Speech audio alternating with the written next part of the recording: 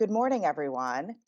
My name is Pam Arlek. I'm Chief of the Competition Policy Division of the Wireline Competition Bureau of the FCC. Thank you for joining us today for the 988 Geolocation Forum. This is a virtual meeting, but some of the FCC staff are in the new headquarters today, and we're still getting used to the different technology. So we apologize in advance for any technical difficulties, and we thank you for your patience. We welcome members of the public watching via live stream, and we encourage you to submit any questions to livequestions@fcc.gov. If time permits, we will read your questions during the public participation portions of the forum. I'm joined by Trent Harkrader, Chief of the Wireline Competition Bureau, and David Firth, Deputy Chief of the Public Safety and Homeland Security Bureau, who will provide the welcome for the forum. Trent, I'll turn things over to you. Thank you, Pam. Good morning, everyone, and welcome. My name is Trent Harkrader. I'm the Chief of the Wireline Competition Bureau at the FCC. It's my pleasure to be here with you today, along with my colleague, David Firth, who's the Deputy Chief of the FCC's Public Safety and Homeland Security Bureau.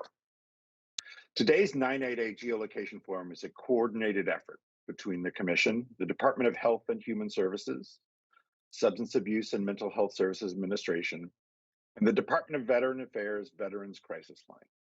We appreciate all of the guidance and expertise shared by our close federal partners in helping to plan and facilitate this forum. One of our top priorities in the Wireline Competition Bureau is working to ensure that all Americans have access to robust, affordable broadband and voice services. Through a variety of programs, we support access to communications for healthcare providers, schools and libraries, rural areas, and low-income households. And in particular, programs such as the Universal Service Fund Rural Healthcare Program, and the Connected Care Pilot Program, and the COVID-19 Telehealth Program all help Americans each day access vital healthcare services through communications technology. The pandemic illustrated that a strong and safe telecommunications network is crucial to keeping us connected both to family and friends, to work and school, and also especially to healthcare and mental health services. For example, in 2020, behavioral health treatment facilities experienced a drastic increase in the number of facilities providing telehealth medicine. In that 1 year alone, substance abuse treatment facilities with medicine services doubled, and similarly situated mental health facilities increased by over 30%. Accessibility is key. That's why the Bureau has been proud to support the Commission in designating and implementing 988 as the 3-digit, easy-to-remember dialing code for the National Suicide Prevention Lifeline. That means after July 16th, 2022, individuals in crisis can dial 988 and be connected with the support and response they need. Until then, 1-800-273-TALK should be dialed to access the lifeline. After Congress enacted the National Suicide Hotline Designation Act of 2020, the Commission was tasked with submitting a report to Congress that examines the feasibility and cost of including an automatic dispatchable location that could be conveyed with a 988 call, regardless of the technological platform used, and including with calls from multi-line telephone systems. The Commission issued this report to Congress in April of 2021, recommending that various stakeholders be convened to discuss the issues in greater depth and to collaborate on potential solutions for sending geolocation information with a 988 call. Today's forum is an important next step in discussing the use of geolocation with a 988 call.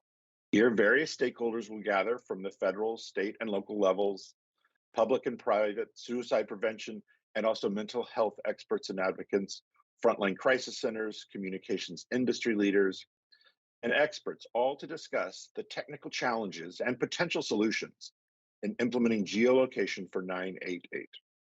I look forward to the discussions generated by today's expert panelists and presenters. Our goal is to save lives, helping Americans in crisis connect to counseling as easily and quickly as possible, is one of the most important things we can do at the FCC. The 988 dialing code is just a first step towards strengthening and transforming crisis care in this country. It serves as a universal entry point so that no matter where you live, you can reach a trained crisis counselor who can help. Thank you again.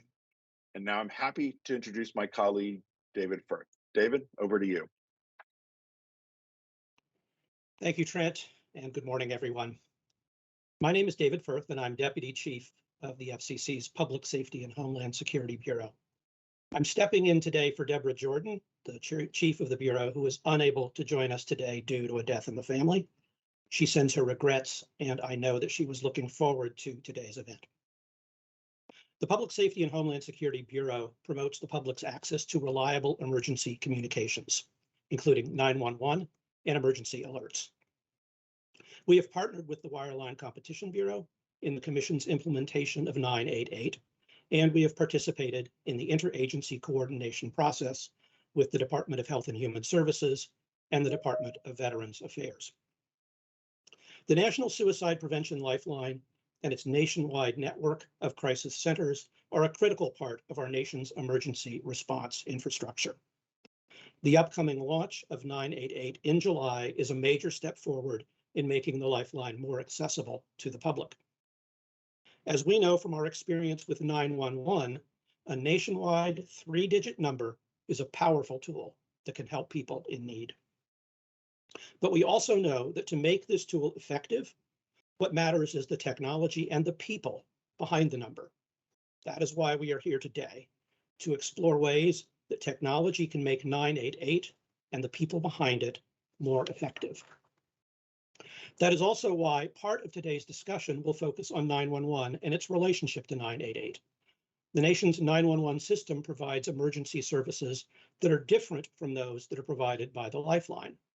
But it is important to explore whether some of the technologies that support 911 could also support 988. In addition, we need to look at how the 988 and 911 systems will interact with one another. As we move forward, the 911 and 988 communities will need to coordinate closely so that callers in crisis are able to reach the emergency services that can best meet their needs. In the Public Safety and Homeland Security Bureau, we welcome the opportunity to be part of that conversation. I also want to welcome the many crisis response organizations participating in today's forum.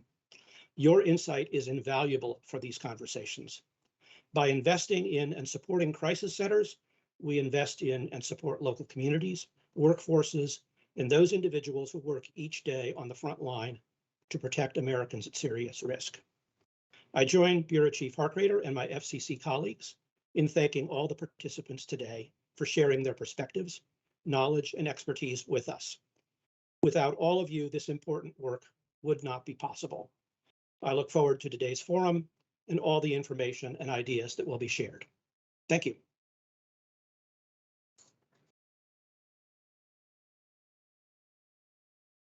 Thank you so much, Trent and David. We are now pleased to welcome remarks from FCC Chairwoman Jessica Rosenwortzel, Secretary of Health and Human Services Javier Becerra, and Deputy Undersecretary for Health performing the delegable duties of Undersecretary for Health from the Department of Veteran Affairs, Stephen Lieberman. Our opening speakers have pre-recorded remarks for us today, and we will begin with Chairwoman Rosenwortzel's remarks.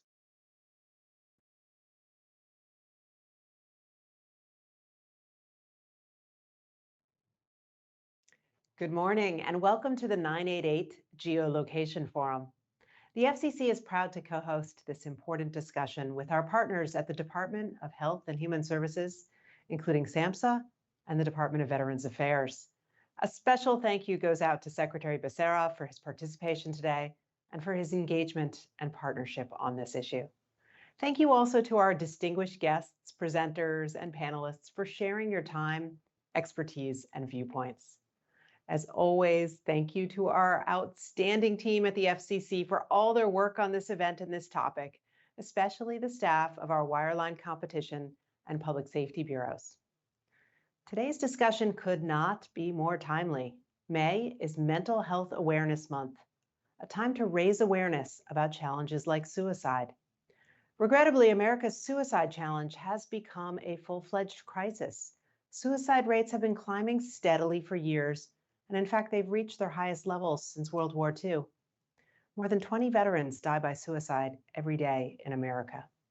And the trends are particularly troubling for young people in at-risk communities. Over the past 2 decades, the rate of suicide for middle school-aged girls has tripled, and we've seen similar increases in suicide from Black youth, and we know LGBTQ youth are nearly 5 times as likely to attempt suicide as their heterosexual peers. All across this country, there are people who are hurting. They need help. And getting that help is about to become a lot easier. Beginning this July 16th, and that's less than 2 months from now, you're going to be able to reach the National Suicide Prevention Lifeline with an easy-to-remember 3-digit code, 988.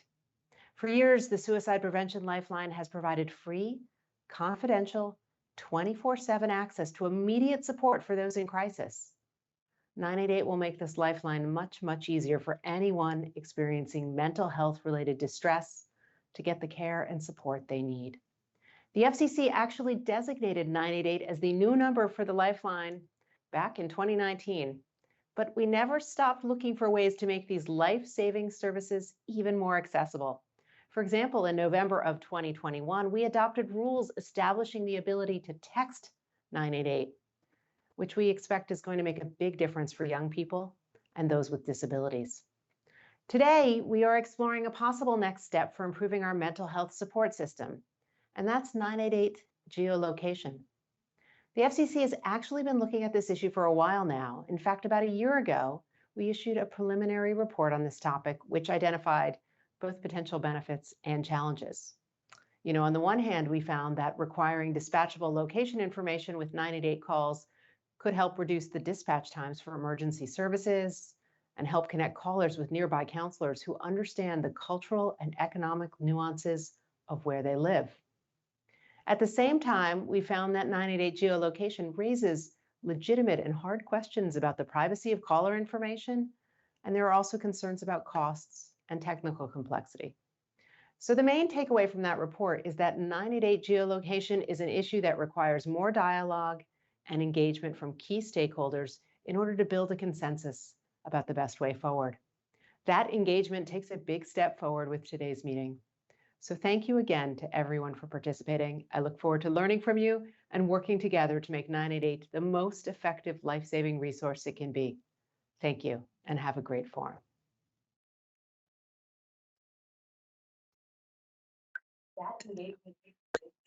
Thank you, Chairwoman Rosenwortzel. We will next hear Secretary Becerra's remarks.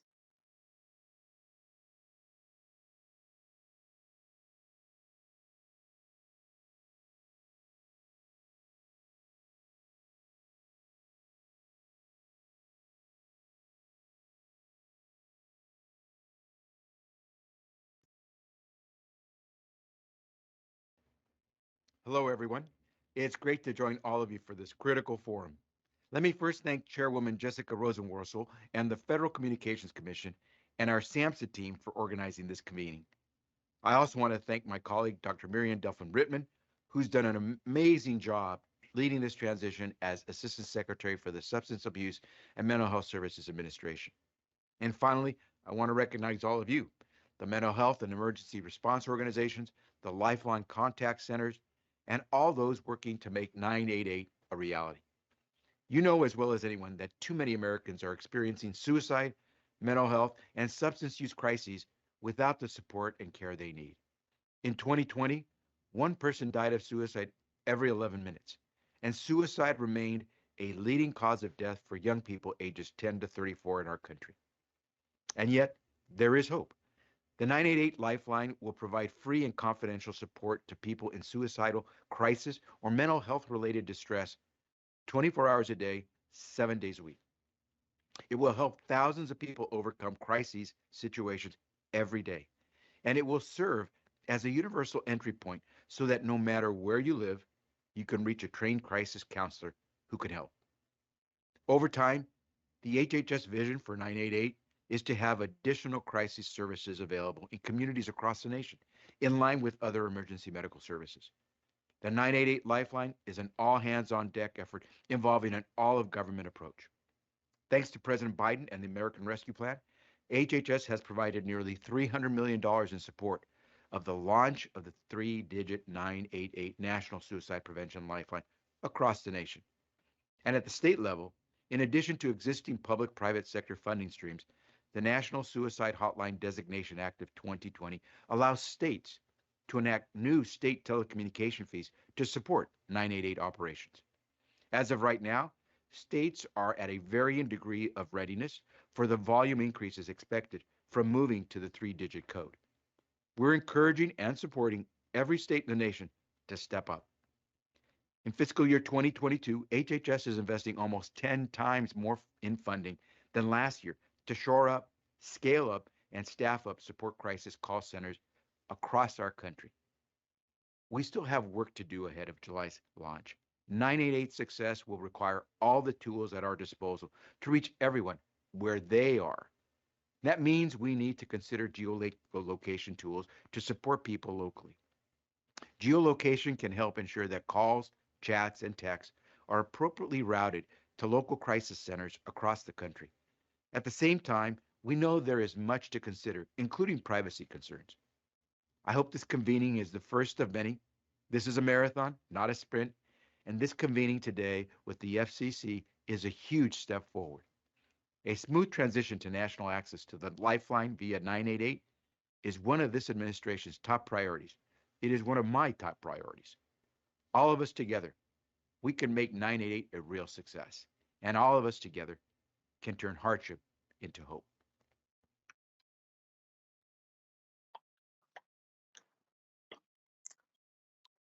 Thank you, Secretary Becerra. And we will now hear Deputy Undersecretary Lieberman's remarks.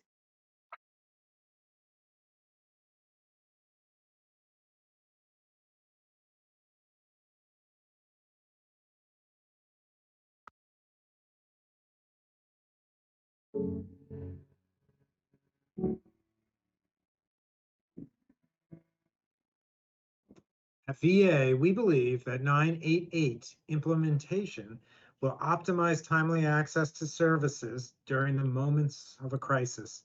It will assist callers with receiving their needed support, resources, and other services in a favorable manner. Ultimately, the integration of 988 will help us to get those in their most challenging moments. This will save lives. The Veterans Crisis Line connects veterans in crisis, their families, and friends with qualified caring VA responders by phone call, chat, or text 24/7. Recent studies indicated that Veterans Crisis Line callers were over 5 times more likely to have less distress at the end of the call. A key factor of these studies showed that callers were also 5 times more likely to have less suicidal ideation at the end of the call. Of the callers, 91% were less likely to have suicidal urgency at the end of the call. One critical element of importance to note is that veterans were more likely to engage in care after receiving a responder referral. Still, we know suicide continues to impact at-risk populations. Therefore, we are eager to establish this simple and easy to remember 3-digit dialing code. We know that 911 centers continue to utilize geolocation technology to identify the physical location of an individual who has made a suicide attempt. This can be life-saving. We are grateful for the ongoing work of all of you to explore geolocation for 988 as a potential opportunity to reach individuals in crisis faster during their time of need. We look forward to and are proud to continue the collaboration between our agencies to address both the positive impacts of geolocation services and the potential challenges and concerns that arise. Bringing together our federal agencies, state and local stakeholders to include numerous mental health experts and advocates I'm confident we will leave this forum with the preeminent way forward towards implementing the 988 Suicide and Crisis Lifeline. Thank you again for each of your contributions to this important endeavor.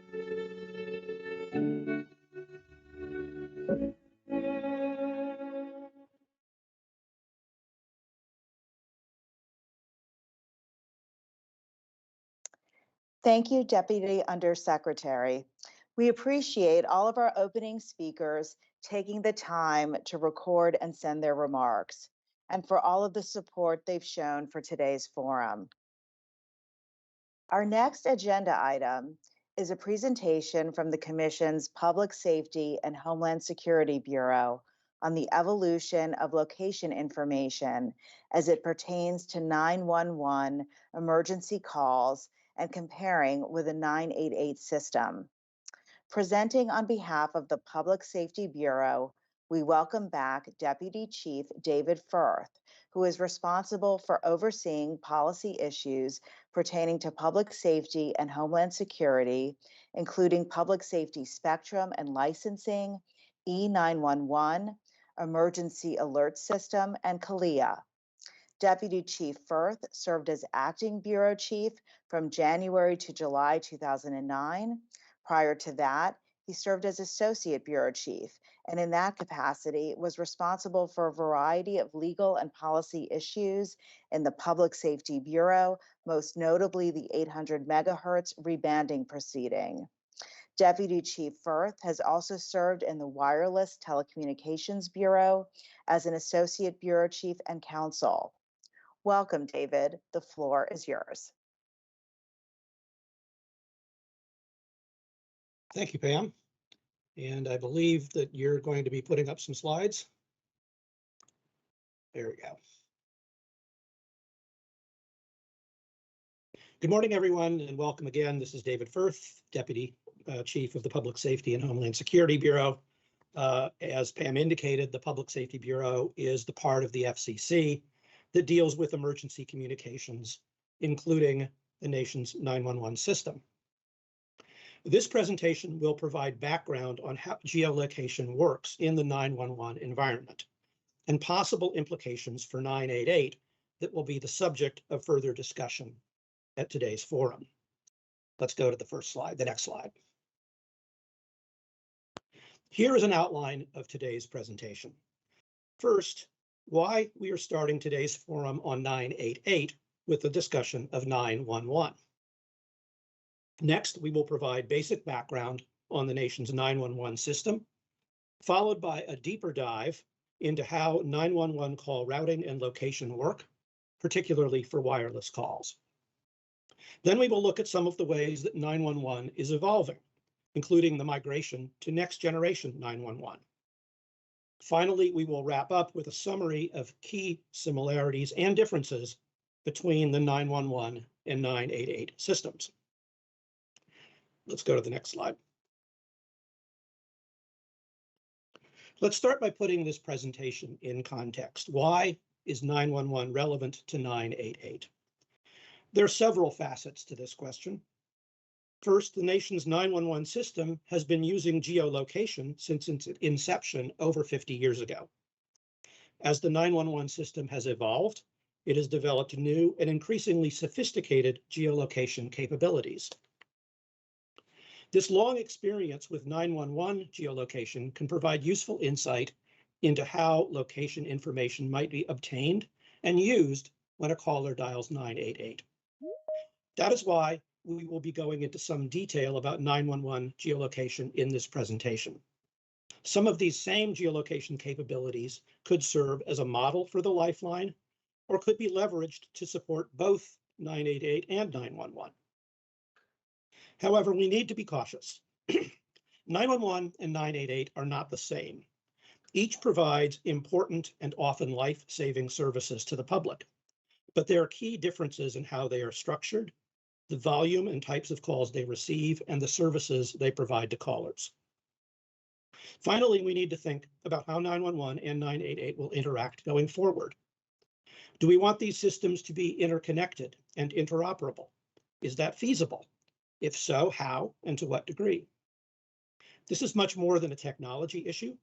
It will require looking at operations, personnel, training, funding, and an array of policy and legal issues. But to explore the pros and cons of different options, it is important first to have a grounding in how the technology works. Let's go to the next slide. With that in mind, let's start with some 911 basics. Pretty much everyone knows that 911 is the nationwide emergency number. Americans call 911 about 600,000 times a day, or well over 200 million times a year. Though 911 started as an exclusively landline system, today 75 to 80% of 911 calls are wireless. Where do those calls go? The US has over 5,500 911 call centers, which we call public safety answering points or PSAPs. Most PSAPs are operated by local government, either at the city or the county level. PSAPs can be large or small. A small rural PSAP may have only 1 or 2 call takers on an 8 or 12-hour shift. A major urban PSAP, by contrast, typically has dozens of 911 professionals answering calls at any given time. The call handling technology inside the PSAP also varies dramatically.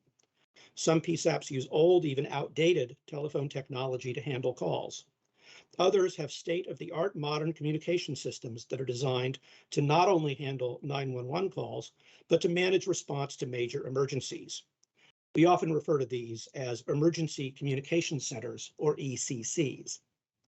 For simplicity and for purposes of today's presentation, I will use the term PSAP to refer to any 911 center, any center that receives 911 calls, regardless of size or technical capability. Finally, a note on the FCC's regulatory role in 911. The FCC regulates the 911 capabilities of the commercial service providers that the public uses to call 911. That is, landline telephone companies, wireless carriers, and others. However, the FCC does not regulate the receive side of the 911 system, that is, the PSAPs that answer 911 calls and dispatch first responders. Those functions are the province of state and local government. Let's go to the next slide. Now let's talk a little bit about the evolution of the 911 system. Building the 911 system has taken decades, and the system has changed dramatically over the years. The first 911 call was placed in 1968, at a time when only wireline networks existed. In the early days of 911, calls from landline telephones were routed to the PSAP associated with the local telephone network for the caller's area. There was no automatic means of locating the caller or providing a callback number in case the call was disconnected. This led to the development of enhanced 911, or E911, in which PSAPs receive both the caller's telephone number and location information in connection with each landline 911 call. These capabilities are referred to as automatic number identification, or ANI, ANI, and automatic location information, or ALI, ALI, both of which have been standard components of 911 since the 1980s. In the 1990s, E911 expanded to support wireless as well as landline calls. This required the development of new technologies to route wireless 911 calls and to provide ANI and ALI with each call. To ensure that carriers provided these capabilities, the FCC adopted the first wireless E911 rules in the late 1990s. These rules required wireless carriers to support E911 and were divided into 2 phases. Phase 1 required wireless carriers to provide tower-based location information used for routing. Phase 2 required carriers to provide the caller's precise location. In the last 2 decades, 911 has seen many additional changes. The FCC has extended 911 requirements to additional services, such as Voice over Internet Protocol, or VoIP, mobile text, and multi-line telephone systems. The Commission has also tightened its location accuracy rules, requiring wireless carriers, to provide more accurate location of wireless 911 calls. The last decade has also seen the start of the transition to Next Generation 911, or NG 911. We will come back to NG 911 later in this presentation. Next slide, please. Now let's dive a bit deeper into how 911 geolocation works. For every 911 call, geolocation performs two different functions. First, routing the call to the correct PSAP, and second, providing the caller's precise location to the PSAP that answers the call. Why distinguish between routing and location? Because before anything else happens, every 911 call must first be routed to a PSAP, and preferably the PSAP that is nearest to the caller. So routing is the first step. Precise location is the second step. In that second step, we assume that the call has been directed to the correct PSAP. Now the question is, what location information about the caller does the PSAP need? In 911, the assumption is that the PSAP needs precise location information for every 911 call, because it is assumed that every call is an emergency that will require dispatch of first responders. In 988, the assumptions may be different. As is the case with 911, in 988, every call needs to be routed to a call center, and preferably one that serves the caller's area. But the need for precise caller location information in 988 may be different. Is it needed for every call or only some calls? And how should the information be used? That will be a subject for discussion later in this forum. So keeping that comparison in mind, let's look more closely at how 911 routing and location works. For wireline 911 calls, routing and caller location is relatively simple because the caller's telephone number is associated with a fixed location. For wireless 911 calls, the process is more complicated because the caller could be anywhere or even be on the move. Next slide, please. Let's start with wireline. This is a diagram that shows how wireline location and routing work in legacy 911 architecture. When an individual dials 911 from a wireline phone, the carrier, usually the caller's local telephone company, sends the call to a network element called a selective router. The selective router then queries a special database maintained by the carrier to determine which PSAP should receive the call, and the call is routed to the PSAP. That's routing. Now for location. When the call comes to the PSAP also receives the caller's telephone number automatically. That's the ANI, automatic number identification. To get the caller's locations, that's the ALI, the PSAP enters the number into a local ALI database that matches each landline telephone number with its associated street address. This is an entirely automated process that happens in less than a second. The street address then appears on the call taker's screen and can be used for dispatch. There are two things to keep in mind about this diagram. First, it is not only relevant to wireline E911, it is also important for understanding wireless E911, which we will be talking about next. That's because after this infrastructure was built for landlines, wireless E911 was layered on top of it and uses some of the same network elements. Second, I mentioned that this diagram shows how wireline location works in the legacy 911 world. But next generation 911 is going to replace these circuit switch network components with a new set of IP-based components. So NG 911 will perform the same routing and location functions shown here, but with new and different network infrastructure. Next slide, please. Now let's talk about wireless 911 calls. Here is an overview of how wireless routing and location works. First, unlike wireline, wireless routing is not based on the caller's telephone number or a fixed street address. Instead, it is typically based on the location of the cell tower in the carrier's network that connects the 911 call. Second, FCC rules require wireless carriers to transmit automatic location information to the PSAP with each 911 call. But unlike wireline ALI, which is typically a street address, wireless ALI usually consists of geodetic coordinates, like latitude and longitude, that allow the caller's location to be plotted on a map. These coordinates are usually derived from GPS, network triangulation, and increasingly other location technologies embedded in modern smartphones. The location fix provided by the wireless carrier must meet accuracy standards set by the FCC. And in recent years, the FCC has tightened these standards significantly. Next slide, please. As I mentioned, wireless 911 call routing is usually based on cell tower location. Here's a simplified illustration of how it works. When a wireless subscriber calls 911, the call connects with a cell tower in the carrier's network, usually the tower nearest to the caller's location. Most cell towers have sectorized antennas, so the 911 call will be associated with a specific cell sector. The cell tower and sector then become the reference points for determining which PSAP should receive the call. To support 911 call routing, each wireless carrier maps all of the cell sites and cell sectors in its network and associates each cell sector with the PSAP that serves the area covered by that sector. Thus, all wireless 911 calls originating in a particular cell sector are routed to the same PSAP.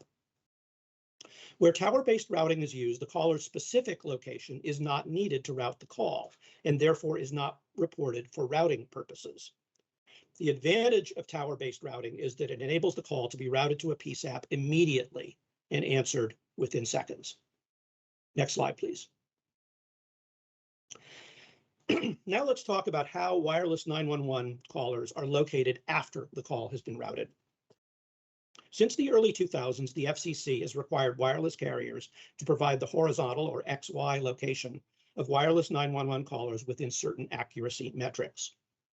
In 2015, the FCC tightened these rules to require more precise XY location within a maximum 50-meter radius for most calls, including calls placed from indoor locations. The FCC also added a vertical location requirement, commonly referred to as the Z-axis, which requires carriers to provide vertical coordinates to locate callers by floor level in multi-story buildings. Why is this information transmitted after the call is routed? Because historically, deriving precise location information could take time, 30 seconds or more for a wireless call. That's too long to wait for an emergency call to be routed and answered. So the system was designed to route and answer the call as fast as possible and then obtain location information while the 911 call taker is already talking to the caller. Next slide, please. This slide shows the geolocation data paths associated with a wireless 911 call. As with the previous wireline diagram, this diagram shows the legacy architecture, which is still widely used. Again, keep in mind that as we transition to next generation 911, NG911 will perform the same routing and location functions using different network paths and data formats. The diagram has red and blue lines. The red line represents the path that the 911 voice call travels in the network. The blue line shows the path used for transmission of location information. Let's talk about the red line first. When a wireless 911 call is picked up by a cell tower, it is delivered to a mobile switching center, or MSC. The MSC takes the cell tower cell sector information and queries another database called the Mobile Positioning Center, or MPC, which identifies the PSAP that receives 911 calls from that cell tower or sector. Using that routing information, the MSC then sends the call to the selective router for that PSAP, and the call is delivered to the PSAP. Now for the blue line, the location line. After the call has been delivered to the PSAP, the MPC continues to collect location data from the device and the carrier network in order to get a precise fix on the caller's location. This location data is then delivered to yet another database called the ALI database. The ALI database is accessible to the PSAP that takes the 911 call. Thus, the PSAP can query the database to obtain the caller's location. This querying process, sometimes called a location bid, can be manual or automatic, and it can be repeated during the course of the call to obtain updated information if the caller is on the move. Next slide, please. Up to now in this presentation, we have been focused on legacy 911 technology that supports routing and location of most 911 calls today. But the location technology that supports 911 geolocation is a moving target. A number of new location technologies have been introduced in 911 that improve on and replace older legacy technologies. The next few slides talk about some of these developments. First, wireless 911 call routing is changing. As noted previously, in the legacy world, wireless 911 call routing relies on cell tower and cell sector location, and this is still the primary routing method used for 911 wireless calls.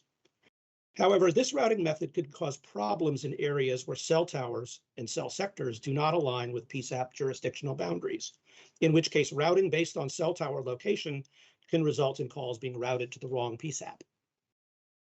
For example, here in the National Capital Region, a 911 call placed from the District of Columbia may connect with a cell tower in suburban Maryland or Virginia, in which case it will be routed to the Maryland or Virginia PSAP and then must be transferred to the DC PSAP. This transfer may cause delays in responding to the call when seconds count. However, recent improvements in technology are making it possible for carriers to route wireless 911 calls using location information obtained from the handset, not the cell tower, making it more likely the call will be routed to the correct PSAP in the first instance. This routing method is known as location-based routing, and carriers are starting to deploy it. In 2020, T-Mobile began using location-based routing to route wireless calls in parts of Texas and Washington state. Earlier this month, AT&T announced that it plans to use location-based routing nationwide by the end of June. Next slide, please. A second development is the advent of new location technologies in smartphones that are being used to improve the accuracy of 911 geolocation. These are commonly referred to as device-based hybrid or DBH solutions.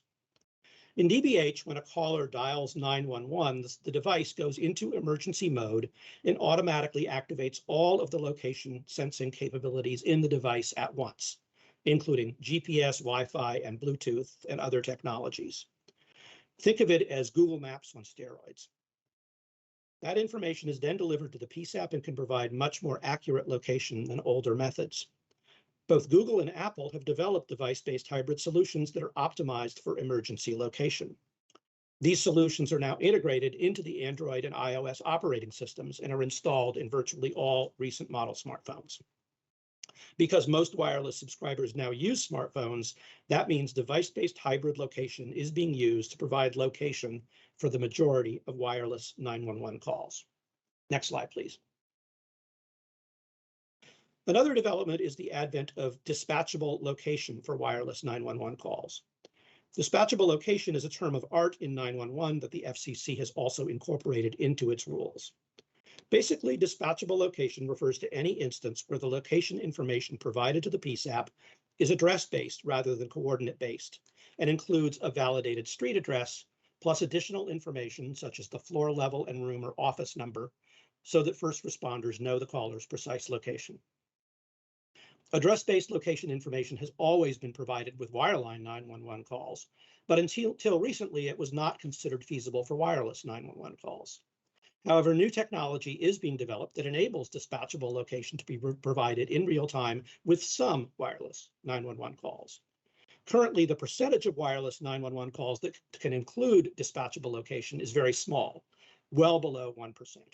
And providing dispatchable location with wireless calls remains technically very challenging. But this percentage is likely to increase over time as technology improves. Next slide, please. Finally, we have referred several times already to the fact that legacy 911 is transitioning to next generation 911. This is a huge topic and we can only touch on it here. So here are a few takeaways about NG 911 to keep in mind. First, when fully implemented, NG 911 will replace many of the legacy network components that we have described in this presentation with IP-based components. In particular, it will replace legacy 911 trunks and selective routers with IP-based networks called Emergency Services IP networks, or ESINets. This means that 911 routing and geolocation will continue to be supported in next generation 911, but they will follow new network paths. Second, NG 911 will introduce new and enhanced capabilities to 911, some of which could benefit 988. It will introduce new IP-based formats for 911 communications that support not only voice calls, but text, data, and video as well. NG 911 will also make it easier for PSAPs to transfer calls and data to one another, capabilities that are very limited in the legacy 911 architecture.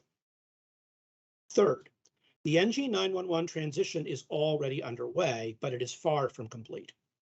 Some states and localities have already built out EZNets and are planning to retire their legacy networks and make the transition to full NG 911 within the next 2 to 3 years.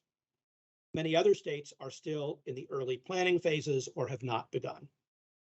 Thus, looking at the nation as a whole, progress towards NG 911 has been slow and non-uniform. This is due to funding shortfalls, centralized, decentralized governance, and other factors. As a result, for the time being, most PSAPs remain heavily reliant on legacy network elements. Uncertainty about the timing of the NG 911 transition poses a challenge in thinking about how 911 will interact with 988. NG 911 will provide new opportunities for interaction, but many cost, timing, operational, and policy issues need to be explored further. Next slide, please. So wrapping up, where does this leave us? In this slide, we provide an overview comparison of 911 and 988 that highlights key similarities and differences in the two systems. Some of these we have already touched on. For example, there are over 5,500 PSAPs in the US that receive 911 calls, compared to approximately 180 crisis centers that receive lifeline calls. 911 calls are routed locally based on geographic information, whereas Lifeline and 988 calls are aggregated nationally and then distributed based on area code. The 911 system contains numerous dedicated elements and specialized databases to support geolocation, which are absent in 988. The comparison chart also highlights important aspects of 911 that do not have parallels in 988, at least in the current environment. These are marked as TBD in the 988 column. For example, 911 has detailed technical standards for call routing, geolocation, and other elements. For 988, new standards may need to be developed. In 911, consumers generally expect that their location information will be provided to the PSAP and that first responders will be dispatched. It is less clear whether 988 callers want or expect their location to be shared.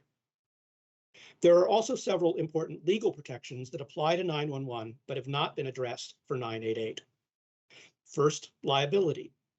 Most states extend some form of liability protection to 911 service providers and vendors, and federal law extends these state protections to providers of new and emerging 911 services, including NG 911. These liability protections apply specifically to 911. Liability protection for the provision of 988 service is less clear. Second, privacy. Federal law treats caller location information as private and confidential and prohibits carriers from revealing it without the consumer's consent. However, there is an exception in the law that allows carriers to transmit location information to PSAPs when a 911 call is made. This exception does not appear to extend to 988 calls. Third, FCC authority regarding geolocation. As we have discussed, the FCC has adopted detailed rules governing 911 geolocation to ensure that 911 calls are correctly routed and that PSAPs receive prompt and accurate caller location information. At this time, no such rules have been proposed or adopted by the FCC for 988. Last slide, please. In conclusion, I hope this presentation has provided a useful framework for understanding how 911 geolocation works. This will provide a foundation for further exploration today of the relevant similarities and differences between 911 and 988. I would also like to thank the Bureau staff, particularly Rachel Ware, for helping to put this presentation together. If you have questions about the presentation or would like any follow-up information, feel free to contact me. My email address is on this slide.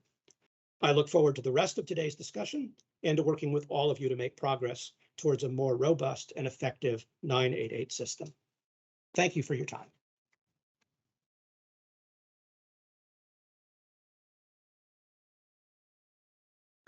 We will now take a 5-minute break. It is now approximately 10:20. We will reconvene at 10:25 with our next presenters. Thank you.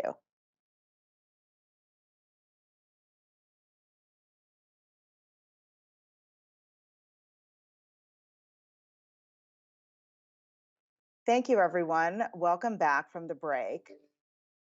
Now we are going to hear from our federal partners who will present on the 988 Suicide and Crisis Prevention Lifeline and the needs for geolocation information. It's my pleasure to introduce our esteemed presenters. Joining us today is Miriam Delphine Rittman, Assistant Secretary for Mental Health and Substance Use at the U.S. Department of Health and Human Services and the Administrator of SAMHSA. Dr. Delphine Rittman previously served as Commissioner of the Connecticut Department of Mental Health and Addiction Services. Prior to her current appointment, Dr. Delphine Rittman was an adjunct professor at Yale University, where she served on faculty for the past 20 years. We are also joined by Eaton Raskus, Chief of Staff for the 988 and Behavioral Health Crisis Coordinating Office. Prior to joining SAMHSA, Mr. Raskus served as Senior Engagement Manager in McKinsey's Center for Societal Benefit Through Healthcare. He has extensive experience leading mental health and public health efforts across the public, private, and nonprofit sectors. Also joining us is James Wright, Chief of Crisis Center Operations for the 988 team at SAMHSA. He currently oversees Lifeline administration and the new 988 States and Territories Grant Program. Before coming back to SAMHSA on the 988 team, Mr. Wright held both the Deputy Director and Chief of Staff positions for the Veteran Crisis Line, or VCL, overseeing all clinical and business operations. And we are joined by John Draper, Executive Vice President of National Networks for Vibrant Emotional Health. Dr. Draper has nearly 30 years of experience in crisis intervention and suicide prevention work and is considered an international expert in crisis contact center practices. Since 2004, Dr. Draper has been the Executive Director of the SAMHSA-funded National Suicide Prevention Lifeline, overseeing all aspects of this service, including its subnetwork, the Disaster Distress Helpline, and the Lifeline's partnership with the VA in administering the Veterans Crisis Line. We welcome you all to today's forum. Assistant Secretary Delphine Rittman, I'll turn things over to you. All right. Thank you so much for that introduction, and good morning, everyone. We are so pleased to be able to be here to have this important conversation and share with everyone this morning. What I'll do is I'll briefly share a few words about SAMHSA's overarching priorities and our objectives for the 988 transition. We know the conversation related to geolocation is just of critical importance as we continue to engage in implementation planning. So really looking forward to this conversation, as this is such a critical area of work.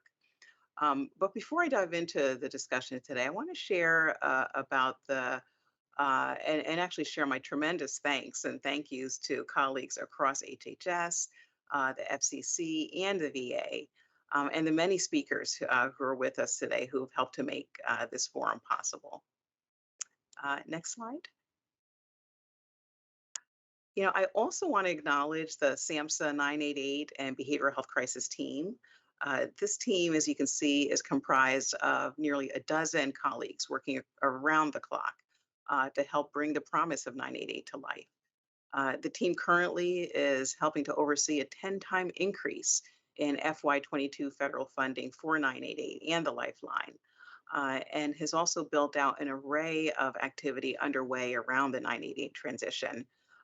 They're helping to really marshal an all-of-government approach, and it's been so helpful and wonderful just to see the level of convergence and collaboration around this important work. Next slide. So in addition to our 988 team, also working in lockstep with the SAMHSA leadership team, and including all of the center directors, as you can see here, and many office directors as well, and several of our senior advisors. It really has been if you will, all hands on deck, not only within SAMHSA, but across in terms of other partners as well. And the leadership team is playing a vital role in helping to advance our overarching vision and priorities, as well as the work related to 988. Next slide, please. So I'm going to step back for just a minute, and I'd like to briefly contextualize really how 988 fits into SAMHSA's overarching priorities.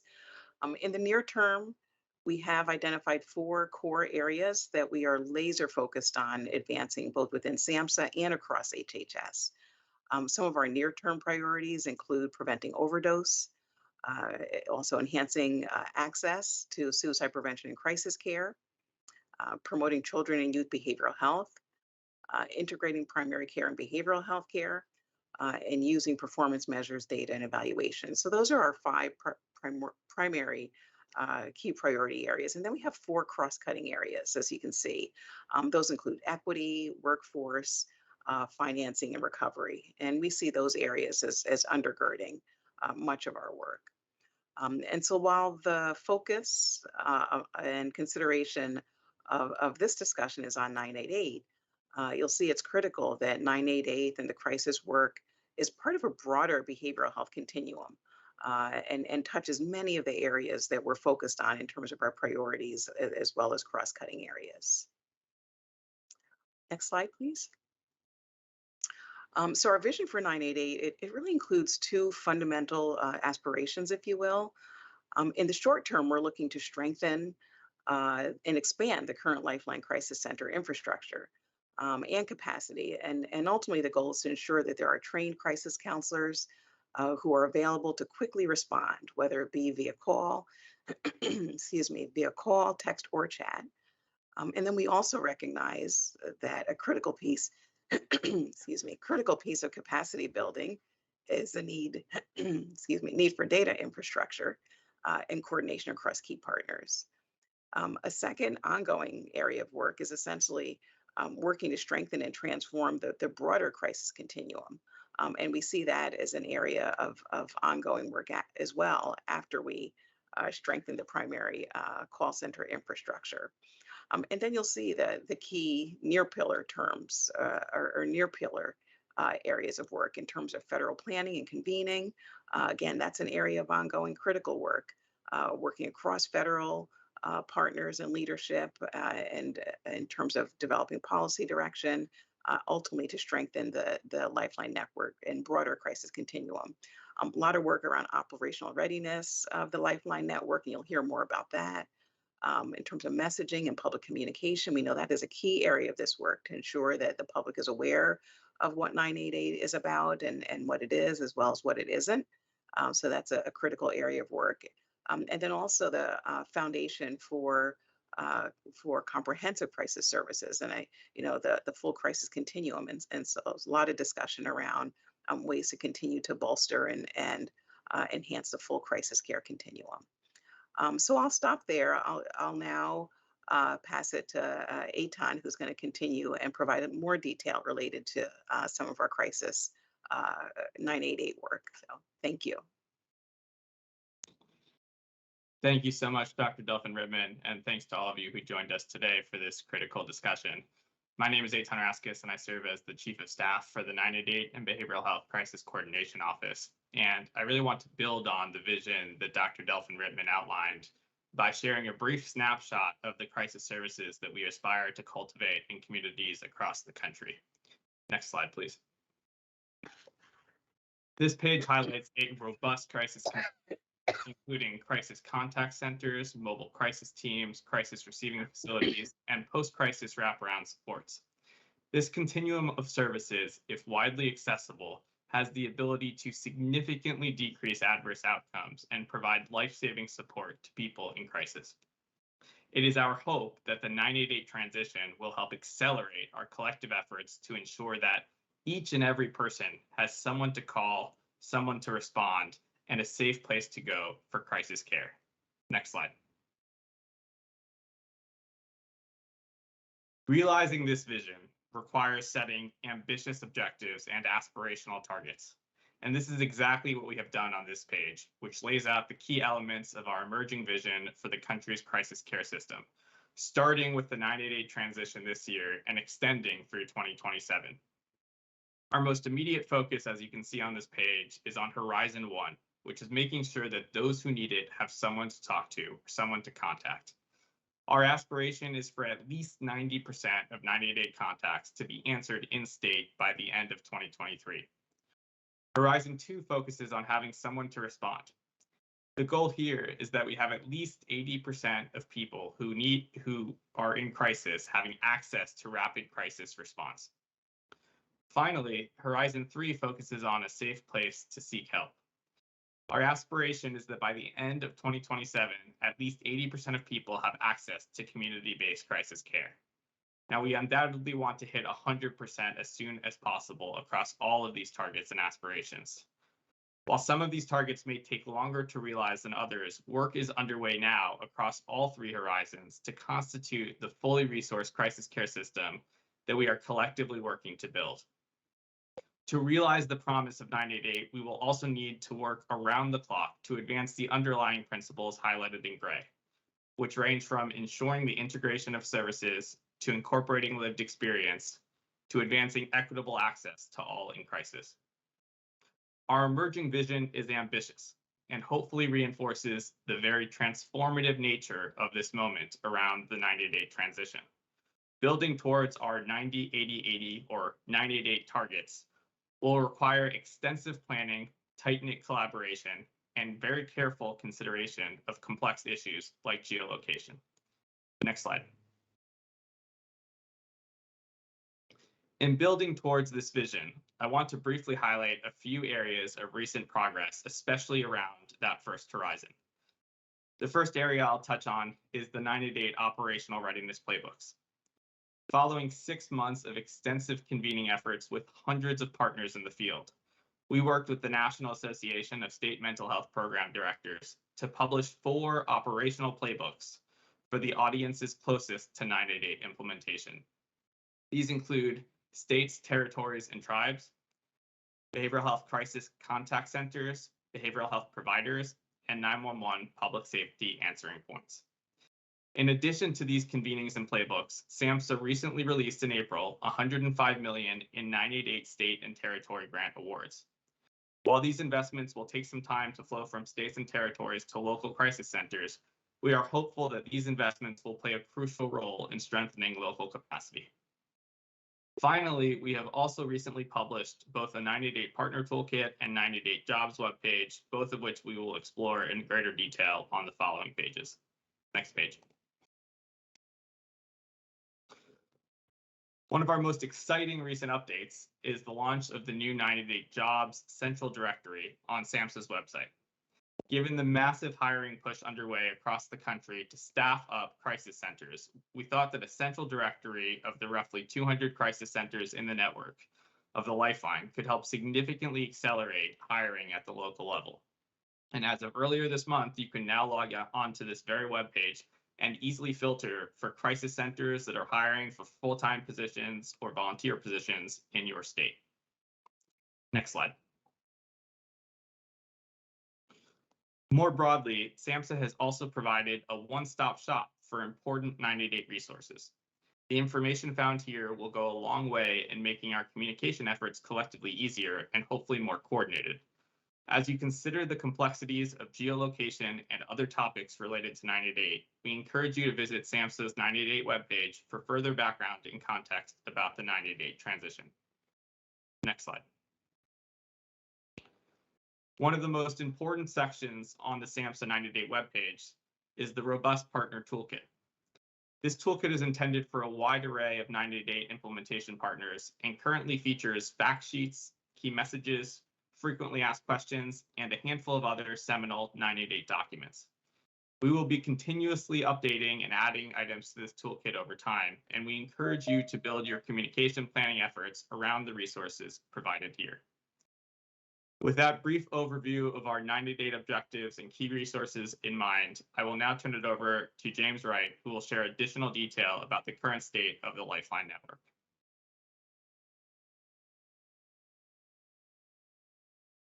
All right, thanks, Eitan. And let me first pause and really thank the leadership of the FCC, VA, SAMHSA, and HHS for all of the support in ensuring the transition of 988 is successful, but more importantly, impactful for those needing this life-saving service. The discussion today further moves this vision forward and has the potential to ease access and improve linkage to care in cases of emergency support needs. I also want to thank all of those that are engaging today and watching remotely. In my opinion, I cannot overstate the importance of the discussion today on improving crisis services across the nation. But how did we get here today? 988 directly builds on the National Suicide Prevention Lifeline. Next slide.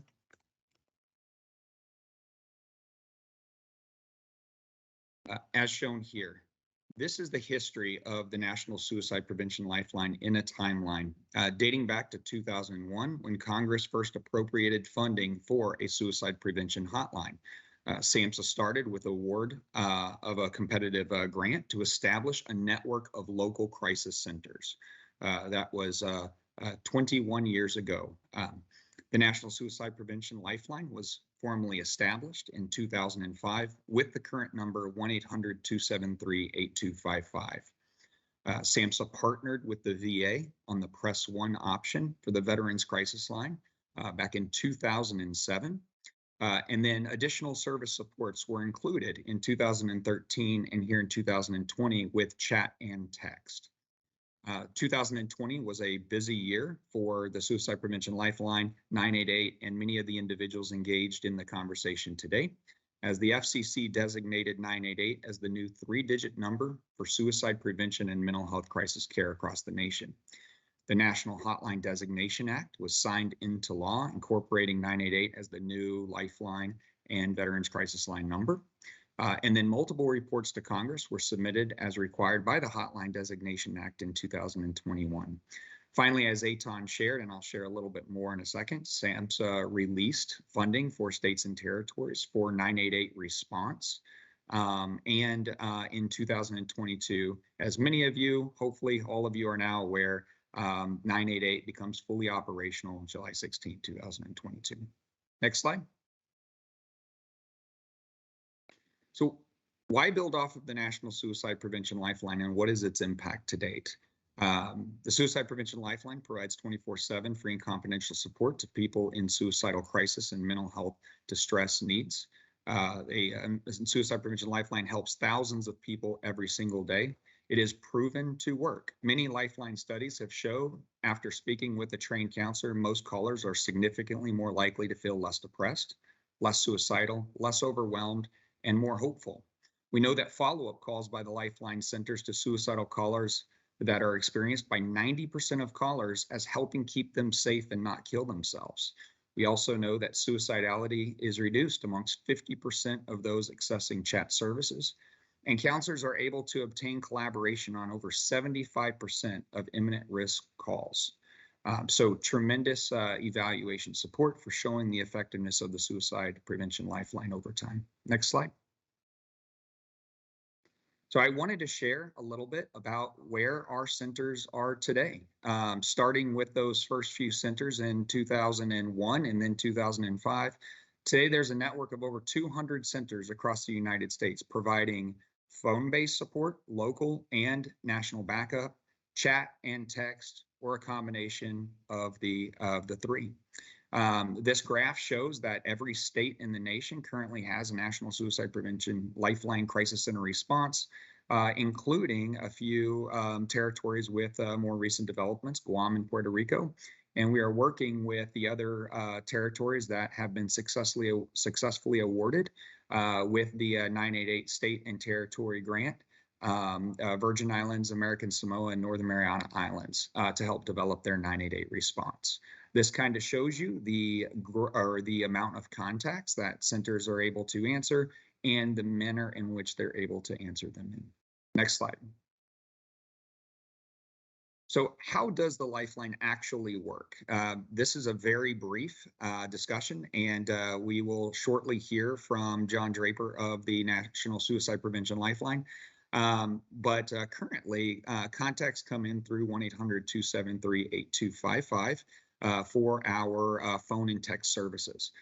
So as you can see, in fiscal year 2021, the Lifeline received roughly 3.6 million contacts through those lines of service, 2.4 million calls, 1.1 million chats on the suicidepreventionlifeline.org's website, and 0.1 million text. People who do contact through the 800 number currently are given 3 options. Number 1, they can press option 1 to go to the Veterans Crisis Line directly. They can press option 2 to be connected with the Lifeline Spanish subnetwork, or they can remain on the line to go to a local crisis center. And this is one of the critical points for the discussion today. But if a local crisis center is unable to respond, then that contact does roll through to our national backup center to ensure that there's someone there able to respond to demand. People who chat and text are currently connected to crisis centers equipped to respond to text and chats, and we are working to expand that with the new 988 state and territory grant to allow local-based response for those chat and text. Next slide.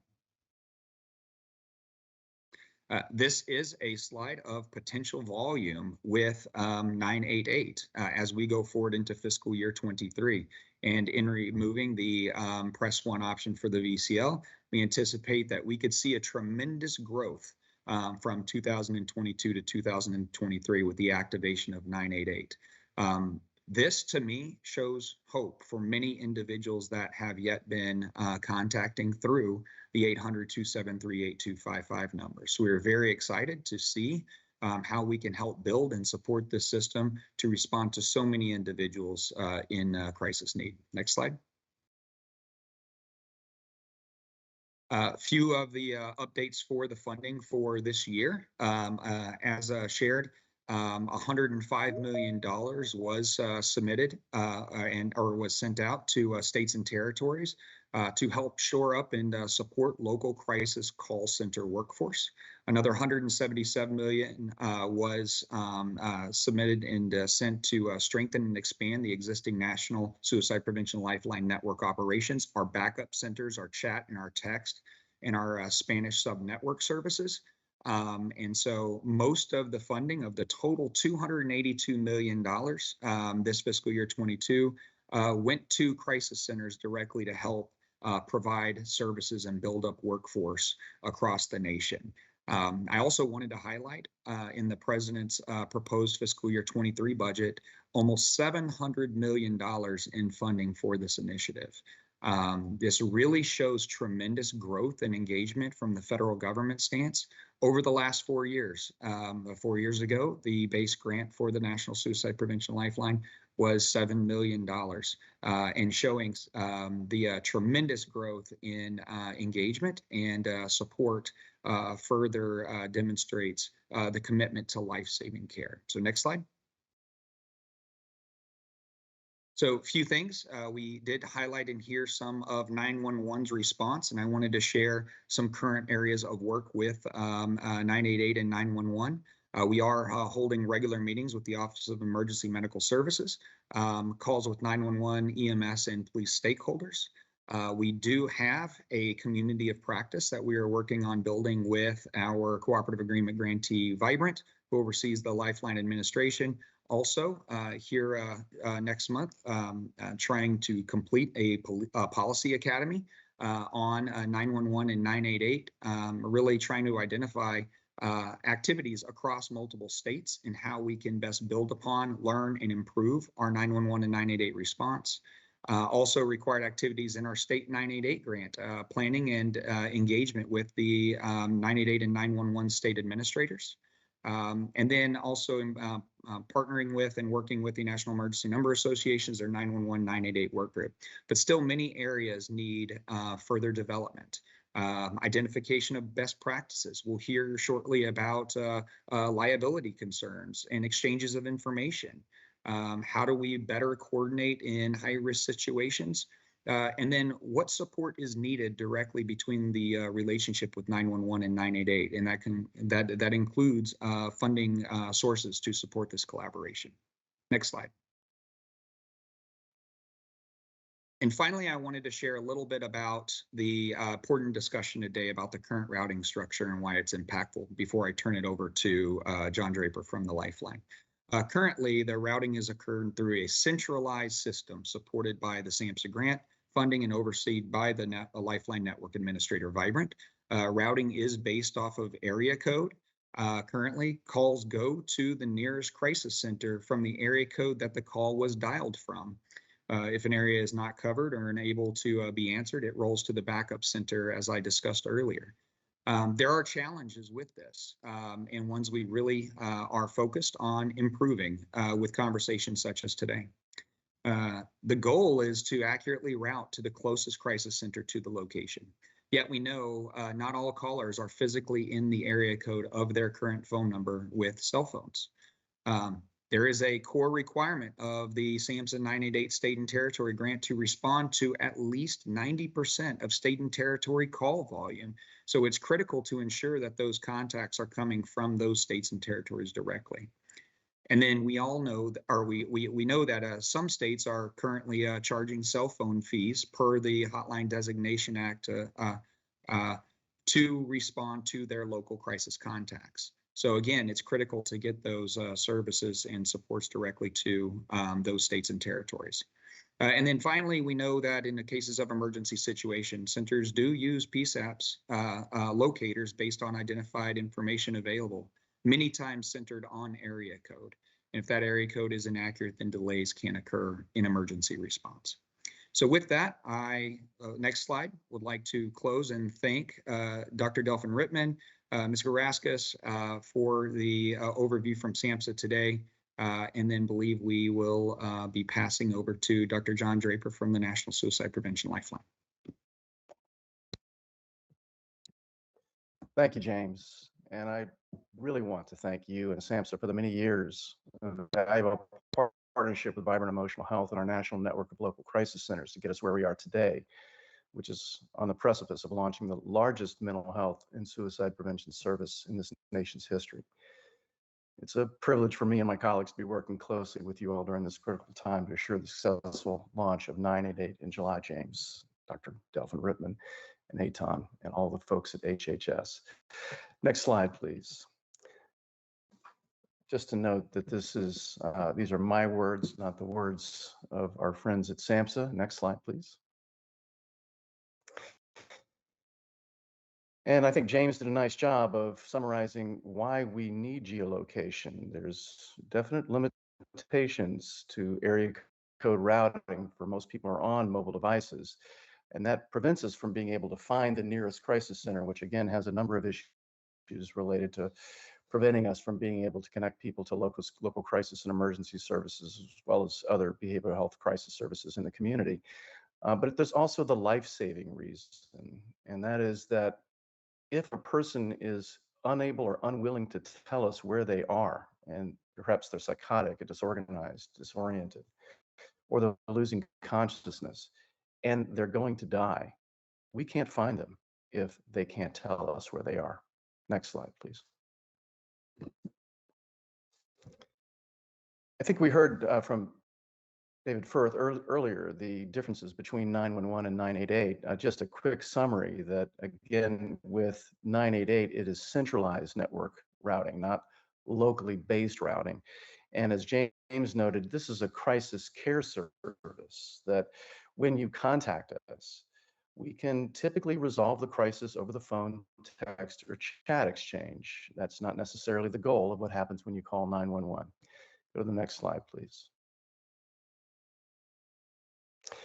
James also described to you the way our routing works. When you call 800-273-8255 and soon 988, you receive an automated greeting, which will give you the option to press 1 if you're a veteran or a member of military service, and then that call is then routed over to the Veterans Crisis Line.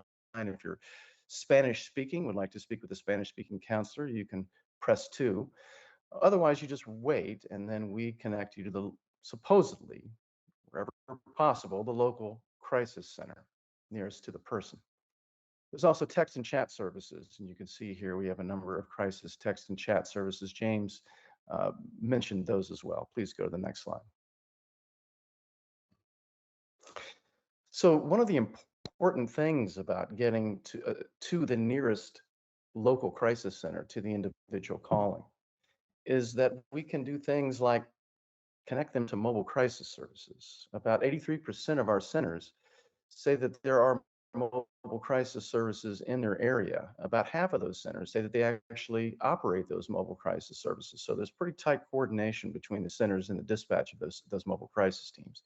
Now that's important because it's an alternative response to 911 if a person could be at risk and could respond to and is willing to respond to somebody coming to their home and working with them. So again, it can keep unnecessary contacts and exchanges between 911 and law enforcement response and individuals who are in crisis. Wherever we can do that, that's good for everyone. Next slide, please. So what happens when Lifeline calls 911 and how often do we contact 911? Well, about 23% of the National Suicide Prevention Lifeline's calls are individuals who are in suicidal distress. Only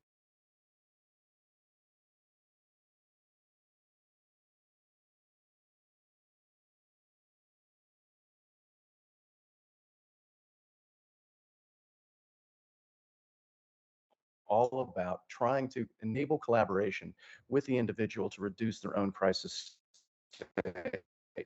Now, when you contact our crisis chat service, there's even fewer times that we contact 911. I think it's primarily because many of the users, certainly they're in suicidal distress, but most of them are young and develop plans and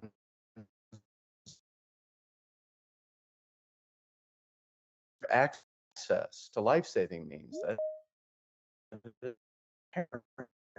typically keep us. Now, what happens number later to general percentage need to claim needs in mental health and suicidal crises that could be more appropriately managed through our service.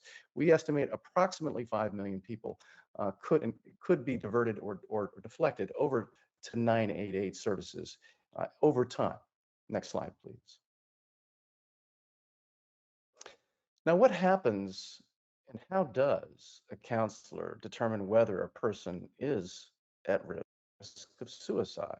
There's 4 core principles of risk assessment that are institutionalized as standard practices across all of our centers. And these 4 core principles are: first, we want to determine, the counselor needs to determine, does the person want to kill themselves? Do they have suicidal desire? Do they also have suicidal intent? Not only do I want to kill myself, I'm going to kill myself.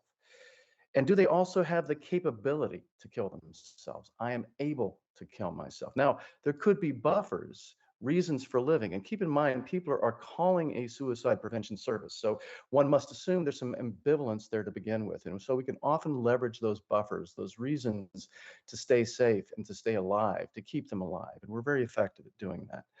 Next slide. But in the event that they are at high risk of suicide, that is imminent risk of suicide, we need to do whatever we can to keep the person safe. After all, the National Suicide Prevention Lifeline is first and foremost a suicide prevention service.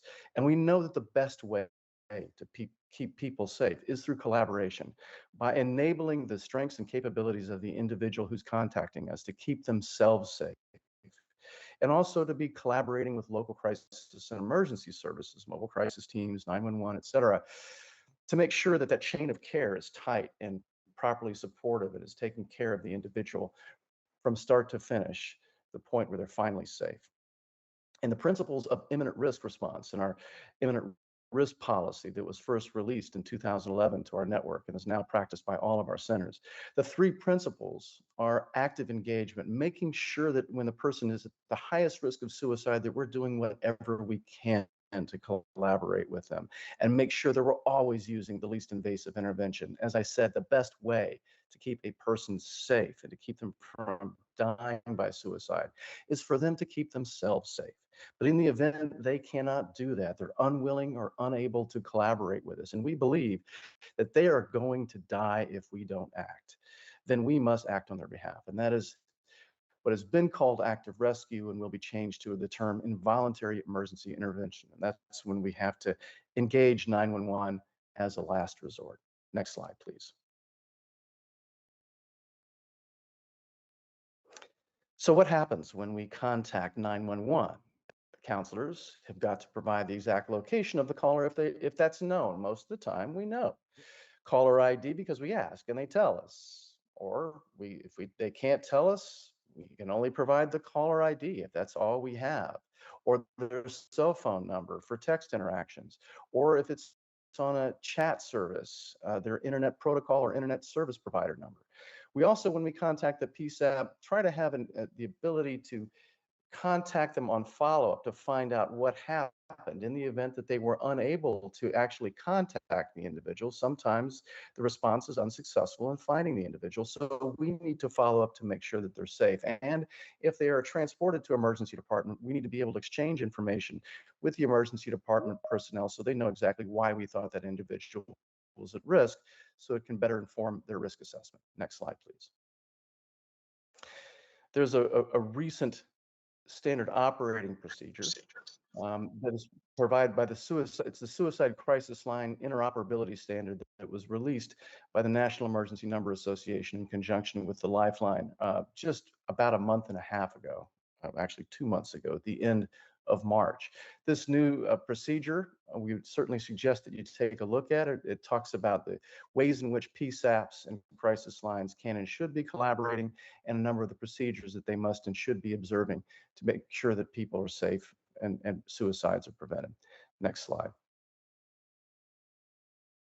And finally, most of our centers are working at some level, either formally or informally, with local PSAPs. Another reason for location-based routing. If you can get the caller closest to the center who is working with those local PSAPs, either informally or formally, the ability for us to be able to properly dispatch and follow up is going to be much greater than if we are remote and calling from another state to try to help somebody in a community that we're unfamiliar with.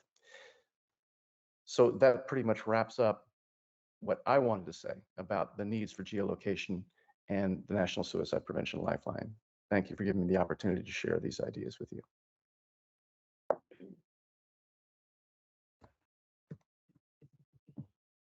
Thank you so much.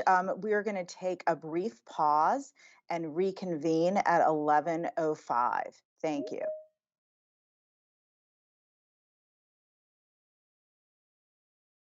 Okay, welcome back, everyone.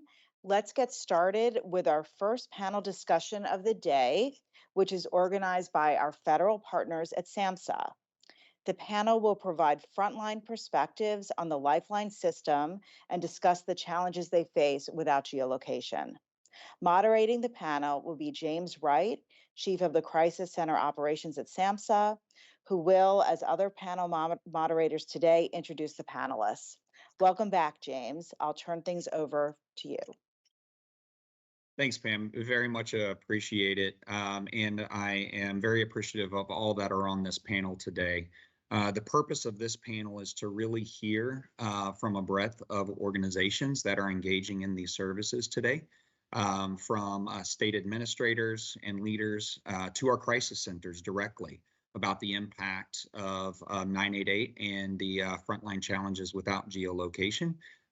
Also from PSAPs and PSAPs directors as well. So I'm very excited to move forward with this panel today. So I'm going to take a few minutes and introduce our panelists, and then I will turn it over to them for their review and finalize with a couple questions directly. Dr. Dale Adair will be kicking us off this morning. He serves as the Pennsylvania Department of Human Services Chief Psychiatric Officer and the Medical Director for the Office of Mental Health and Substance Abuse Services. He currently leads Pennsylvania's efforts to implement statewide 988 response as the new 3-digit number for suicide prevention and crisis lifeline. Be followed by Bart Andrews, is the Chief Clinical Officer at Behavioral Health Response. He is a facilitator of Missouri Suicide Prevention and Healthcare Extension for Community Healthcare Outcomes, a member of Missouri's Suicide Prevention Network Executive Committee, and a member of the Suicide Lifeline Standards Training and Practices Committee. Dr. Andrews is a suicide attempt survivor and a proponent of embracing lived experience in our suicide prevention efforts. Next up will be Sondri Kramer, who is the Director of Community Relations at D.D. Hirsch Suicide Prevention Center, which is the oldest crisis center in the nation. She is a founding member of the Los Angeles Prevention and Intervention and Crisis Center work. She oversaw the launch of LAPD's 911 Crisis Diversion Project, and after many years of grassroots work with law enforcement partners. Followed by Dr. Lisa Kearney, who is the Executive Director of the Veterans Crisis Line in the Office of Mental Health and Suicide Prevention in the United States Department of Veterans Affairs. She oversees the largest national crisis line in the United States and shares responsibility for the day-to-day operations of the VA's suicide prevention program. Will be followed by Laura Euland, who is the Executive Director of Valley Communications Center 911 in Kent, Washington. She began her career as a dispatcher at Valleycom 911 in 1981. She is active in the Washington chapter of the APCO and NINA, currently serving as immediate past president, board chair of the Puget Sound Emergency Radio Network, and board secretary of the Community Connections Consortium, a fiber optic network serving cities, schools, hospitals, and 911 centers in the greater Puget Sound region. And then finally, we'll close with Adam Wasserman. He is the Washington State 911 coordinator, responsible for the implementation and operation of 911 emergency communications throughout the state. He currently serves on the executive board of the National Association of State 911 Administrators and is a member of the Crisis Response Improvement Strategy Committee responsible for the statewide implementation of 988. Adam has served for over 22 years and retired from the U.S. Coast Guard. So with that, I will turn it over to Dr. Adair. Thank you, James. I want to start off by thanking the FCC, CMS, and SAMHSA for convening this forum. I appreciate the opportunity to join this distinguished panel and participate in the discussion of this very important topic. I'm pleased to represent Pennsylvania in our 988 implementation team. I want to start off by talking a little bit about Pennsylvania. Pennsylvania has a population of approximately 13 million. We're made up of 67 counties, and behavioral health services are delivered at the county level. As far as NSPL call centers, we currently have 13 call centers representing taking calls across the state, and we have the call centers have worked very, very hard in order to get our current answer rate up to 86%. But we are also a very diverse state from a population basis. We have a growing Latino population, and the state also has a large refugee population throughout the state, which is important as we talk about the phones that people carry on them. So I want to start off by letting you know that we have, as part of our implementation team, we have an operations team made up of all of the call centers, but we also have a subcommittee of the call centers as well as the PSAPs. And the things that I'm going to be talking about are issues that have been raised during those meetings that we have concern about the current state. So first and foremost, and for those of you who are college football fans, and I tend to use analogies relating a lot to football, but one of the big issues is college students. And so college students come into PA from all over the country and other parts of the world and bring their phones with them. A prime example would be on a fall afternoon in September, where we have a Penn State football game going on, and the state then becomes the, well, not the state, actually State College, where Penn State is located, becomes the actually the third, excuse me, largest city in the state. But you have people from all over. So if someone is there and is experiencing a behavioral health crisis and calls the National Suicide Prevention Lifeline, it is difficult to determine where that individual is actually located, because those calls are routed based on their area code. The other part of that is individuals calling while on vacation. The same scenario applies. So that becomes very, very challenging.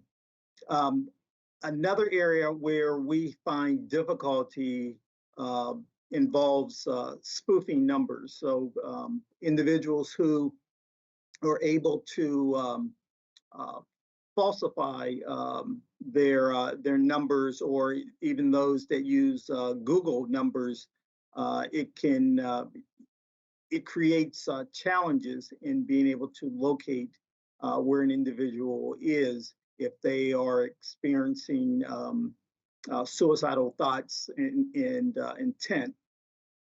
On any of these calls, if the call taker is responding to the individual and they are unable to track down the location, this ends up taking up a lot of time, which concerns us, because that can lead to, if that individual is taking up a considerable amount of time with a call and there are other calls coming in, you can end up having missed calls. There are examples of individuals calling in and it taking over an hour to actually determine where that person is. I'll end up at the very end give you an example that that kind of bears that out. If I take a step back and look particularly at Allegheny County, which is where I live, and Pittsburgh has a lot of bridges. If somebody calls in saying that they are on a bridge, but are unable to tell us which bridge they're on, there's that delay in trying to figure out which bridge that individual is on. And time is a very precious commodity in these instances.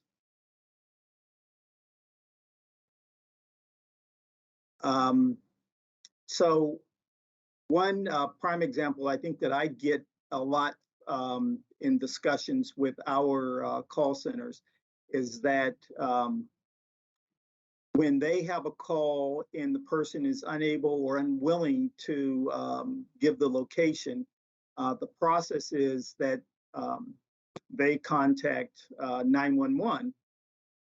And that process ends up being a fairly long process, depending on a lot of the relationships that the call centers have with the PSAP and the other counties. But there are instances where what has happened is the PSAP, because 911 did not receive the call directly, they then contact the law enforcement. Law enforcement comes back to the NSPL call center to verify the information, and then they will then contact the PSAP, who then is able to get the cell tower pinged to determine a location. So in those instances, we have seen where the PSAP, if it comes directly to them, they can determine in 5 minutes, whereas for our call centers, it can take an hour or more to determine where someone is. Thank you. All right. Thank you, Dale. Really appreciate it. So I'd like to move forward with Dr. Bart Andrews. He's going to give an overview of the backup center and local crisis center response. Dr. Andrews. Oh, thank you, James, so much. Thank you to everybody out there. This is incredibly important. I've been involved with crisis line work since 1998, and I can tell you people have not yet realized what a huge transformational process 988 is. This is, in fact, the most exciting and I think going to be most impactful time to be involved in crisis and suicide prevention work. And I really want to thank everybody for moving us forward. A big shout out in Missouri. I'm from Missouri, and we've got a 6-center regional system for 988. I'm going to give a big shout out to Lauren Moyer from Compass Health and Stacy Williams from our Department of Mental Health. They have worked incredibly hard, and the governor just approved a budget to keep 988 up and running with plenty of capacity. So that's a big deal. I'm going to build on some of the things that Dr. Adair said and go over some of these things. Oh, is my camera not on, James? So it's okay. I wasn't seeing you, Bart. Yeah. Are we good? That's okay. Continue on, please. Thank you. All right. Let me know if you need anything else. And I'll highlight some of the things that Dr. Adair was talking about, and then Sondri Kramer from DD Hirsch will provide more detail about these things. One of the things that really hit, I did some research on this whole idea of the importance of geolocation from a 988 center, and particularly a regional center that's going to be a huge problem, is that a large percentage of people have cell phones that do not have the area code from their area. So I found a Pew study from 2016, 10% at the state level have an out-of-state area code. So that's at the state level, that's a pretty big number. When you start getting down to more and more regional levels and you get down to urban centers, up to 50% of people in urban centers have a cell phone that doesn't match their local routing pattern. Now, what that means, especially since that data is from 2016, is that it's much worse than it was 6 years ago. And in Missouri, where we literally have 8 border states around us, there is going to be a lot of challenges if we're using area code routing that's going to create delays and create some logistical nightmares, right? So some things that we really need to emphasize is we need to move to geolocation routing as soon as it is feasible. Because as Dr. Day was talking about, it's going to add time. It is also going to add care coordination confusion. People in different states, particularly on border states where people have moved back and forth on a regular basis, they're going to call one crisis line and they're going to get the other state, and that other state's going to figure out what to do with them, how to connect them with the other state's 988 system. This is going to create some serious issues as people travel. Dr. Adair talked about that. There's some other things that we want to talk about that maybe you don't know. Dr. Adair talked about how it can take an hour to locate people. Yes, sometimes it can take an hour. It can take longer than that. BHR has been involved in cases where it's taken all day to locate a person, particularly if they're on the move, but even worse than that. If the caller calls on a block number, we cannot find them at all. We have never, in my 24 years at BHR, have never identified a caller that called on a block number unless they provided their location information to us.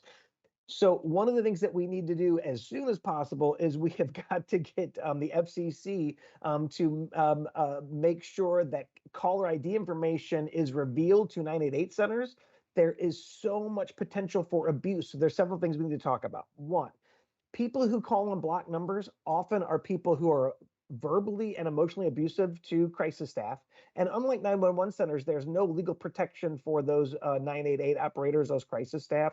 Sexually inappropriate calls, very common. And until you've had one of those and seen how horrible they actually are, those are the types of calls that come on at 988. Prank calls and compulsive callers. Those of us who've been in the crisis line field for a long time know about compulsive calling behavior. BHR has had periods, we've got somebody right now that's been calling 200 to 300 times a day on a block number, on a number that we cannot locate that person. So there's some things that we really, really need to do as we're preparing for an increase in call volume, as we're improving our crisis system. We've got to put protections in place to make sure that 988 centers are not bogged down with inappropriate calls, They're not that when someone is abusive or sexually inappropriate, that we're able to deal with that very quickly, and that we can prevent compulsive callers, because this is going to be a really big issue as we start marketing this number. If we don't put these protections in place, it could create some really significant challenges. So there's not only just a burden on the crisis system and the 988 system, because we don't have good location data. As Dr. Adair talked about, it really, really impacts the PSAPs. Although a small percentage of PSAP calls currently are calls that are requested rescues from lifeline centers, 988 centers, crisis lines, those calls place a huge burden on the PSAP centers because it takes a lot of time to locate folks. Sometimes it takes an hour, sometimes it takes 2 hours. Sometimes we're calling back repeatedly because the person's moving around and we're trying desperately to find that person. So each one of these rescue calls from a 988 center is going to suck up a lot of bandwidth from that PSAP, right? So that is a big problem. Two, there's been some information out that 988 might reduce calls to 911. It might reduce calls to 911. I'm open to that possibility. We also need to be prepared for the possibility that 988 and increased marketing and increased call volume can actually result in increased calls to 911, not a reduction. BHR has been involved in 911 diversion since February of 21. I can tell you there are calls that can be diverted completely away from 911 altogether. Absolutely true. We do it every single day. I will also tell you that the number of those calls is a very, very small percentage of the calls. It's a very thin thing. As we start marketing 988 and getting people more and more comfortable to reach out when they have a mental health crisis, we're going to identify more folks that need rescue. I think that's inevitable. So we really need to be prepared to help our 911 PSAP partners, so that when they get this information, that we can get them location information quickly. And then, do you want me to talk about backup centers, James? Yes, briefly, and then we're going to wrap up. Thanks, Bart. Yep. So the other thing, BHR is one of the Lifeline's backup centers. Very proud to be a part of this. Backup centers are handling calls nationally. The calls are routed in a round-robin fashion. Every backup center covers the whole country. Without location information, block calls or only caller ID increases the cumbersome effort of trying to locate people at a national level because you're working with literally 5,000 PSAPs across the country. Having location information would allow us to identify the appropriate PSAP and give that PSAP information that they could take action on very quickly. So we really need to get this geolocation figured out as soon as possible. Thank you, James. All right, thank you so much. And now we would like to move to Sandra Kramer, who's going to go over a little bit about the chat and the text network and also our Spanish subnetwork response for their center. So Sandra, I'll turn it over to you. Thank you, James. I'm going to have some slides running. I'm hoping that somebody can pull those up for me. Yeah, there we go. So as James noted, we are both a chat and text backup center for the national network, as well as one of only 3 24/7 Spanish centers in the network as well. Next slide. Just very briefly, I was already introduced as we are the oldest suicide prevention center in the nation, and incredibly proud of our legacy, and really want to uphold the foundation upon which it was based, which is with a lot of respect for the person in suicidal crisis, adhering to their wishes and preserving their confidentiality when we can. Again, we want to make sure that this is something that throughout the things that I'm going to be talking about, because Bart already covered, next slide, please. Bart already covered the fact that why it's so important for us to have geolocation. But I also kind of want to point out, you see in this slide over here, that we really most often do not need geolocation other in terms of having to rescue and in terms of our making mandated reports. Geolocation, first and foremost, should be about the fact that if I am in a certain area and I am in a crisis, I really want to be connected to my local crisis care providers. And without geolocation, that is simply not going to be possible because, it's based on area code routing. So I want to highlight just very briefly here, these are some of the demographics that we collect. And point out the difference between our callers and our chatters and our texters. Most important piece here is that the majority of them are, especially of our chatters and texters, are very young. We do know we're doing a really good job in reducing their suicide intent. So intent is the intent of a person to act upon their suicidal thoughts and feelings. But you can see there that it's a really small percentage of our calls that ultimately need rescue or mandated report. And I'm going to talk a little bit more about it at the very end of my part of this presentation panel. Want to also point out we are one of 13 Lifeline 988 centers in California. Covering a variety of areas. You can see, again, having that many is great because it means lots of localized services, but not all of us get our local calls, right? Next slide, I'm sorry.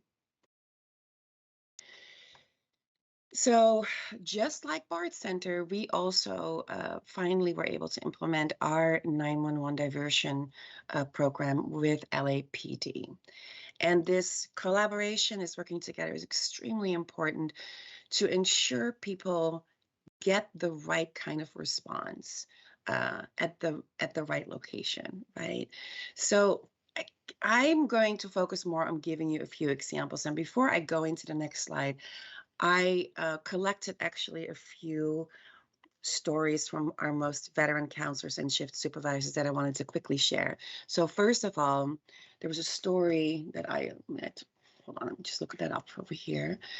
So one of our most veteran crisis counselors and shift supervisors took a call from a 19-year-old woman early on a Sunday morning who wanted to share that she was going to die that day and had prepared to do so over the previous 4 days. She'd emptied her apartment, quit her job, withdrew her money, assembled the means to carry out her plan, and wrote her goodbye letters. This young woman had at least one prior attempt, not the next slide, not yet, sorry. Sorry about that. This young woman had at least one prior attempt at age 15 and lost her mother to suicide. Her tone of voice and her entire demeanor was flat, and our counselor immediately recognized the imminence of the situation.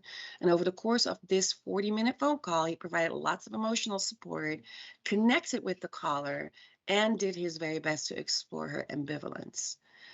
Meanwhile, the shift supervisor tried to initiate a rescue, and towards the end of the call, because we always use it as a last resort, but the PSAP and Associated PD didn't have a lot of hope that they were able to find her because we had just very limited information.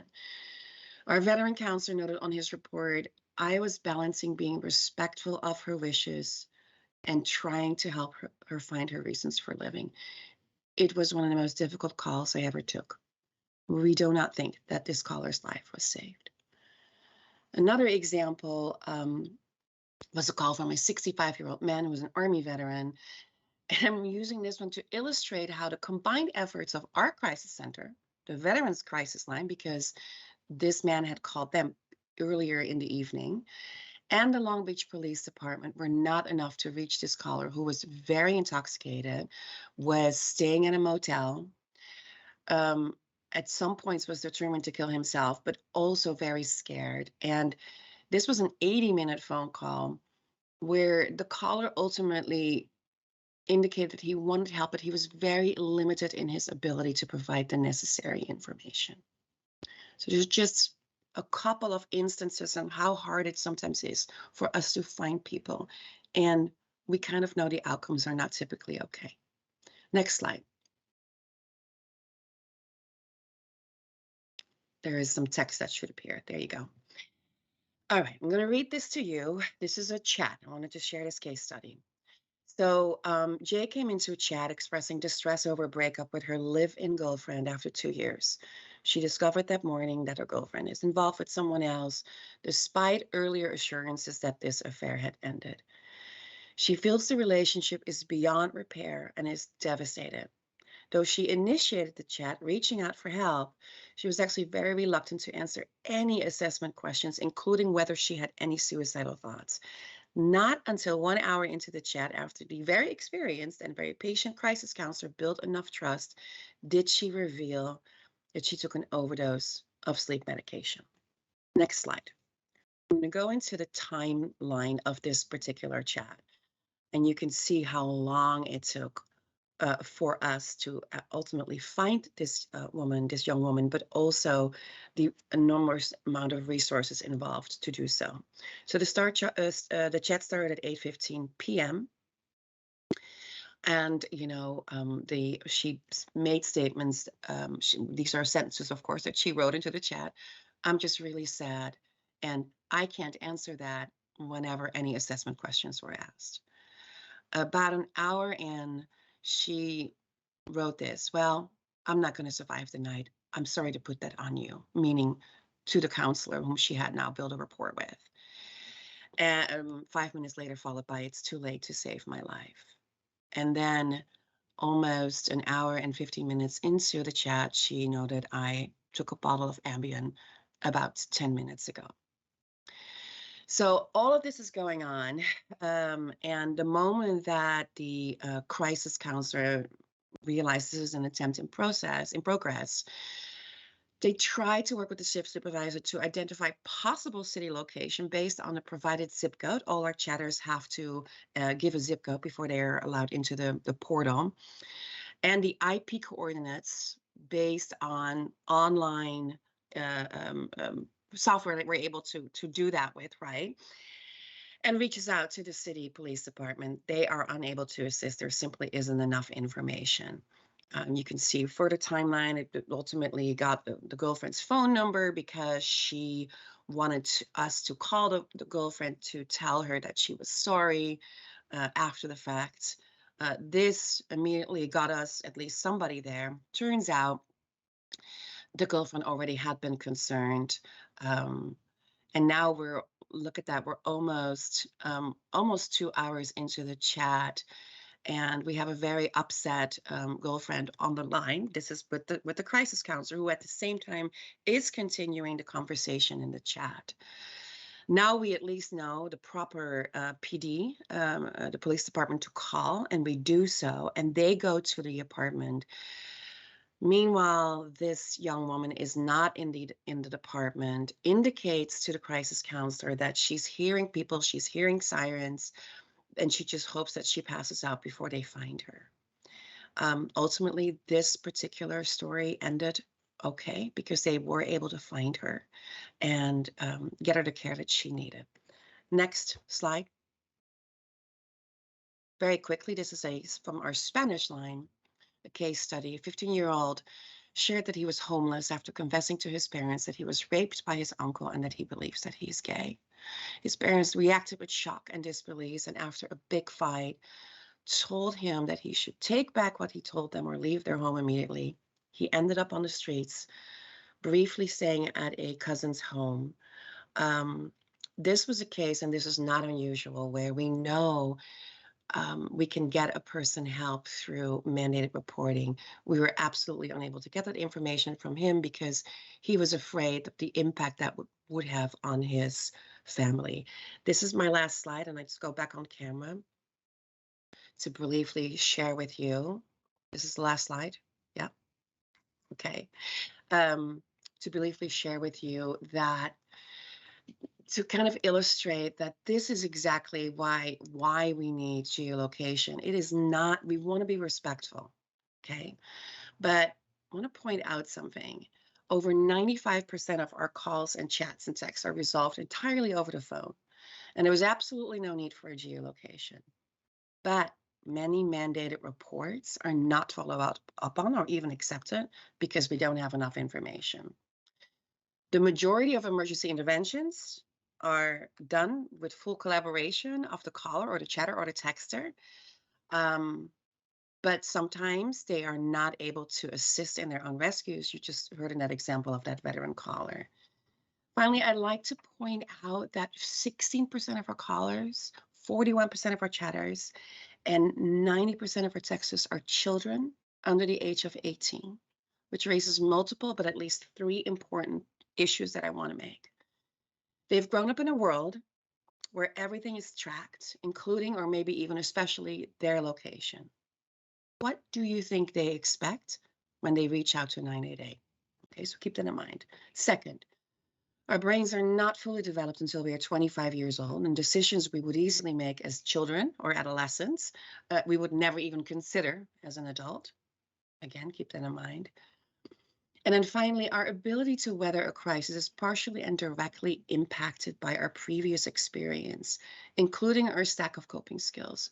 And this is why the breakup of a romantic relationship feels very different and often far less manageable the first time it happens to us. A crisis to a child is very different from a crisis to an adult. And I'll leave it at that to sort of like let that sit. Thanks, James. All right. Thank you, Sandri, for sharing that perspective of our chatters, texters, and our Spanish callers. Let me now transition over to Dr. Kearney from the Veterans Crisis Line. Lisa, take it away. Thanks so much, Mr. Wright, and really appreciated the heartfelt stories that Sandri just shared. And it reminds me, with all of us here today, we all have the same mission and vision here, don't we? It's to save lives.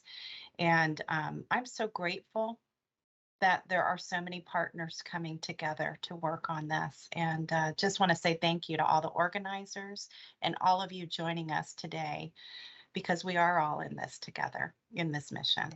So I'm here to talk a little bit about the Veterans and Military Crisis Line, a critical resource for veterans, service members, and those that are supporting them. The Veterans Crisis Line connects veterans, service members, those who love them, to qualified caring responders through a confidential toll-free hotline, through text messaging, and through chat. But in addition to employing responders, something that we provide within the VCL is something called social support assistants, who are working behind the scenes, behind the responders, connecting with those who are reaching out to us to connect to resources needed during times of emergency. So connecting to dispatch or ensuring that veterans reach their local facilities if a family member or loved one is transporting them. So that's an additional service that kind of helps bolster during this time. The other thing that is a little unique about the Veterans Crisis Line is that we connect over to an entire healthcare system. We have 450 plus suicide prevention coordinators across 140 healthcare systems. And so we are connecting at a national level to local resources to provide engagement and follow-up and continuum of services. Now, not all those who call us will end up getting care within our systems, but they do have that localized support to connect out to resources in their local communities. On average, we serve about 2,000 calls per day.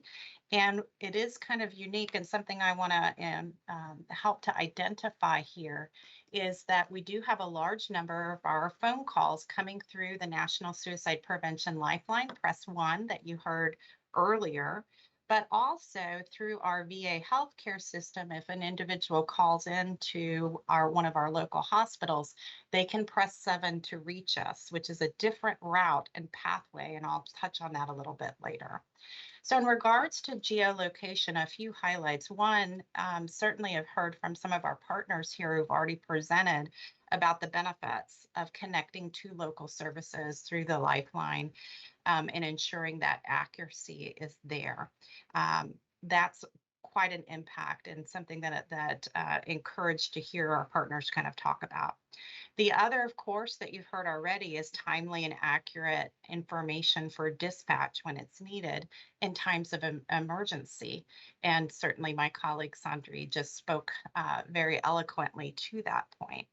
The other, and something that Dr. Adair and Dr. Andrews both pointed out, was really looking at this for potential for use for callers that are leading to a denial of service attacks.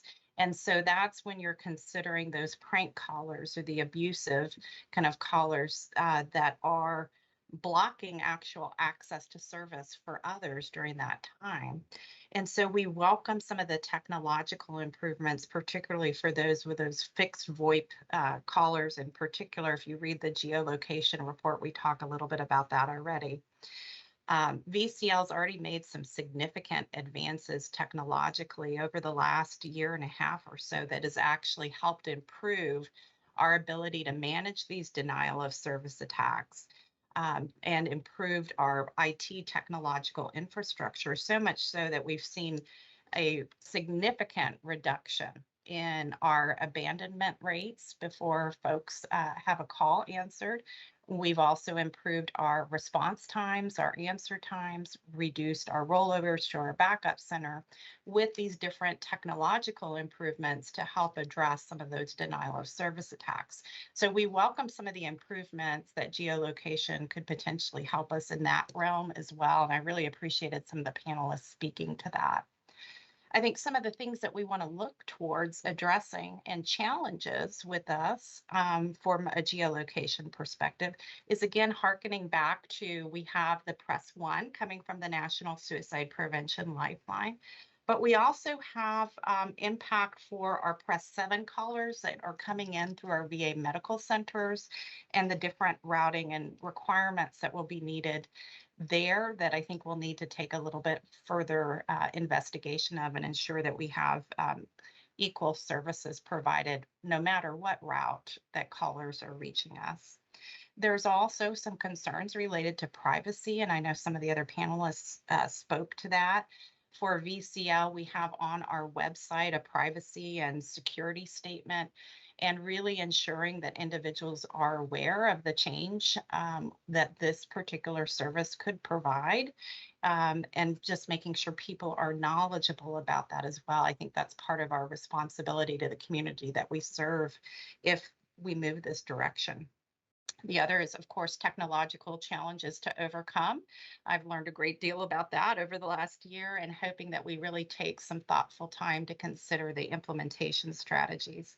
The other, and I know we'll speak to this a little bit later in the agenda, is really thinking through and considering the impact for veterans and service members and their lived experience and perspectives. I think that's something that we really want to be thoughtful of and hear those that we serve, and ensuring that we address those concerns along the way. And lastly is ethical considerations. You know, one for VCL is unique because we also help to connect into a healthcare system. So geolocation can conflate a caller who's working with a crisis responder, and then what's going on with their care in a medical system as well with our provider. And those are things that are unique and things to consider as we move forward. And last but not least is cost. Really thinking through the need and time for appropriate planning and implementation with all the different factors to ensure success if we move this direction, and ensuring that we're planful across our different budgets, the staffing needs required to support, addressing the technological issues and costs related to that will be important as we move forward. So I look forward to hearing some of the rest of the panelists. Mr. Wright, back to you. All right. Thank you, Dr. Kearney. Really appreciate it. So at this time, let me go ahead and turn it over to Laura Eulin from Valley Communication Center. Laura? Thank you. I'm honored to be a part of this panel and to share with you a bit about the 911 perspective on this topic. I can say with certainty that how quickly we determine the location of where to send help has direct impact on the outcome of the incident. A frequent tagline for 911, and we heard it earlier this morning, was "every second counts," and it truly does. We strive to answer every 911 call within 15 seconds. We strive to dispatch field units within 120 seconds, and not knowing the location of the emergency takes precious seconds away from getting the first responder to the scene. And even when we have the coordinates of a cell phone caller, and about 84% of our calls do come in on cell phones, it takes time to narrow down where they are to a dispatchable address. So if the caller is able to speak to us, we ask them for the address. And if they don't know it, then we ask them, well, what do you see? What businesses are you by? Are there any landmarks? And our 911 professionals have excellent knowledge of our service area, even though here at Valleycom it is quite diverse. We're in the Seattle area, so we cover the Seattle suburbs to the foothills of the Cascade Mountains. People in mental crisis, those that have actually taken steps to harm themselves or others, they do call 911. We get those calls today. And if they're calling from a landline, of course, we know exactly where they are. But if they're from that cell, at least we know what city they're in. We have an approximate area of where to send help. But if they call our 10-digit lines, or perhaps if it's a family or a friend calling on their behalf, we have no idea where they are unless the caller can tell us. We use the tools we have to try to find them. We'll look in our system to see if we've contacted them before. We may be able to call the cell phone provider to find the address of the phone owner, but it's not necessarily where the caller is. And all of that takes time, and the results are often not productive, and we aren't able to find the person. And I can tell you, having to tell a caller, I'm sorry, but we can't help because we don't know where they are, that's very difficult, not only on the person hearing it, but on the person saying it. The 911 professionals in the role because they want to help, and not being able to help just adds to the secondary trauma that is already an epidemic in our profession, and no doubt will be and is an issue for the 988 professional as well. My agency alone has lost 5 people in the last year who have cited emotional and mental stress in this work as their reason for leaving. We are on track for losing more people than we can hire and train this year, which is not a unique experience in the 911 world. I do have an example of how geolocation routing made the difference on a 911 call. It was not a mental health situation, but it demonstrates the needle in the haystack and how, excuse me, because the call was routed to the closest PSAP, we have a happy ending instead of a tragedy.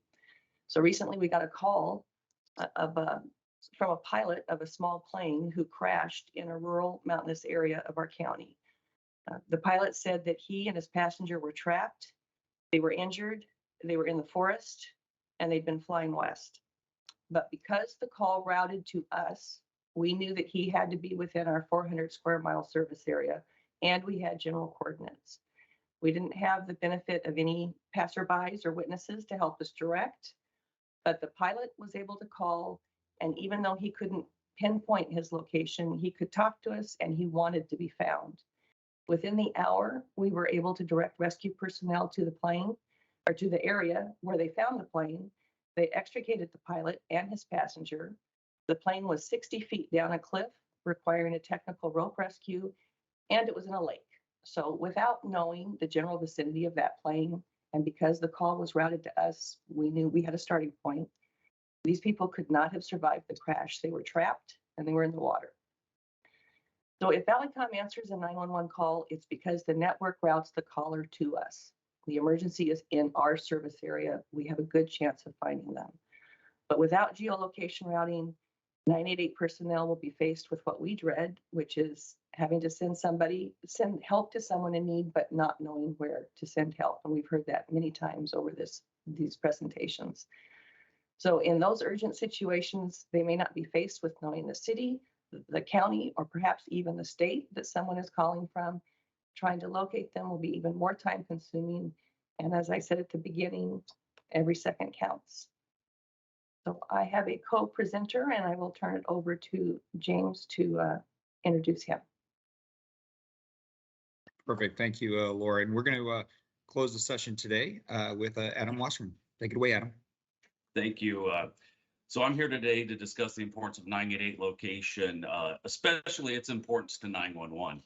I get asked a lot why I spend so much time as the 911 coordinator working with, dealing with, and worrying about the impending implementation of the 988 system. And I thought about it, and the reason is simple. Like it or not, 911 and 988 are permanently intertwined. We are forever connected. We're married in the partnership of emergency response systems. I hope that my fellow 911 and 988 folks out there listening understand that there is only one emergency response system. Yes, it has two very distinct parts and components that are unique, 911 and 988, that have different responsibilities. But don't for a second misunderstand that we're part of the same system. And if 988 fails, then 911 fails because the system has failed. But I don't look at this marriage as a bad thing. It's a great thing. It's very good for the people that we serve. And no surprise, we're serving the same people. 911 has taken suicide calls for several years and will continue to do so even after 988 goes into place. And on the same respect, the National Suicide Prevention Lines have taken calls that require them to get location and to get it to 911 to provide services, and that will continue as we go forward. There's little doubt that when 988 is officially kicked off and turned up, there will be a marked increase in calls. And that increase is not necessarily going to be some of the standard suicide hotline calls. A lot of that increase is going to be crisis calls, behavioral health crisis calls. And some of those calls are going to need to get back to 911 for response, which is why location information is so imperative and why the current way of routing through area code is just insufficient and will cost lives. And if we think about some of the groups that are most negatively impacted by area code routing, think of college students who want to get far away from their parents on the other side of the country, or military and military veterans. As a veteran myself, I have served with hundreds of people from every single state and territory, and many have retired and moved on and retired all over the country. And guess what? They still have the same phone number. And two of some of the groups that are most impacted by behavioral health crisis and suicide: college students and military members. That is why it's so important to get this done. Looking at the other side, as I talked about 988 and 911 being intertwined, 988 not having dispatchable location doesn't just handcuff 988. It completely handcuffs 911, because for those calls that go to 988 but need to get to 911, the fact that there is no location will require a lot of time and detective work on both the 988 and 911 telecommunicators to locate the caller and get those time-sensitive assets to the scene. We understand the importance of anonymity and protecting the privacy of individuals. With Next Generation 911, we have shown that we have the technology today to use location information only for routing the call and to the appropriate suicide hotline, and holding back the detailed location information only until a situation of imminent danger arises. And then that location information could be retrieved by a trained call receiver to ensure correct resources are dispatched to save lives. And what about the numerous individuals who will use the new 988 number, not for suicide, but for other mental health crises, in desperate need of immediate assistance from behavioral health crisis teams or law enforcement or medical response? But for whatever reason, they don't know where they are, which people in mental health crises sometimes don't. Yes, they can provide local landmarks or street call, but what if that call has been routed out of state? Throughout today, we have heard from a lot of experts discussing the importance of location for 988. They're much more experienced and much more eloquent than I am. But I wanted to end today on a personal note. I'm speaking to you today, not from my office where I thought I'd be. We just experienced an unexpected death in our family, and I'm here trying to help out and honestly trying to deal with it myself. And as family members are coming in from out of town, and I'm seeing a lot of distressed people, a lot of distraught people, confused, not knowing what to do. I thought about it, and I'm like, if 988 was implemented right now and one of my family members called it, that call wouldn't go to the local resources here. It would go out of state, and heaven forbid that person need assistance immediately. I don't want a second tragedy to occur because 988 didn't know where the person was. Location information for 988 is a life and death matter right now. Whether we leverage the 911 system or not, it has to get done. Because as I said, there is only one emergency response system moving forward. 911 and 988 are married. Thank you for your time. Thank you, Adam, and for sharing, and apologies for your loss as well. I do want to note that I really appreciate the panelists and their experiences and their supports by serving through 911 and the National Suicide Prevention Lifeline Crisis Centers to date, all the leadership. But I also know what we're talking about is very difficult and challenging for many. And I do want to make sure everyone, whether you're a panelist, whether you're presenting, whether you're supporting, or whether you're tuning into this today, that the Lifeline is here for you as well. So for all of those, please, if needed support, do contact through 1-800-273-8255 or through the Suicide Prevention Lifeline's webpage at suicidepreventionlifeline.org/chat. So thank you so much, all of your expertise and leadership. And I think it highlights the importance today of making sure that we can accurately get individuals to their local areas for response, help support not only the 988 initiative, but as Adam said, 988 and 911 will both be successful together. And as Laura said, every second counts. So thank you so much.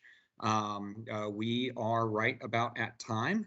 So I'm not going to ask the panelists the additional questions today, but instead wanted to really hear from them directly about their supports and impacts for their current service. So I will turn it over to Pam, I believe, to close us out before lunch. Pam, take it away. Great. Thank you, James. And thank you to all the panelists. That was such an important discussion, and it was so invaluable to hear your perspectives and experiences. And thank you so much to James for moderating. So we are now going to break for lunch. The time is now noon, and we will reconvene at 12:35. Thank you so much.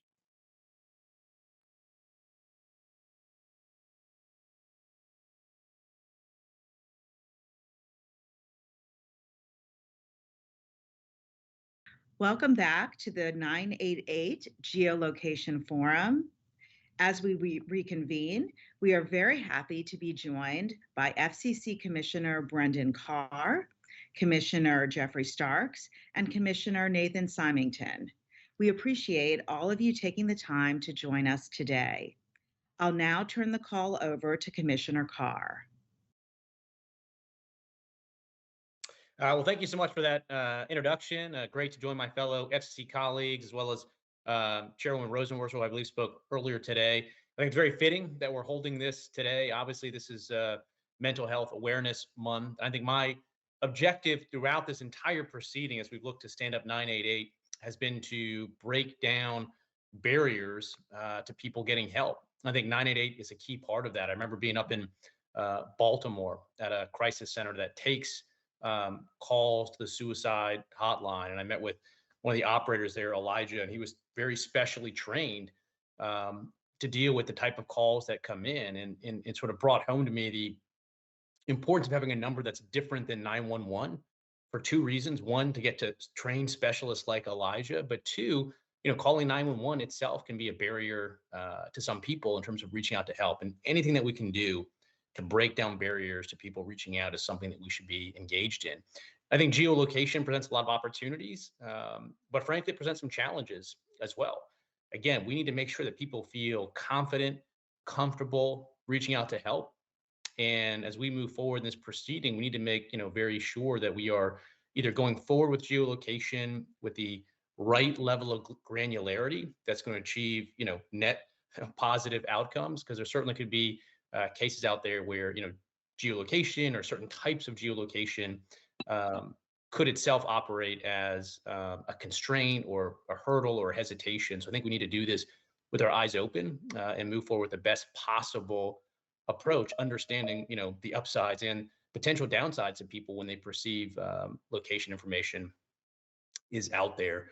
I've tried to be active on these types of issues. I wrote a letter to a separate organization, Crisis Text Line, where it came clear that they were sort of sharing data and monetizing data. And I view that as sort of creating another artificial barrier to people reaching out to help.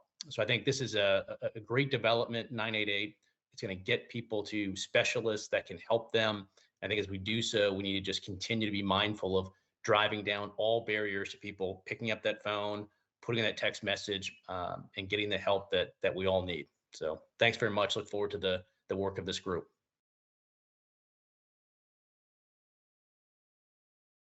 Help them. I think as we do so, we need to just continue. Thank you, Commissioner Carr. Commissioner Starks, the call is now yours. Well, thank you, Pam. It is wonderful to be here today speaking to such a fantastic group of advocates, powerful advocates and public servants as well. I echo, of course, the chairwoman, Secretary Becerra, the Deputy Undersecretary Lieberman, who I know view this as very important work. And of course, from my opinion, we need to get this right. It's an important issue for the commission. For me personally, I strongly support 988. The efforts here today, 988 and the National Suicide Prevention Lifeline are truly game changers. But they won't reach their true potential until we can also solve the geolocation issue for callers. Simply put, if we can't locate a caller to provide them support in a crisis, we're really not giving them the full amount of help that they need. This especially resonates with the low income and vulnerable individuals who are more likely to rely, we know, on mobile phones and may not, of course, also be in stable housing situations. And so lack of geolocation poses a grave threat for them. And for these communities, mental health challenges, suicide risks are also widespread and real. A very recent study looking at the trends in suicide rates by race and ethnicity found that while the suicide rate went down for some individuals, it increased by over 30% for Black individuals from 2014 to 2019, and that is eye-opening. There is hope here, of course. 988 is helping to change the narrative. I recently returned from a trip in California where I met with the leaders, for example, on local housing authorities. The focus of the trip was on broadband availability and affordability in those that are on federal rental assistance. But one thing that really stuck out to me was the tremendous effort underway by housing authorities and community advocates to ensure that individuals receiving that federal rental assistance that needed any additional support, they were receiving it, whether that's medical or otherwise. And so 988, especially with geolocation and the National Suicide Prevention Lifeline is a reality, will make these efforts as well more effective. And so having the correct location information available can help those responding to share the most useful information, direct help to where it's needed. And this information can be the real difference between life or death, we know. And if somebody is reaching out for help, be it for themselves or for another, we have to empower those individuals with as many avenues of support as possible. I'd be quickly remiss not to mention one more thing, which is that the many potential kind of externalities, I'll call them, that can result from the important work you all are undertaking. Solving geolocation challenges for 988 will mean that other resources facing similar challenges, such as the Poison Control Hotline, will also be able to quickly help individuals that need assistance. So thank you all truly for all your work. This forum is an initial step towards completing the challenge, and it is truly an important one. I look forward to hearing kind of the readout and the feedback. And of course, all the thoughts and ideas shared today are moving us closer to achieving our goal. So everyone, of course, thank you, and be safe and be well.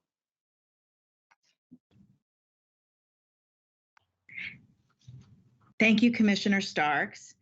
And Commissioner Symington, the call is now yours. Thank you. Good afternoon. I'm happy to be here to recognize the hard work of FCC staff and others in implementing our 988 rules specifically, and for their work on suicide prevention and mental health generally. In 2018, Congress instructed us to look into creating a 3-digit dialing code for the National Suicide Prevention Lifeline. 2 years ago, the Commission voted unanimously to adopt 988 as the number for the Lifeline. And since then, staff has been hard at work making sure that phone systems across the country are ready for that change. More recently, we adopted further rules requiring service providers to allow customers to be able to text, not just call the Lifeline, when evidence showed that many groups of vulnerable people would be more likely to contact the Lifeline if a phone call was not the only option. Now we're looking into how we might have 988 calls carry geolocation data. Over 45,000 people took their lives in the United States in 2020, and about 1.2 million people attempted to commit suicide. Geolocation data might mean the difference between someone committing suicide and first responders arriving in time to stop them from making the gravest mistake they could make. So this is an issue worth studying closely and worth understanding better. I hope this morning's sessions were informative, and I wish you all a productive rest of the day. Thank you all for your work on this.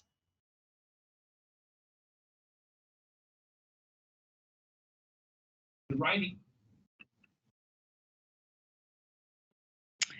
The next agenda item is a presentation on the frontline challenges faced by other essential services without geolocation. I'm pleased to introduce our expert presenters. Today, we're joined by Sarah Kinsman, Director of Child, Adolescent, and Family Medicine for the Health Resources and Services Administration, or HRSA. Dr. Kinsman is a pediatrician and adolescent medicine specialist. She became the director of the DCAFH in 2019. We're also joined by Michael Lynch, who is the medical director for the Pennsylvania Department of Drug and Alcohol Programs. He is also the medical director for the Pittsburgh Poison Center, as well as the UPMC Health Plan Substance Use Disorder Services. Also joining us today is Julie Weber, Director of the Missouri Poison Control Center at SSM Health Cardinal Glennon Children's Hospital. Ms. Weber is a registered pharmacist who is certified as a specialist in poison information and adjunct clinical instructor in pharmacy at the University of Health Sciences and Pharmacy in St. Louis. We are also joined by Josh Peterson, Interim Senior 211 Director for United Way Worldwide. And finally, also joining us today is Kristen McLeod, Executive Director for Pathways of Central Ohio. We welcome you all to the forum, and we will begin with HRSA. Sarah, I will turn things over to you. Thank you so much. Hello, everybody. It's great to be here today. I really want to thank FCC's leadership and SAMHSA's leadership and HSS leadership for having us here today. My name is Sarah Kinsman. I'm the director of the Division of Child, Adolescent, and Family Health at the Maternal Child Health Bureau at HRSA. And we are lucky enough to have the Poison Control Center in our division. The Poison Control Program was established in 2000 and is legislatively mandated to maintain and promote a single national toll-free number, 800-222-1222, and to support the nation's poison control centers. As a pediatrician and adolescent medicine specialist, I've spent many nights consulting with poison control center specialists to help me care for teens with ingestions that often resulted from suicidal intent. Our team at HRSA is deeply committed to ensuring that Poison Control Program can meet the intended charge to protect the lives of children, adolescents, and adults in our nation. Next slide, please. The purpose of the Poison Control Program is to ensure universal access to Poison Control Center services. In fiscal year 2022, the Poison Control Program received $25.8 million to support the National Toll-Free Poison Helpline, which receives more than 3 million calls annually, to also support rerouting services in the event that a center has a planned or unplanned emergency outage, such as a hurricane or tornado. We also support 55 poison control centers that provide services to all states and U.S. territories. Currently, on average, HRSA supports approximately 13% of each poison control center's budget. And in addition, we fund a public awareness campaign, which promotes the toll-free number and poison control center services through public service announcements, radio spots, social media posts, web content, and the HRSA poison control page. Next slide, please. The Poison Helpline operates 24 hours a day, 7 days a week. Physicians, pharmacists, nurses, and specially trained toxicology or poison experts provide telephone guidance and specific recommendations for parents and caretakers. In addition, these Poison Control Center experts provide triage and treatment protocols to providers, including 911 operators, EMS providers, emergency department teams, and inpatient medical and intensive care physicians and nurses. Next slide, please.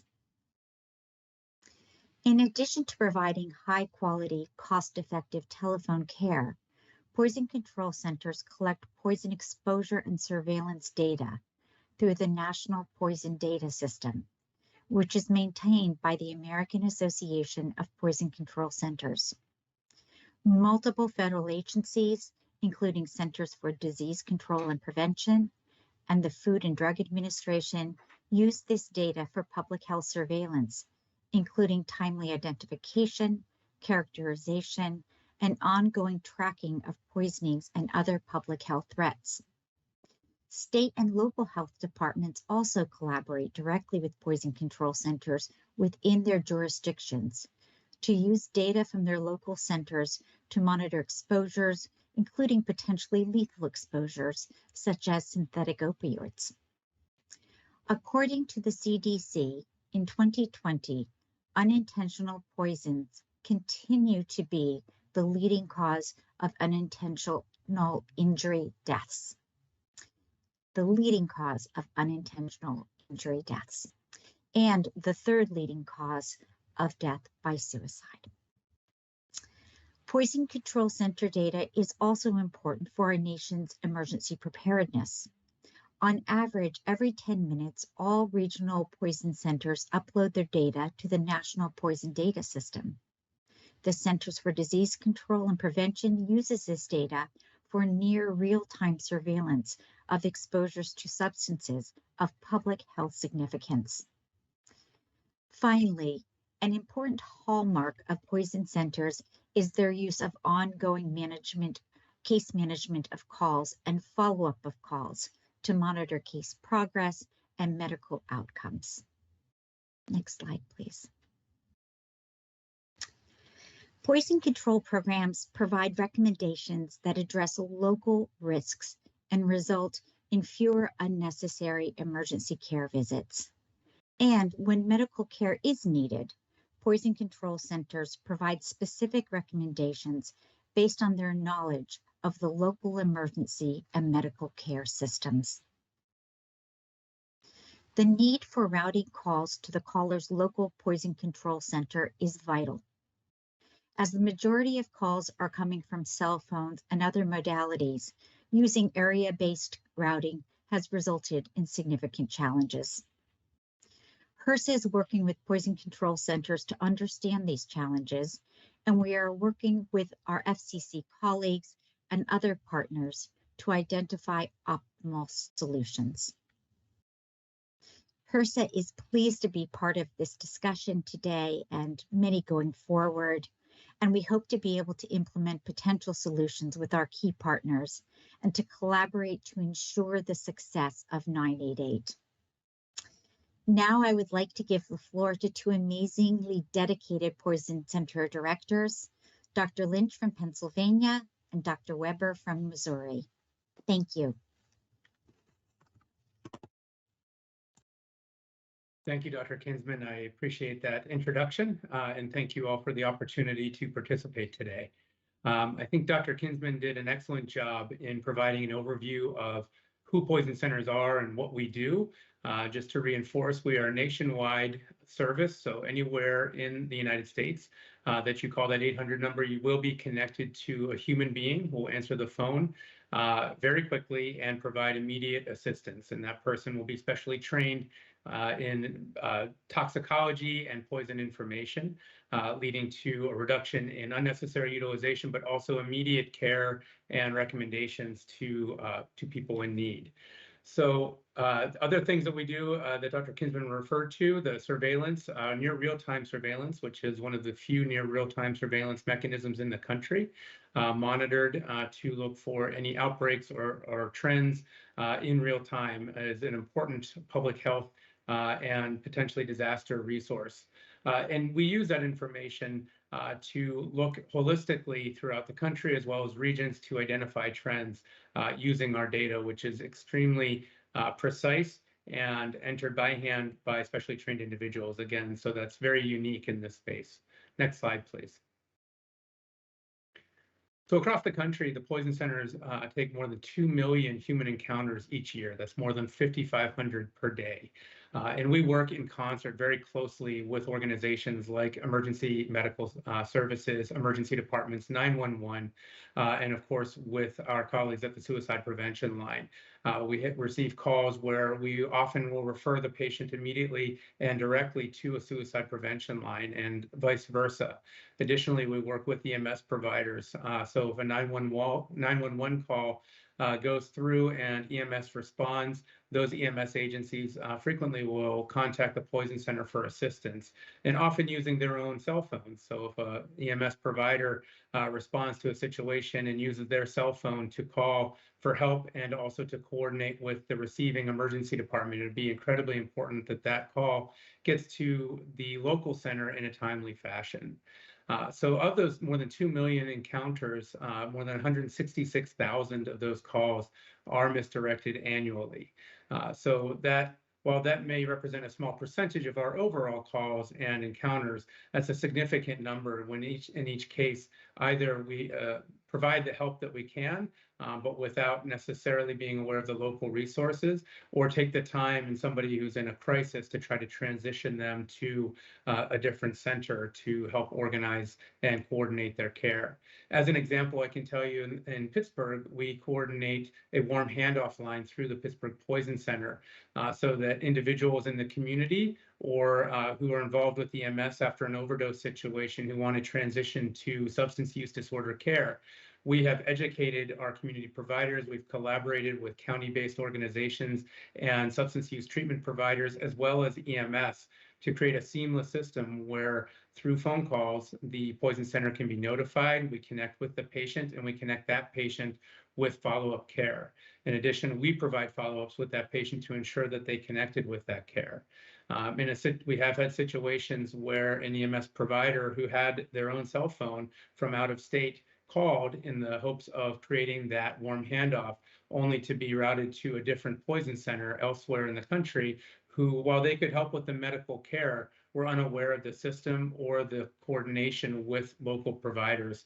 And that's just one example of a situation that we dealt with. Eventually, we were able to catch up with that patient and help them find local care. But there were delays in providing that assistance. And I think that's an example of where the routing challenges, while we can overcome them and continue to provide excellent evidence-based care, did serve as a delay in what could have otherwise been much more seamless care in an urgent situation where we know any delays can be problematic. I can think of another example where an individual in Arizona had been bit by a snake locally, and they called with their home cell phone that got routed to a poison center in the Northeast. And while we all know about snake envenomations, what we don't know is which hospital carries the correct antivenom for which snake, and where they were, in which zip code they were in, and which snakes were most prevalent there. And so again, while we could provide the help, those are the types of cases where we see every day where those challenges with misdirection can lead to problems. And so while we provide evidence-based, really unique and up-to-date care, kind of the first telehealth model in the United States dating back more than 50 years before telehealth was what it is today, we know that care can be even further optimized and further streamlined so that we can help patients in their emergency and their crisis in the fastest way possible, whether it be a suicide situation or an emergency exposure, a child getting into a prescription medication. All of these are common scenarios where we can provide the best care, but by coordinating with our local agencies and centers and emergency departments, we can even more so provide the highest possible quality care to those individuals at the time that they need it. So those are just a few examples. I will defer to Dr. Weber to discuss some of her experience, and we'll be happy to answer any questions either in the process of this presentation or offline. Thank you very much for the opportunity to be here. Thank you, Dr. Lynch. And yes, I'd like to add to that, as we heard in an earlier presentation about the marriage or how 911 and 988 are intertwined, I think poison centers are a part of that relationship as well. I look at poison centers as a safety net for the patient, the practitioner, and the hospital. Our poison centers receive calls from suicide patients, and frequently we are working with these centers to help identify how rapid an onset of symptoms could be and how serious that ingestion is, or if they have time to work with that patient. I think of calls routed to us, and often sometimes, as an earlier gentleman mentioned, in Missouri, we have so many states bordering us that without the proper geolocation, those calls can land in another state. And we can be much more in our own state as a center, very aware of the resources that are available. I think of how panicked our callers are and how concerned. And we had spoke with a mother of a teen who had overdosed on a medication in a large amount. And teens often hide things for a long period of time. And this was a late presentation of a very large amount of a pain medication. And the teen needed dialysis. And without that call being routed properly, it delayed getting that quick information to them where we know the resources of our healthcare facilities and can get them to a trauma center where a dialysis could have been started maybe 2 to 4 hours sooner than it was, and can really affect the outcome for those patients. So I think when I look at our information and how we can help, we all work together closely, and we do have our challenges to really get this geolocation properly and support it for all of us together. Thank you.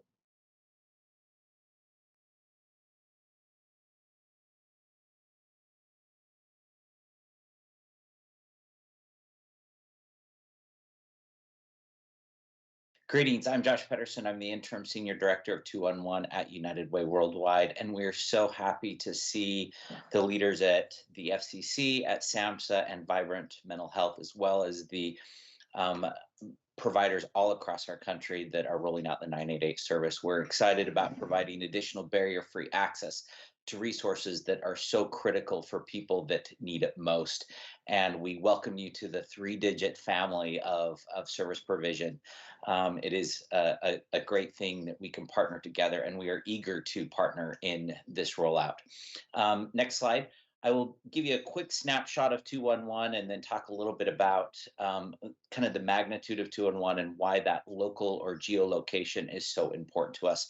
211 is responds to general information and referral services about health and human service programs, spanning everything from food and COVID information to basic information about disasters or mental health and healthcare.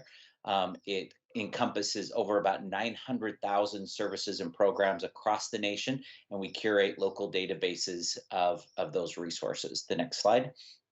211 had its origins before it was designated by the FCC. It was information and referral and existed like many other 1-800 numbers and toll-free lines all across the country. In the 1960s, they were often found in libraries as information and referral programs. And in 1997 and in 1999, it became a 3-digit dialing code and then officially designated in the year 2000. Over the last 25 years, 211's organically launched all across the United States. And today, next slide, there are about 240 contact centers in the US and Canada. When a 211 call is routed, because it started organically and grew across the country, 211 calls are routed by landline to the local 211 contact center. And if they're calling on a cell phone, they are routed by the local cell tower. So for the most part, 211 calls are geo-routed to their local 211 call center. So let's continue a little bit more. I want to share in the next slide a little bit of the contact volume that 211s experience. We respond to about 50,000 calls every single day in America. Our call volume increased dramatically during COVID and post-COVID, with more than 32 governors indicating to call 211 for information about COVID or COVID resources, vaccinations, testing, those kinds of things. Next slide. You'll see over the number of years how our call volume has changed. Next slide, and the next slide. We're going to zip through these pretty quick. Just to give you a little scope of the type of 211 calls that we receive, as I mentioned, they're general information and referral. Our number one call is typically related to housing, rent assistance, utility assistance, food, other resources, healthcare, mental health, all make up the top 5 calls that are coming into our 211 contact centers. And the next slide. Since COVID launched, we responded to about 41 million requests for help, and 11 million of those connections were related to COVID. And the next slide. And this is where I'll conclude of how important, and I wanted to share those call volumes and the types of calls that we're getting because of this great quote from ONC, where they talked about healthcare, as the saying goes, is local. One really critical thing, and I'll change the word here, take some liberty and say care, as the saying goes, is local. Local information is more relevant and critical today than it ever has been. And so geolocation is critical for helping ensure that people get care locally. When a 211 call comes in, we, for the most part, through landlines and cell towers, can connect them with local resources. That is the most relevant and the best way to help provide services to people. Sometimes it's a little bit harder, but it's the best way to help people. And so Kristen McLeod, who runs one of our 211 contact centers in Ohio, is going to share a little bit about some of those challenges, because we have learned that sometimes that cell phone tower routing does not always work to our advantage. And she'll talk a little bit about what works and what doesn't work for us in that situation. Kristen? Okay, thank you, Josh. Again, I'm Kristen McLeod. I'm Executive Director of Pathways of Central Ohio. We are we cover 10 counties in Ohio with 211, and as luck would have it, we are going to be covering 10 counties in Ohio with 988, and we'll be a backup to 6 more. So we're a little bit different as far as 211's go, in that we're a blended center and we do both crisis and information referral. Back when we became a 211 in 2007, we did not have geolocation or cell phone tower routing here in Ohio. Calls, as I'm sure you've heard throughout this call today, were based on where your cell phone was from.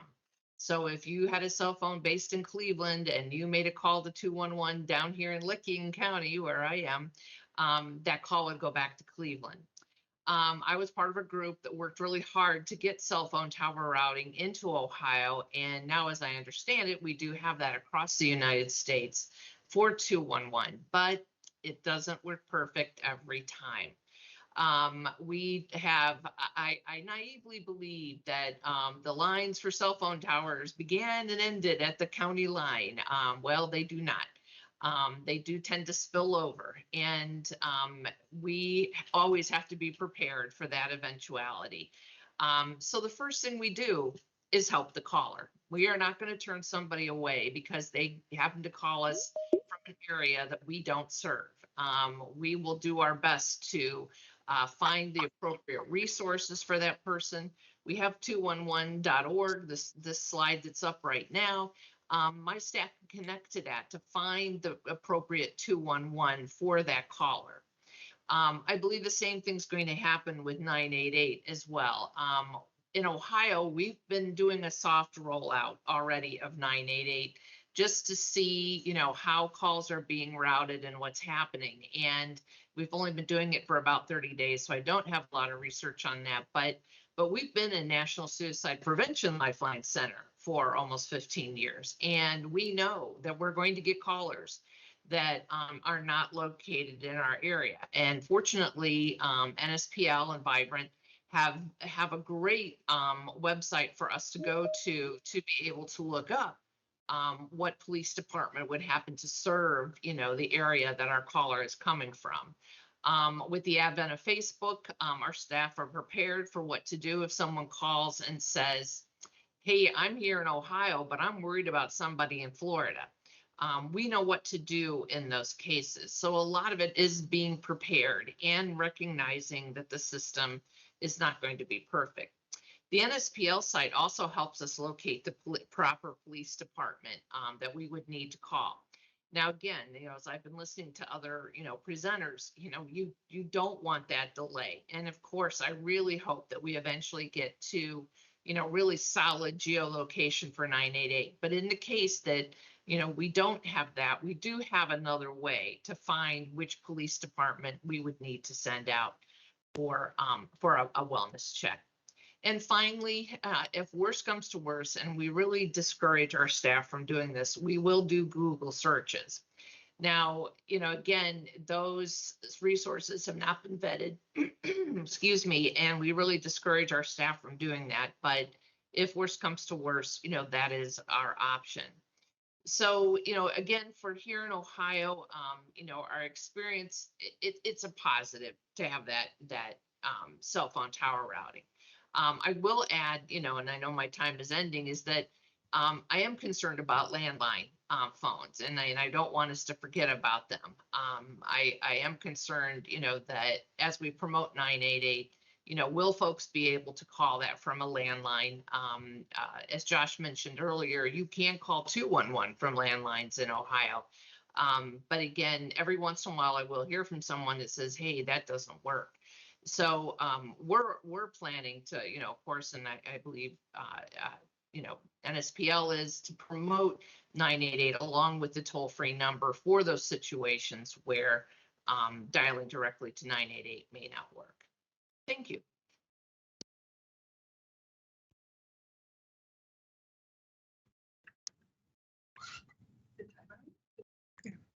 Yeah, thank you, everyone.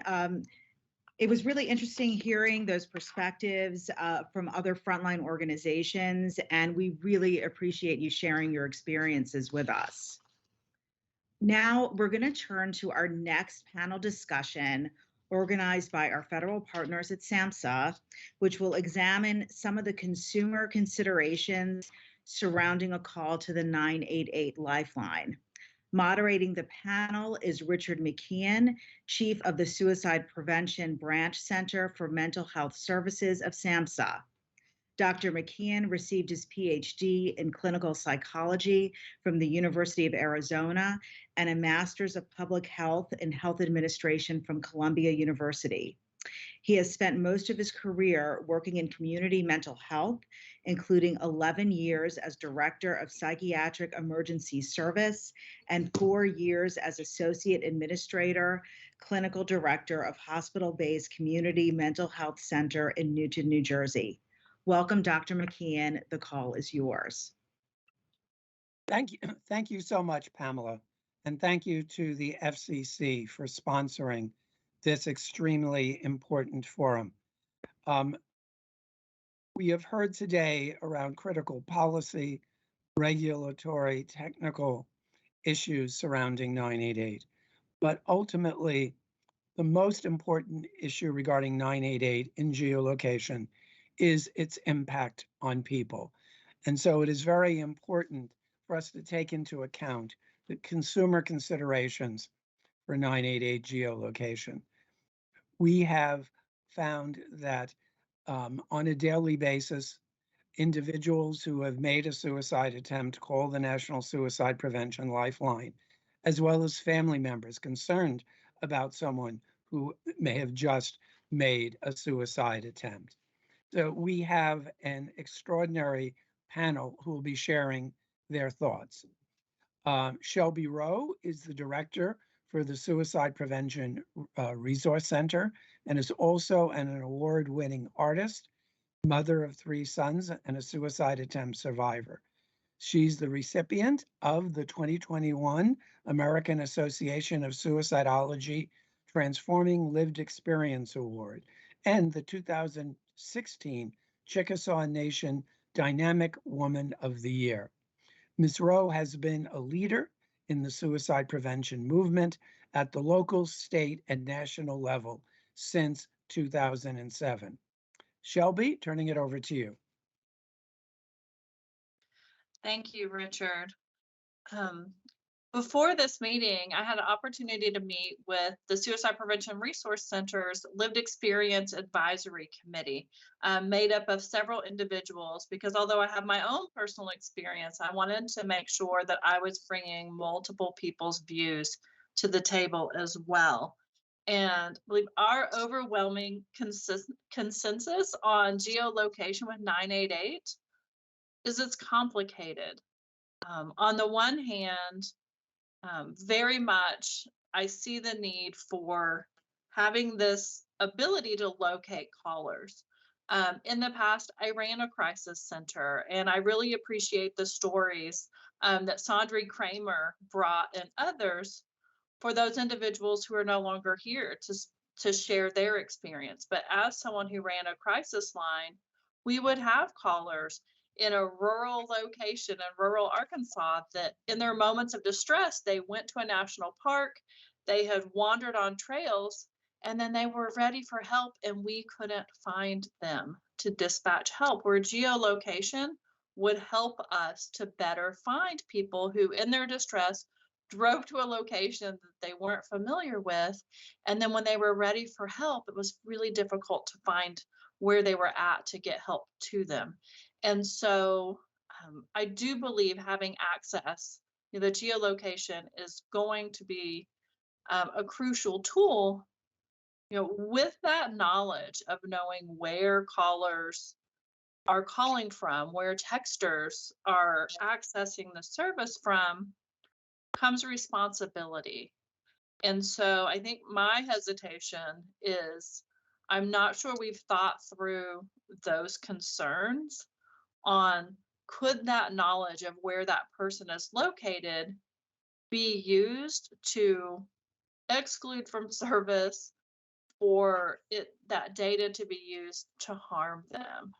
And I want to share a few examples, a few hypothetical examples. And I know my other colleagues on this panel are going to go into more detail about different populations. But for one, would be, let's say that you are a tribal citizen like myself, and you are visiting loved ones that live on a reservation.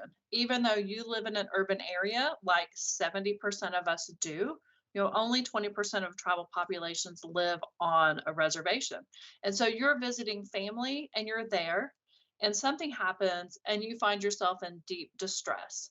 So you reach out to the, to 988 because you use that service. Will that, when it geolocates, will you still receive service? Right now we talk about the promise with 988, of course, is to have someone to talk to, someone to respond, and a safe place to go. Right now with 1-800-273-8255, nearly all tribal populations with phone access, they have access to call and confidential help.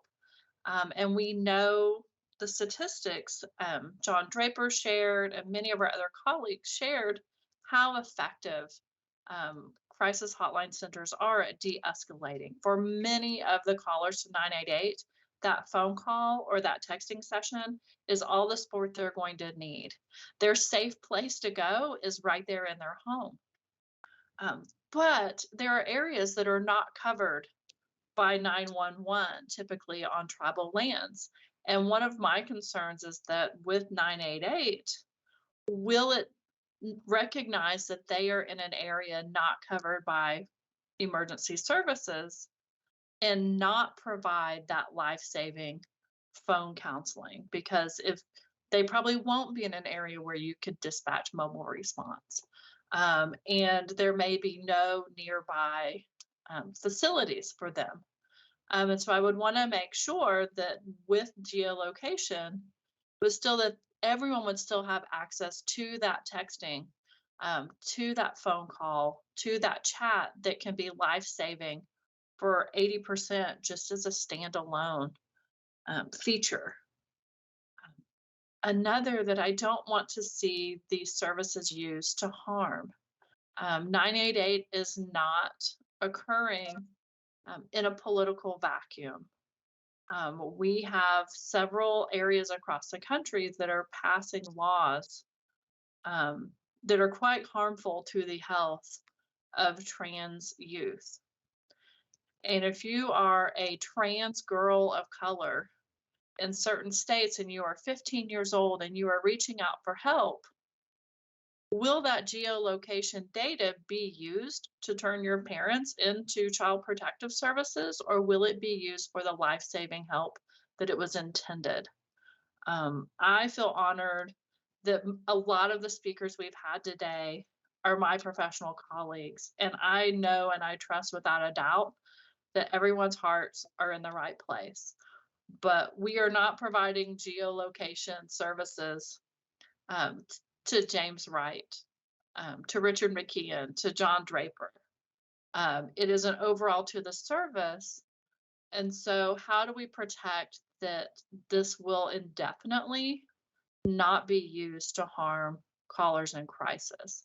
Because if you reach out for help, and we know that most individuals will survive that suicidal crisis, but if that help-seeking experience, it feels punitive, that they are belittled, stigmatized, that it is what they perceive as a harmful experience to get help the next time they're in crisis, or next time anyone in their close family is in crisis, my fear is that they would not reach out for help. I know the value of this service. I said in the past, I did run a crisis center. For me personally, I live in Oklahoma City. I am a middle-aged, middle-class woman with insurance, and 988, when it launches with geolocation or without geolocation, I am confident that my county would keep myself and anyone in my household safe who called 988, and that geolocation could slice minutes, seconds off of that time. But I know there are so many other without my privileges who having that geolocation could be very harmful to their family and counter to their recovery. With that, I think we're gonna have a discussion. So I'm gonna save any future comments and give back the floor for the next speaker. So Richard and everyone, thank you for inviting me to speak. And I'll let the next person share their thoughts. Thank you, Shelby. So our next speaker is Dr. David Jobs. David is a professor of psychology, associate director of clinical training, and director of the Suicide Prevention Laboratory at the Catholic University of America. With over 35 years in the field, he conducts research on the clinical assessment and treatment of suicide risk, and he's chair of the Public Policy Council of the American Foundation for Suicide Prevention. David? Thank you, Richard. I'm so grateful to be with you today to talk about this really important topic and to try to thread the needle on what we need to do to make 988 a success. As Richard alluded, I come at this from a few different angles, and I've been in the field for a long time. I'm representing the American Foundation for Suicide Prevention as the chair of Public Policy Council and the policy office here in Washington, D.C. But I am a professor. I'm a clinical psychologist. I do see patients who are suicidal, and I'm a treatment researcher. And I've also been involved with Lifeline as part of the steering committee and the co-chair of the Standard Training Practice Committee. We know we got a major public health issue in suicide, completions and attempts. But one of the things I'd like to emphasize, because I think this is the nature of our suicide problem, is that we have a massive population of people, adults and teenagers, 15 million plus, with serious thoughts of suicide in 2020. This comes from SAMHSA research survey data. Within 30 days of the questionnaire being asked, 15 million identifying with serious thoughts of suicide. My argument would be if we worked with these folks, especially with 988, and identified and worked with them in their suicidal ideation, fewer would make attempts, fewer still would die, fewer would lose loved ones to suicide. So we need the 988 system and a robust crisis response to get individuals to mental health care services. The evidence has been outlined earlier that Lifeline can make a difference. And we know from Maddie Gould's research, John Califat, Brian Mishara, we used to just think, oh, we know these work, until we actually started doing the research and showed that it worked. And that's a watershed in our history in suicide prevention. We also know that most of the calls coming into the Lifeline are cell phone calls, and that's part of what brings us to the matter at hand. And geolocation in this general sense makes good sense in terms of routing people to local geographic areas. Now, the more micro level of identification is where the tension lies. And we certainly have been hearing, you'll hear more from our panel, about how this differentially impacts people who are reaching out for help, who take the risk, as Richard describes, to take the risk of reaching out to 988 in crisis with the hopes of somehow ending up in mental health care services that might be weeks or months away, that lethal gap that Dr. McKeon describes. So geolocation helps us in this imminent range. And we also know that there are a very small percentage of calls where there's a need to intervene in this dramatic way. I'll have you know that in the UK, the Samaritans do not do this. They are one of the oldest crisis intervention, suicide prevention organizations in the world. And when they have people calling in, they do not trace calls. They do not intervene in this way. So that is a model where there's 100% anonymity and confidentiality. We have chosen a different route where we want to intervene in those very rare cases, and we want to intervene in the best way possible.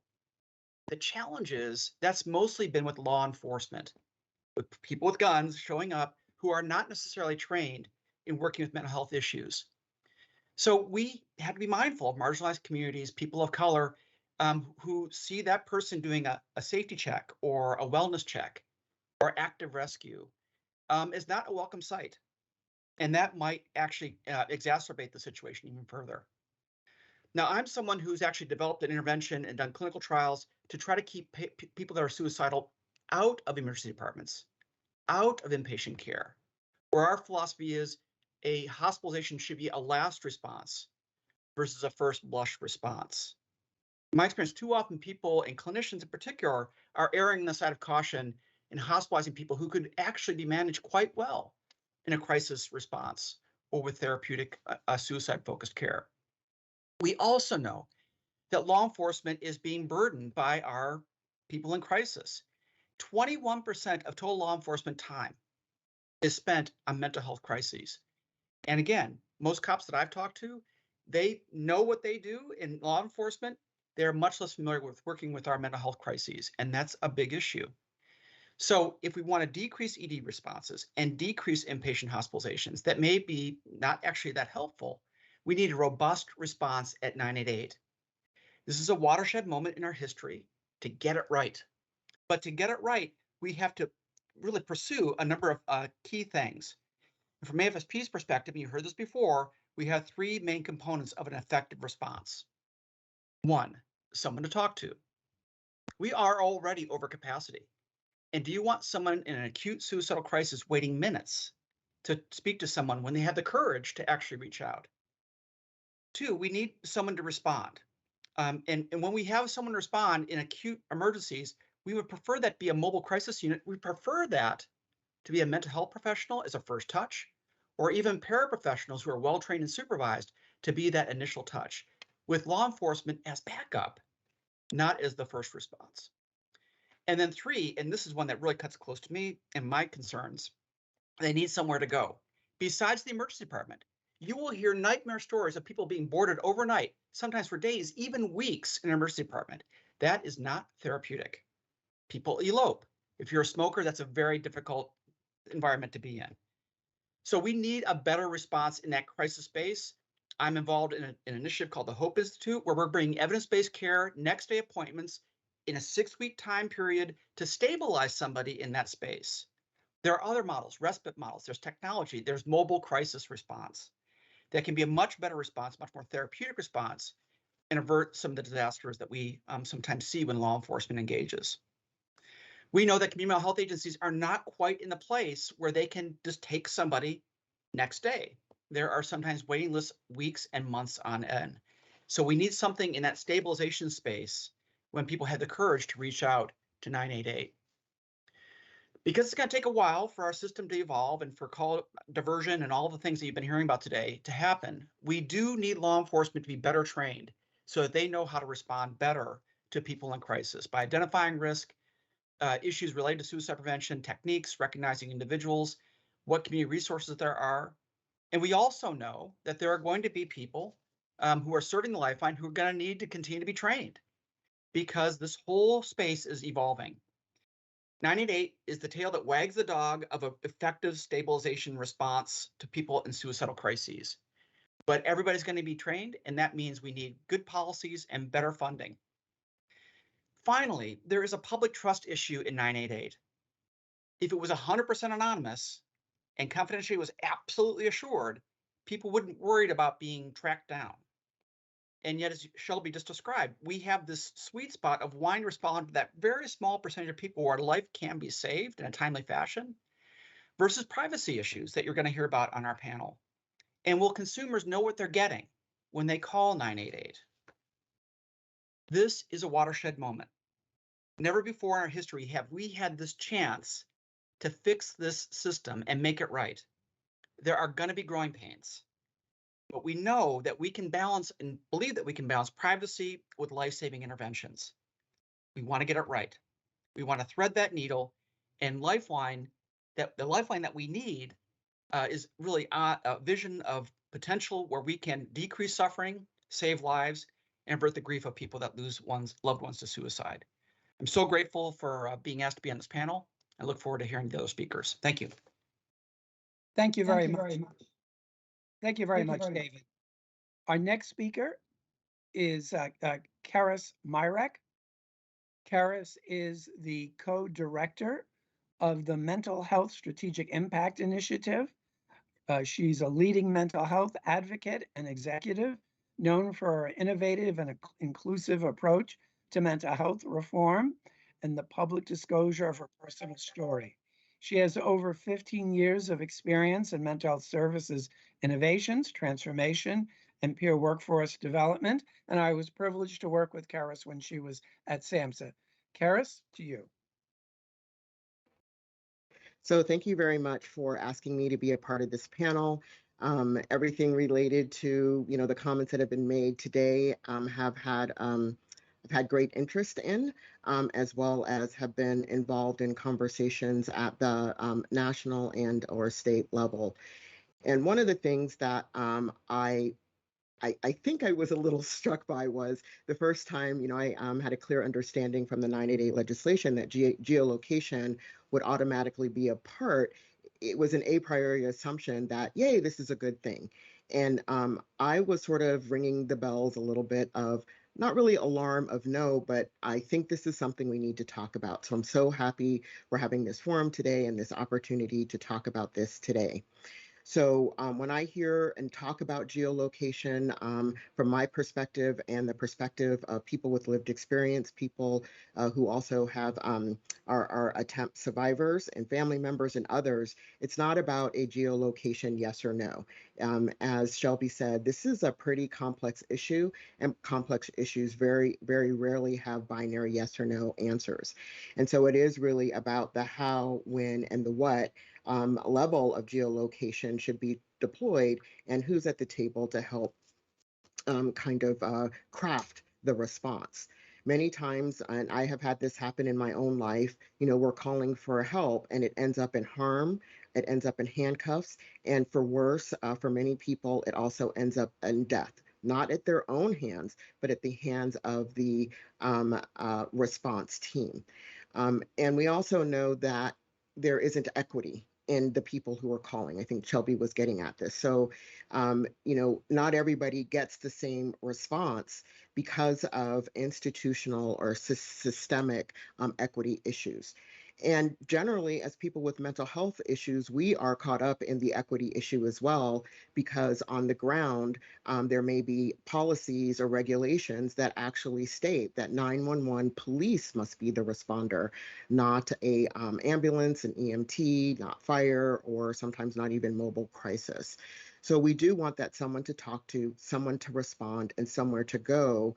But we also want to have it contextualized in the frame of confidentiality, consent, collaboration, and we also need to know who owns the data and how is it being shared.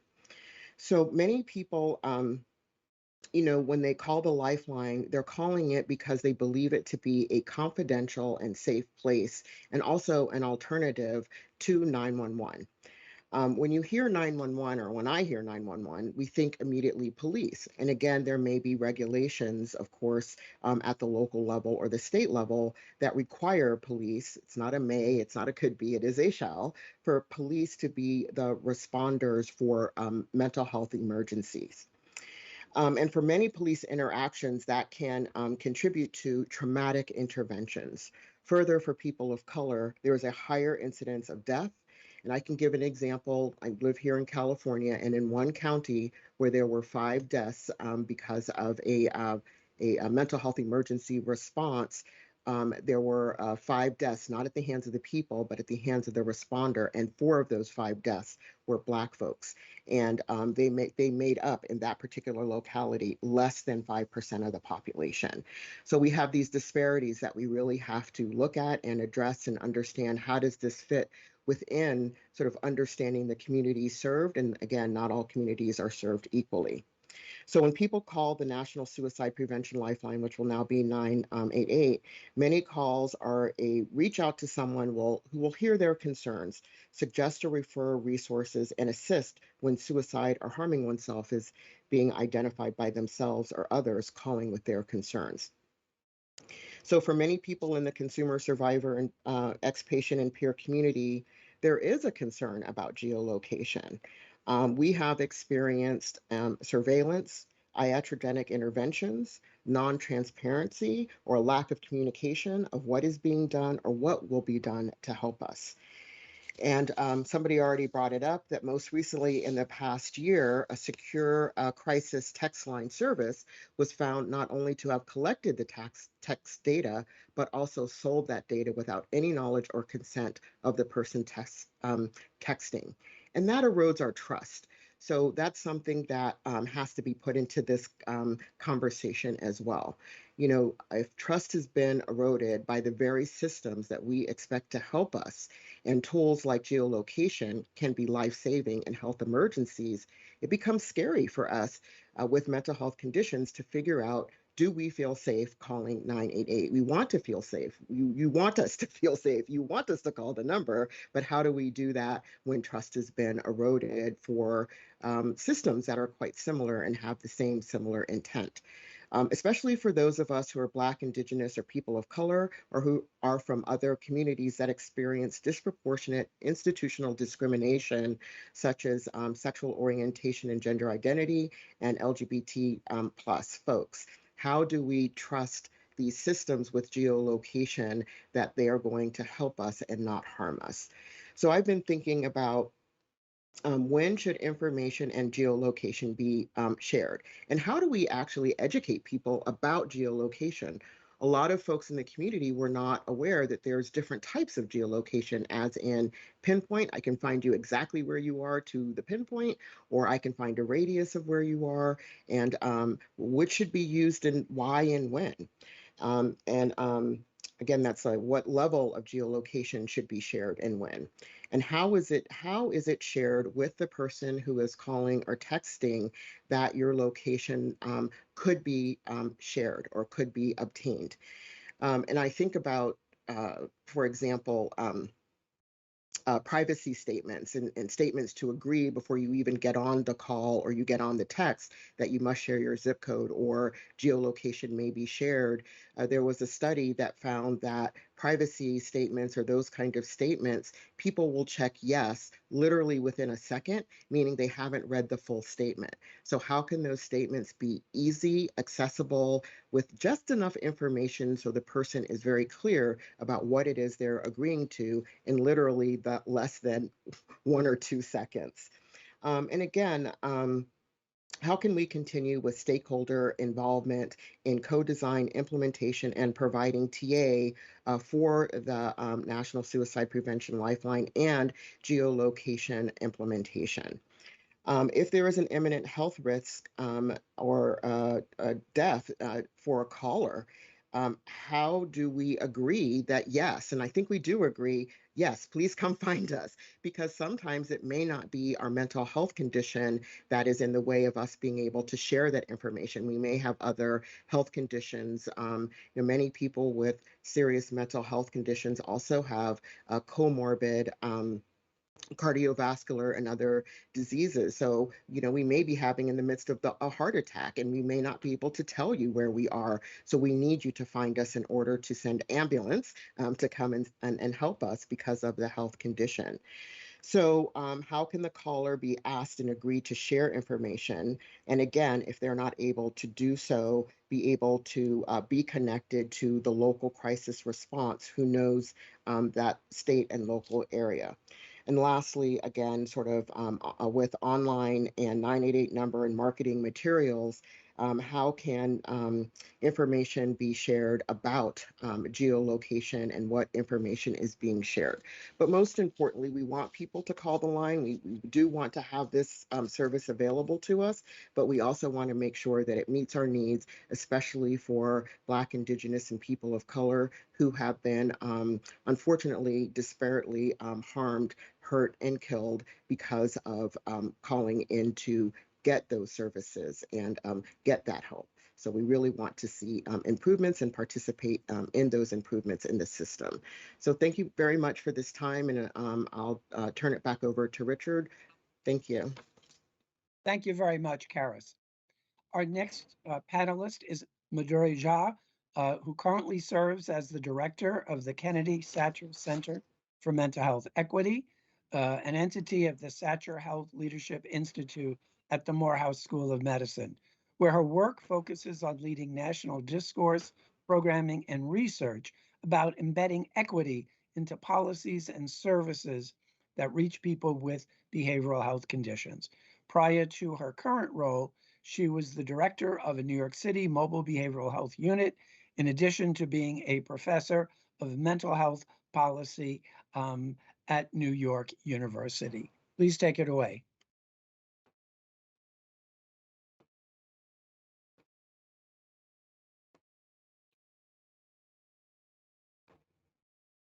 You may be on mute. Realized that I'm muted. Apologies. Another day in virtual paradise. It's a pleasure to be here. Thank you so much for having me.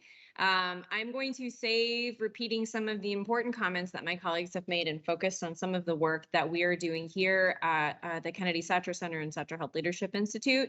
We are a center that was founded jointly envisioned by the 16th Surgeon General, Dr. David Satcher, and former Representative Patrick J. Kennedy. Our commitment is to advancing mental health parity and health equity for people living with substance use and behavioral health disorders, as they are the authors of the Mental Health Parity and Addiction Equity Act.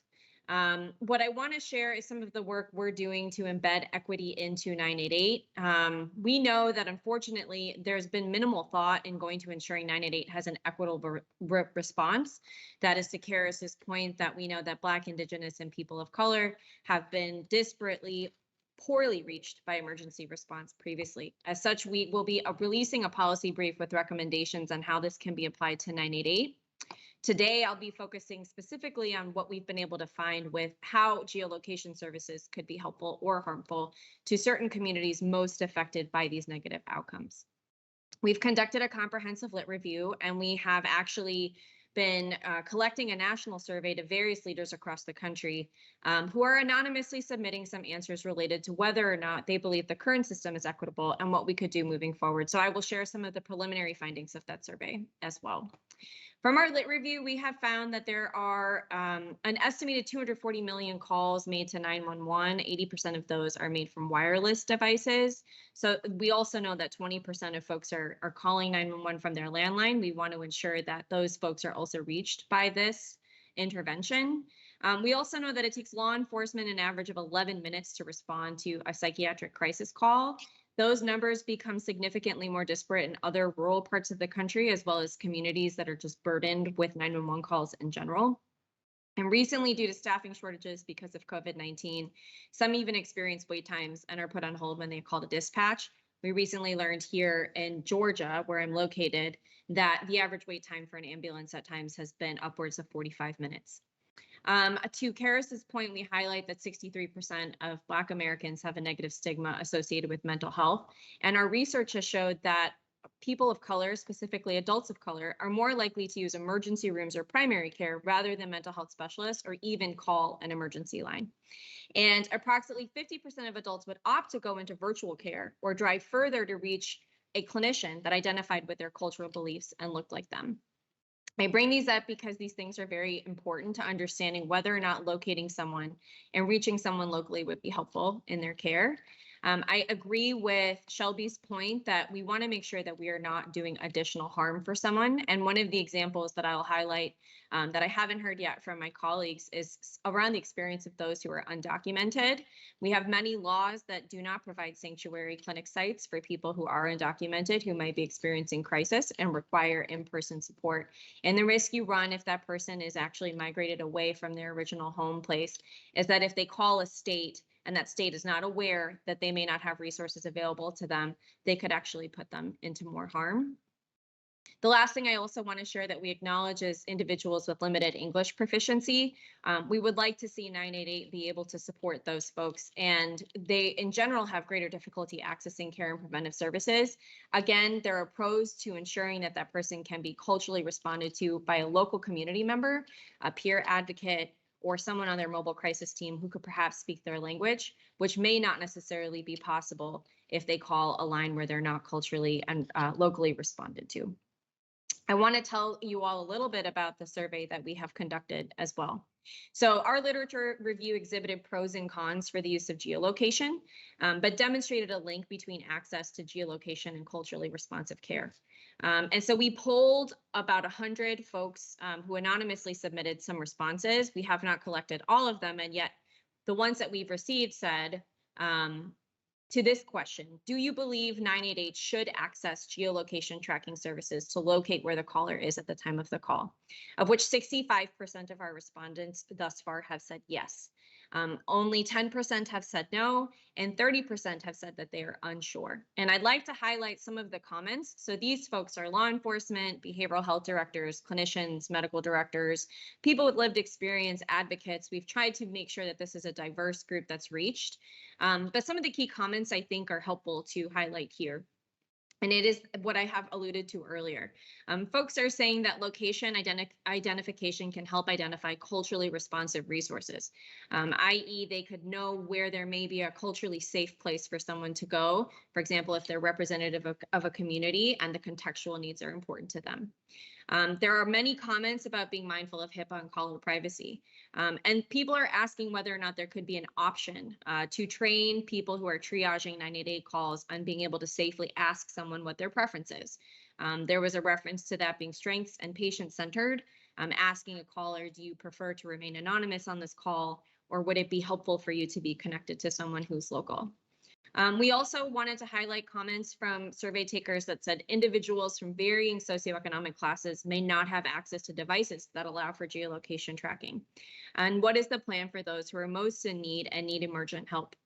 And that it can help in extreme emergencies, but needs to be used with caution, to Karis's point that many outcomes have ended up fatal, unfortunately, when people are not appropriately reached. Lastly, we want to highlight that leveraging geolocation technology is a tool that before now was not available in the life-saving toolkit and should be leveraged. We haven't thought about that being something that's valuable.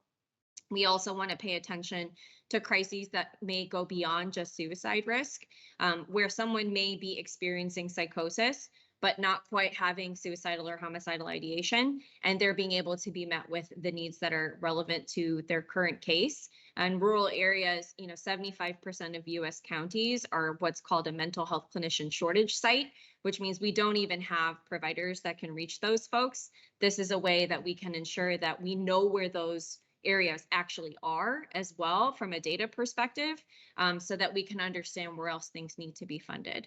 And we always want to acknowledge the potential unintended consequences of people becoming aware of geolocation capability and deployment, which could potentially lead to not making a call in time of emergency. But I will highlight that I spoke to 50 local leaders here in Georgia last week, and it was a mental health panel, and these were folks who were police chiefs, medical directors, district attorneys, folks who are part of a leadership council here locally. And I asked them, do they know what 988 is? And best believe 0 said they did. There has been no information as well provided locally, I can say at the state level, in many states, to ensure that the consensus is also generated from those who would be first responders in those situations, or have legal implications of understanding what geolocation could mean in the event that someone is in crisis and life is lost. So I'll stop there and ensure that I'm also addressing any questions that could be answered afterwards. Thank you so much. So our next and final speaker is Hannah Wesolowski. She's the Chief Advocacy Officer at the National Alliance on Mental Illness. In that role, she leads NAMI's work to enact policy change that will improve the lives of all people affected by mental health conditions. She came to NAMI in 2017 with more than a decade of experience in advocacy at the Public Affairs Council, the American Speech Language Hearing Association, and the American Institute of Architects. Hannah? Richard, thank you so much. And on behalf of NAMI, I'd like to thank the leadership at FCC, HHS, and SAMHSA, along with the VA, for planning such an important discussion. And I want to thank my fellow panelists that have raised critical considerations today. NAMI is an organization comprised of people living with mental health conditions and their loved ones. Unfortunately, too often we experience the trauma and tragedy of a crisis when we can't get the help that we need. And we're really on the precipice of being able to reimagine crisis response, but there's still so much work to be done. As has already been emphasized today, when you are in a suicidal or mental health crisis, seconds matter. In 2020, there was 1 death by suicide every 11 minutes. So applying that math, just since this panel has started, 3 people have died by suicide. And during that same time, law enforcement has undoubtedly responded to someone in a mental health crisis and lacked the tools and resources to truly help them. Every year, countless individuals and families are wading through the patchwork of emergency systems, services, and crisis numbers that we use for mental health emergencies. And 988 has the potential to change that by making it easier to quickly access suicide prevention and mental health crisis intervention services, and really serving as the entry point to a crisis system that provides a mental health response to those in crisis. NAMI is deeply grateful to the FCC for its work to ensure calls and texts made to 988 are routed to the Lifeline network. This will save lives. We heard this earlier, but it's worth repeating. A person in crisis is best served by talking to a local crisis call center that can help connect that person to local resources. We want people to get well and stay well and not cycle back into crisis. Today, at least 10% of adults, and likely far higher, have an area code that doesn't match where they live, and I'm one of those people. But area codes are currently used to route calls to the Lifeline, which might connect a person calling for help to the other side of the country and delay needed assistance. We've heard from NAMI members who want to ensure that they and their loved ones are connected to local care when they dial 988. When I'm talking about 988, I get the same question from many NAMI families who have adult children that are still on their cell phone plans, but now live across the country.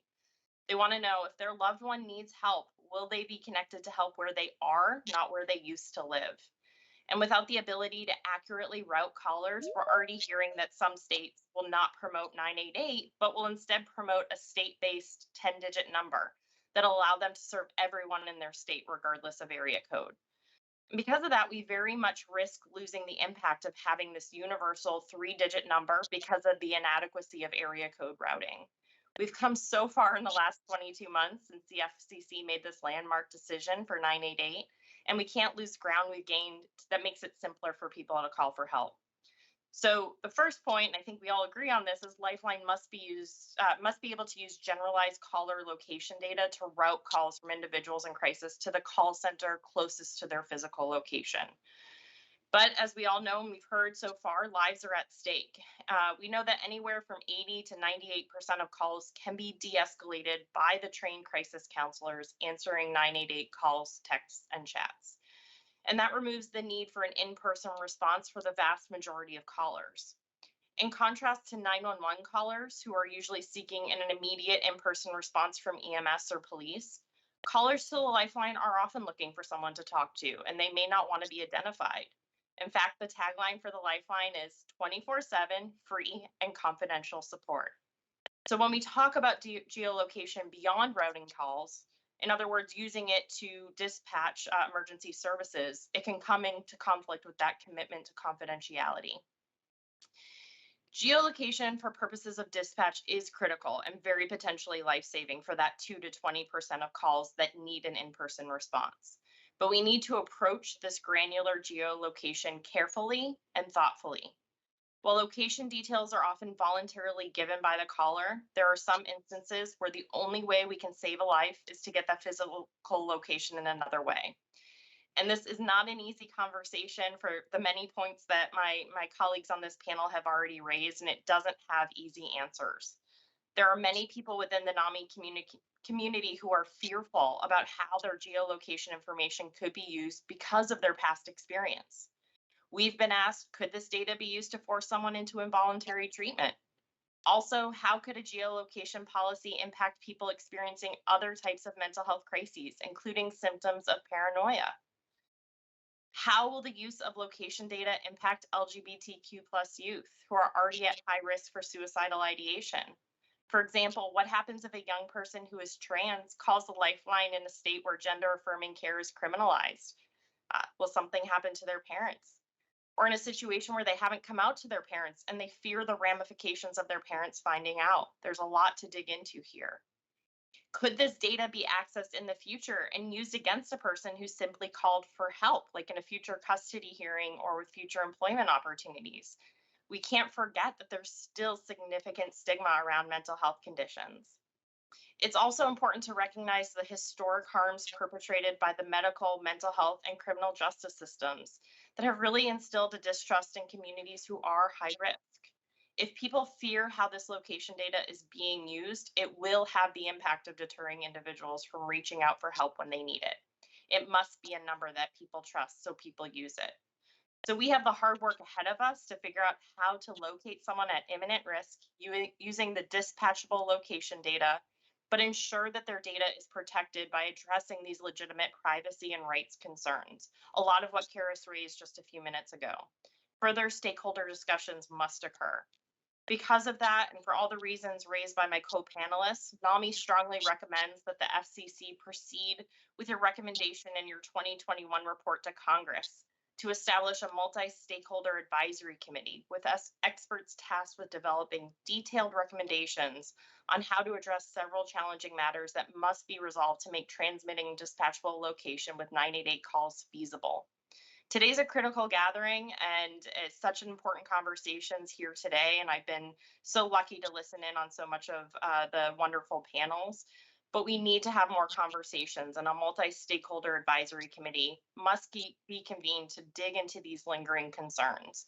And the committee must include perspectives of those who have historically been impacted by our existing response, including Black, Indigenous, and people of color, people with disabilities and serious mental illness, and the LGBTQ+ community. These conversations also need to include the young people from underserved communities who could face safety concerns if their location is shared. Stakeholders need engagement, confidence, and trust from and in the system that is being built to meet their needs. We can't let privacy concerns stop us from making this progress and getting help to people who need it, but we also have to do the hard work first to address these concerns. Thank you for the opportunity to be part of this dialogue today and for the work that you're doing to help everyone in a suicidal and mental health crisis. Thank you so much, Anna. So we do have a short period of time for questions. There is one I would like to pose to any of our panelists to respond. Hopefully we'll have enough time for each one to respond if they wish. You know, if I might generalize part of what I'm hearing, it's that, you know, one theme here seems to be that geolocation for 988 can be life-saving, but that there needs to be safeguards on its use. So my question for any of you is, do you have any recommendations for what kind of safeguards you think might be of important or be of value regarding geolocation?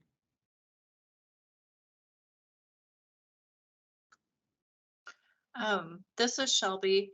I would like to see something similar to, you know, like if there is a HIPAA violation or something that there are fines, you know, that centers would know if you use this data not for its intended use, that your organization could be fined.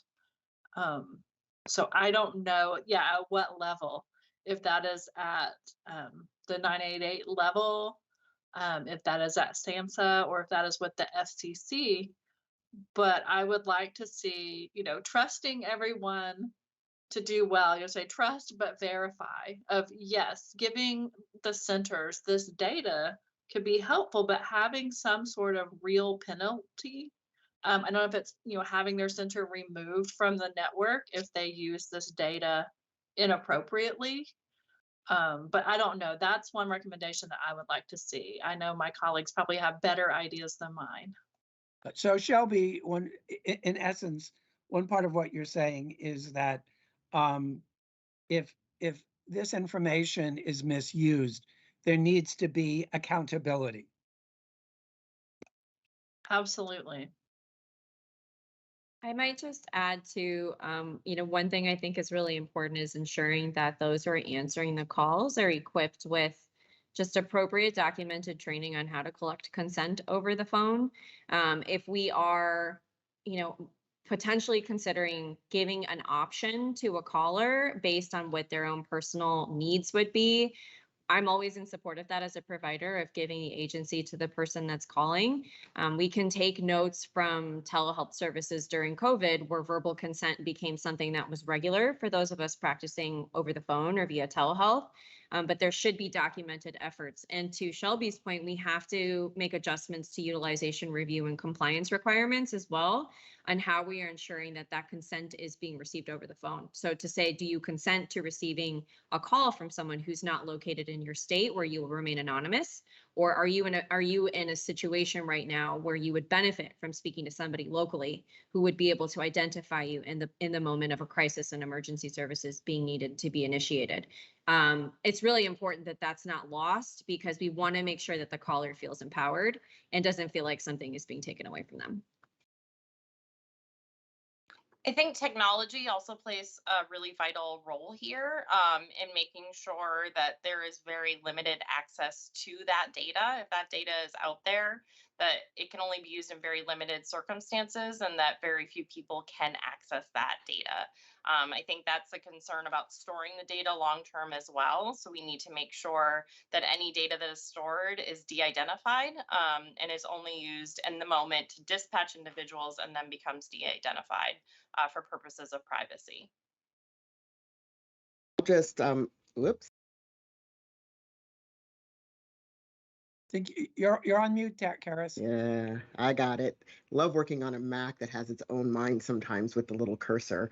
But I would add that you know, anything that is about sort of geolocation consent and preference, that is known in a variety of ways, so that it's not something that just the call center knows or that the agent knows, but that the caller is aware of, so that they're even consenting to even make the call or even text to begin with, that they're already entering in with some knowledge about, yes, I want to do this, or no, I'm really not comfortable doing this, I'm going to call another number. Yeah, that's the only thing that I would add to that.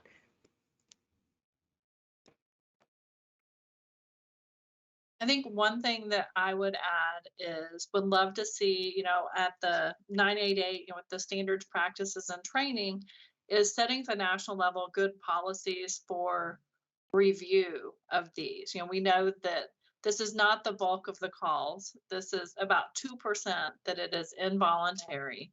And that is a small enough volume for most centers to have some sort of standardized review practice internally on, looking at them once a month. I know when I ran a crisis center, we looked at any call that required outside, got a special review process. There was a staffing for each one of those. There are centers much bigger. Bart Andrews Center, well, much larger, too big to do that, but to have some sort of internal review that this is seen as serious, that this is a process. Most callers would use that for a mobile dispatch, would willingly say, yes, here is where I am. And we could track them just like an Uber driver. And they could be like, yes, that person is 2 minutes away. But for those where it is done on an involuntary basis, I would like to see policies for a review for each case.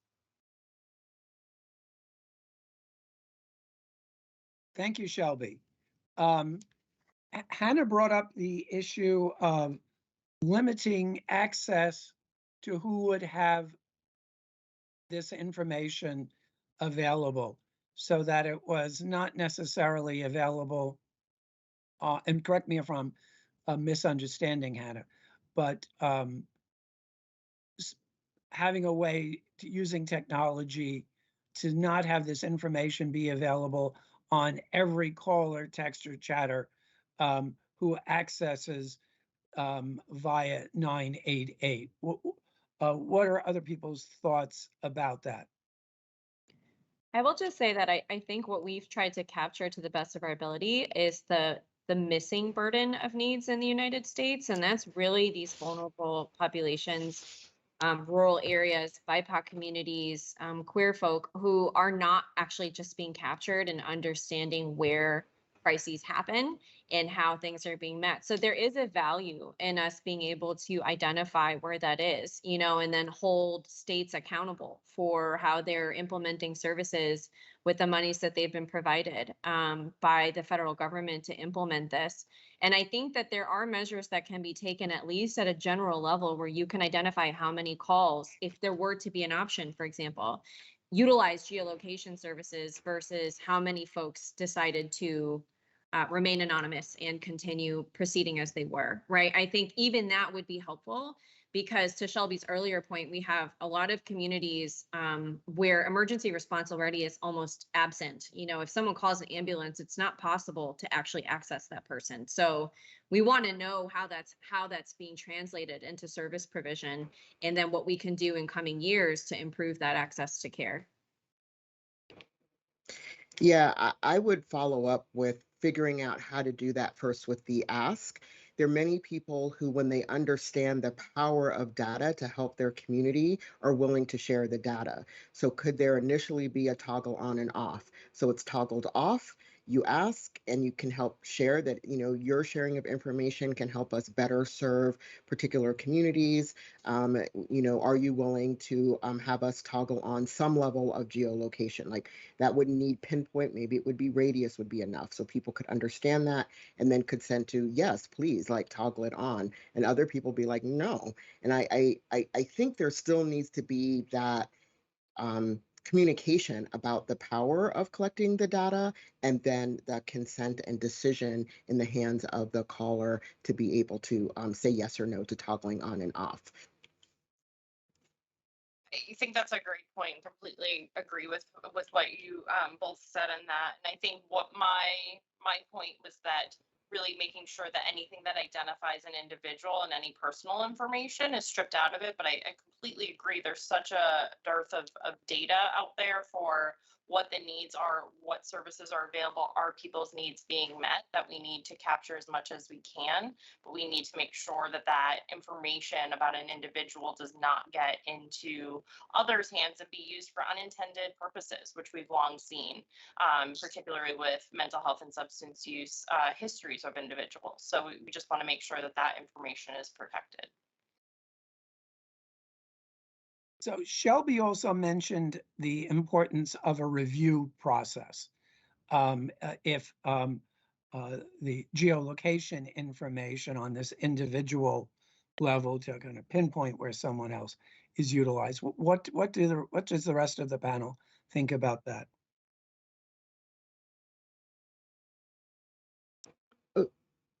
Did Shelby also bring up an oversight kind of committee? I'm always around the oversight groups that are made up of people that are both government and non-governmental, people with lived experience, unserved and underserved communities, and a youth being able to be a part of accessing, and again, sort of accessing appropriately because it is people's data, right?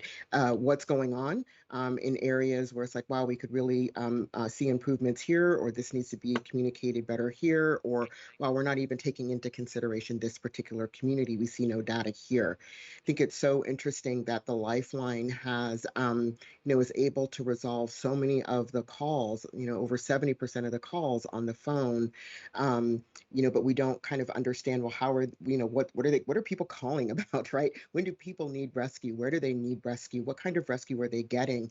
How can we actually, as if we use the word commission or stakeholder group, be able to partner in understanding and utilizing that data to help our communities and also help the services improvement? And yes, sanctions too. I know we have to get sanctions sometimes, but that's all about improvement. Thank you, Karis. We just have a minute left. Let me ask one final question. Hannah, if I understood you correctly, NAMI was calling for the establishment of a formal federal advisory commission on this issue. What do the rest of the panelists think about that? Full support of it. I think all of us in our own way are establishing our own policy recommendations based on our own expertise, and there's no reason why we shouldn't be all at the same table assisting, ensuring that this is truly a monumentous moment that's executed appropriately.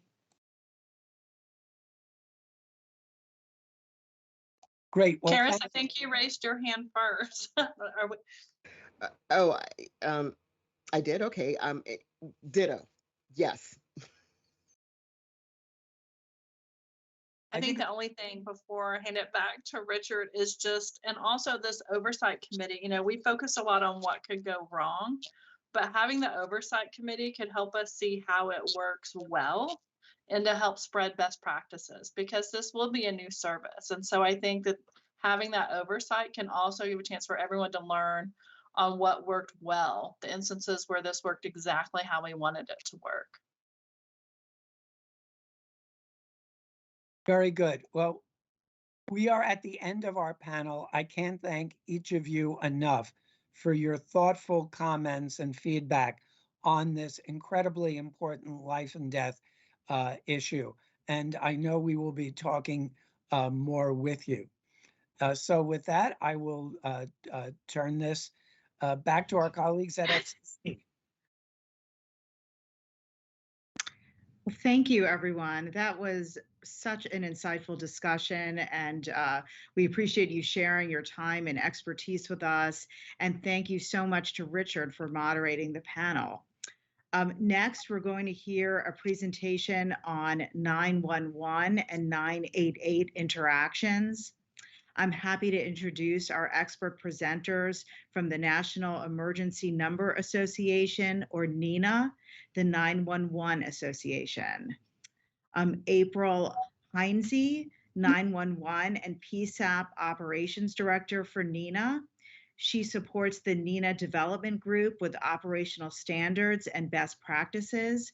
She educates, advises, and advocates for 911 and PSAP operational issues on behalf of NENA with various industry and associations and governmental entities. Also joining us is Brandon Abley, NENA's Director of Technology. In this capacity, he works with a community of experts in the development of NENA technical standards and advises, educates, and advocates on technical issues for the emergency calling community. He represents the United States Public Safety and 911 with a variety of standards development and advocacy bodies, including ADIS, ETSI, IETF, and ENA. We welcome you both today, April. We will begin with you. The call is yours. Okay, great. I think I have some slides. Yeah, if you want to start with the NENA interaction slide, you can, next slide. There you go. Great. Well, good afternoon. First of all, I'd like to thank the FCC for allowing us to speak on this very important topic. 911 is used to working with crisis lines today for imminent threat of harm situations. As John Draper mentioned earlier, NENA created a suicide and crisis line interoperability standard to address these situations. We're now working on a 911 and 988 interaction standard. This standard will build on the current standard and provide a uniform best practice for 911 and the new 988 system. It's important to note that standards work does not happen overnight. With the limited amount of time we have to work on the standard prior to our go live in July, we've decided to do a version 1 that will focus specifically on the current environment that we have today.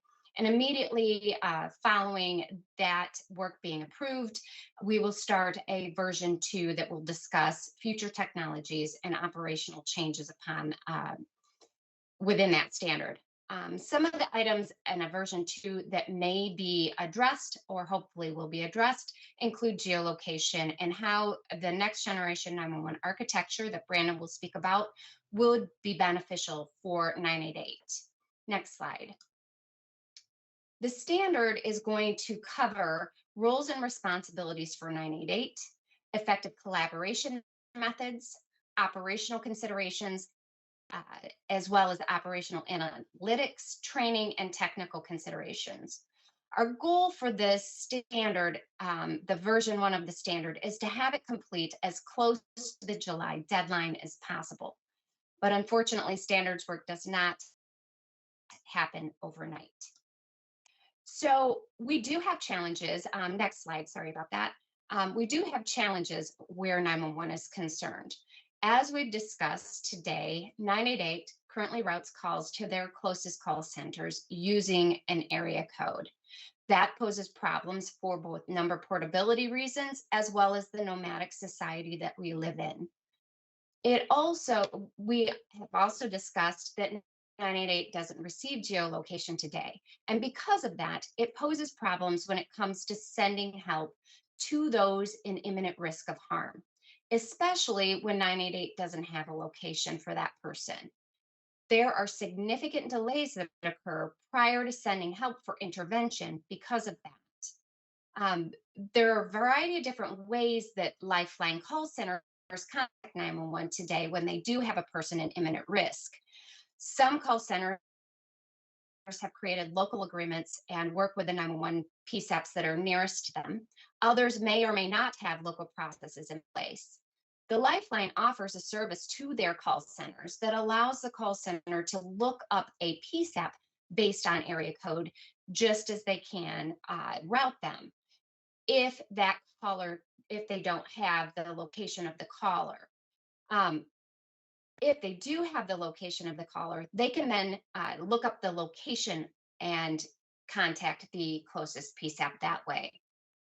If it's routed to a PSAP by area code, the PSAP or the 911 center must go through an exigent circumstance process to determine location prior to us being able to send assistance. If the and the problem with that is we end up finding that many of those calls to those PSAPs are not actually part of their jurisdiction. So there's an additional process that has to take place where the PSAP has to do an additional lookup to determine the appropriate 911 center, contact that 911 center, and turn all of that information over before the dispatch can occur. Once 988 has began marketing and marketing takes place, 988 will receive calls that should have gone to 911. 988 will need to put into place protocols and technology to transfer those calls to 911. If a location cannot be ascertained, then exigent circumstance processes also have to occur in those situations. The slide you see in front of you is a depiction of a timeline for an exigent circumstance lookup. This is, I think it's important to note that this is a best case scenario of an exigent circumstance lookup. And on the best case scenario, it typically takes somewhere between 15 and 20 minutes. It's also important to understand that this timeline is an approximation and based on one of many different variations on how this process has to occur, because those processes are set through either both state statutes and local protocols. I think it's also important to note that most states require law enforcement involvement whenever an emergent or exigent circumstance lookup process is initiated. So, and understand that there are many variations on these situations that can take place that can expand or reduce these times. As we heard earlier, some of these situations can take up to an hour before we can even send an intervention. And that's just simply too long. We've discussed at length today throughout this entire forum, the power of geolocation. But on this slide, the next slide, sorry, if you can do the next slide. I think the most important thing that we can do is this will allow for better outcomes for individuals who are in imminent risk of harming themselves. And that is very important because seconds matter. At this point, if you go to the next slide, I'm going to turn it over to Brandon to talk about the technology.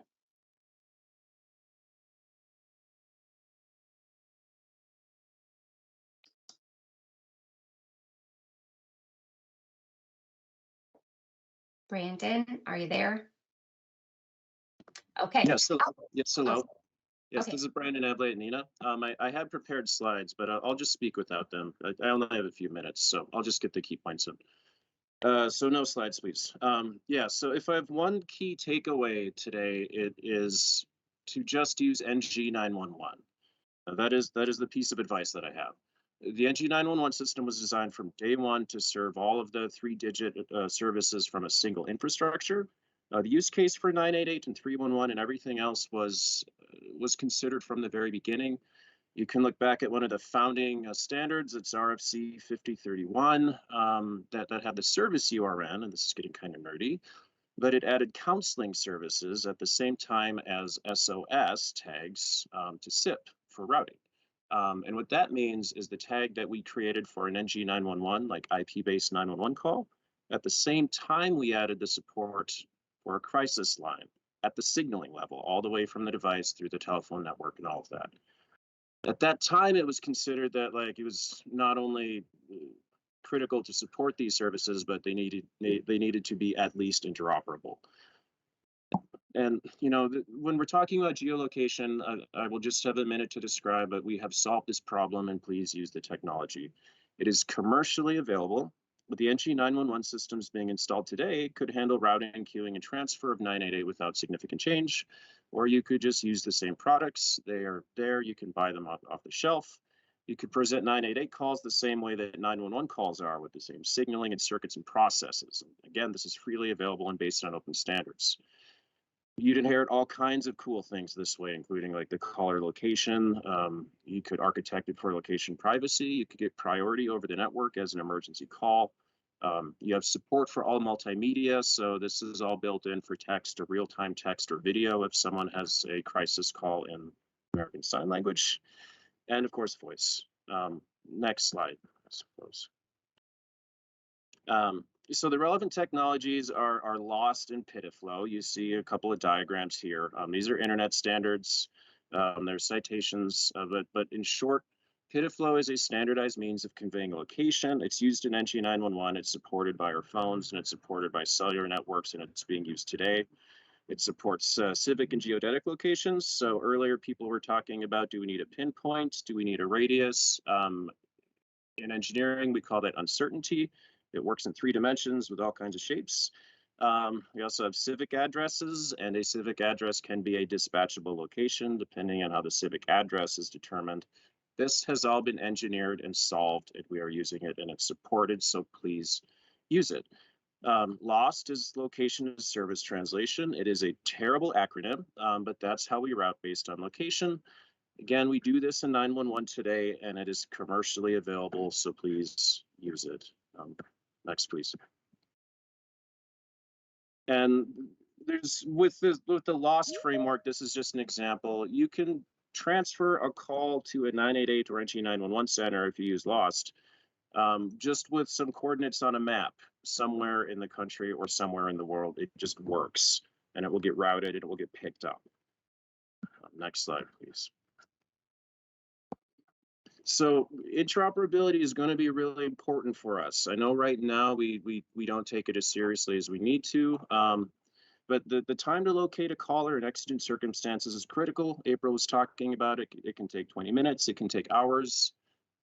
If you just adopt NG 911 technologies, this can happen instantly. Now, this needs to be configured to support this use case, including location privacy, but the technology can do it. There will be some R&D, of course, but again, from a technology perspective, these things have been solved with open standards-based free technology, and I just encourage you to use it. Next slide, please. So here are just some things that you would just inherit using this. So again, we only have a few minutes then between you and the break with the FCC's absolutely excellent hold music. So I will just close. Calls to 988 are going to increase exponentially once public education about it really begins and it launches. By that, I mean two crisis lines with the three-digit number. And when those calls increase, the number of imminent risk calls that 911 has to deal with will increase. And also, when people have another 3-digit number that starts with 9, some people are going to dial that number when actually it was meant for us, when it should have been a 911 call. Without interoperable technologies and processes, we are going to be in a lot of trouble. The relationship between 988 and 911 is inevitable and inexorable. They have to work together. We have a long history in public safety technology and our operations where when things don't work together, the lack of compatibility is sometimes a contributor or the cause of bad outcomes, sometimes at great human cost. We have the opportunity here not to repeat this mistake again. Thank you.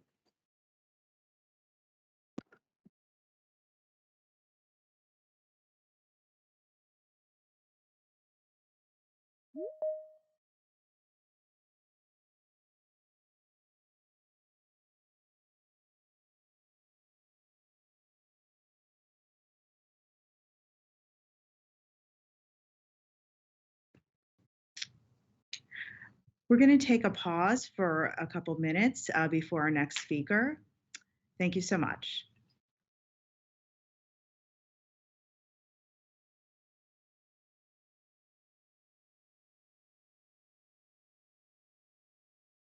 Welcome back.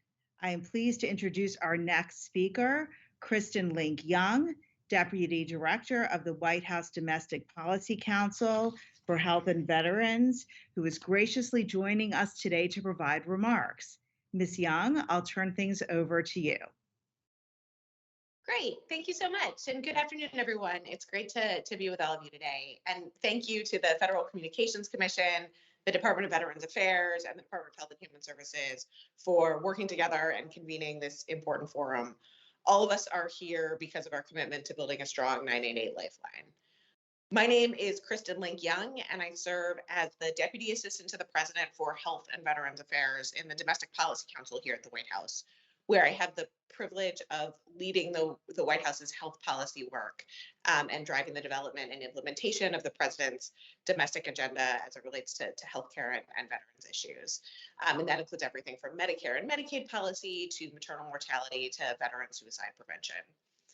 I understand that you have heard from many of my colleagues across the federal government today about how critical 988 success is to this administration.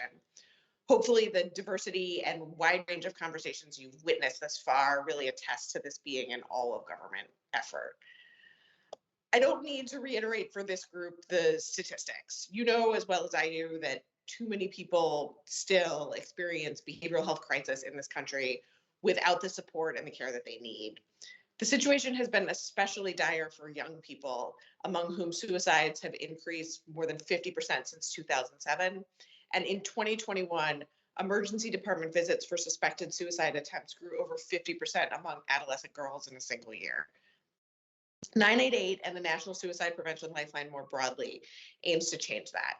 This administration sees 988 as a catalyst for transformed crisis care infrastructure in much the same way that over time, 911 spurred the growth of emergency medical services.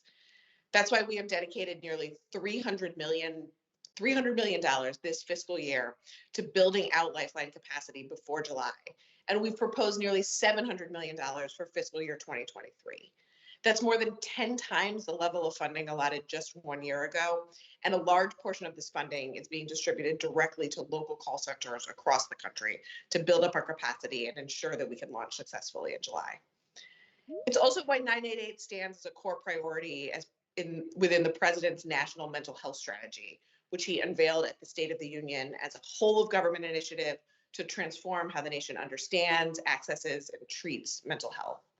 The president's strategy is built around three fundamental goals.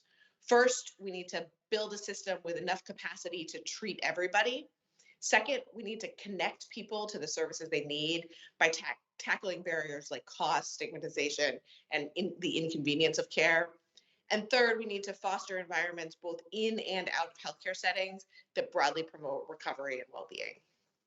But we can't achieve progress on those goals alone, and the success of 988 will rest heavily upon your leadership and upon the vision and commitment of state, territorial, and local officials working in concert to build system capacity and make additional investments to shore up crisis care across the country. As Secretary Becerra mentioned earlier, we're really working across federal agencies and across the federal government to ensure that 988 is fully supported and can effectively connect people to care. Part of meeting people where they are and connecting them to the right care is knowing exactly physically where they are located. And geolocation-based routing will, as you know, prove critical to ensure that 988 calls are correctly routed to the nearest appropriate local call center, and that eventually mobile crisis teams and other emergency services can be dispatched promptly and accurately to any at-risk caller. At the same time, we completely understand that geolocation raises important privacy, technical, and legal challenges, which are incredibly important to unravel and begin working through. It's convenings like these that allow us to bring the key issues out into the open and to forge a path forward. I hope that this is the first of many opportunities that we take together to gather and collaboratively consider and discuss the various dimensions of this issue as we think through our best next steps in moving forward in an effective 988 that builds geolocation into the system. Through it all, our objective should remain clear: to transition smoothly to 988 this July and to create meaningful, coordinated, interagency crisis care continuum services where no one falls through the cracks. This is an all hands on deck moment, and I'm proud of the work that has been done to date to charge forward. And I look forward to working with all of you and our federal partners to meet the country's growing needs. Transformation of this scale is not easy, but too many Americans are struggling with suicide and crisis without sufficient support and care. And the work we're doing together can and must make these life-saving services more easily available to folks. Thank you again, and we look forward to continuing the conversation.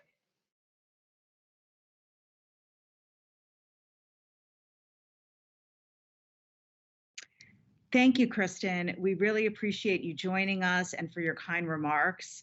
We thank you and the White House for the support. The next agenda item is a presentation organized by our federal partners at SAMHSA about the current and future technology used for the lifeline and location data usage. Presenting on behalf of Vibrant Emotional Health is Grant Reevy, Chief Technology Officer for Vibrant. Welcome, Grant. I will turn things over to you. Thank you. It's my privilege to be here today. If we advance to the next slide. Briefly, we'll cover some of the topics that we already have touched on today.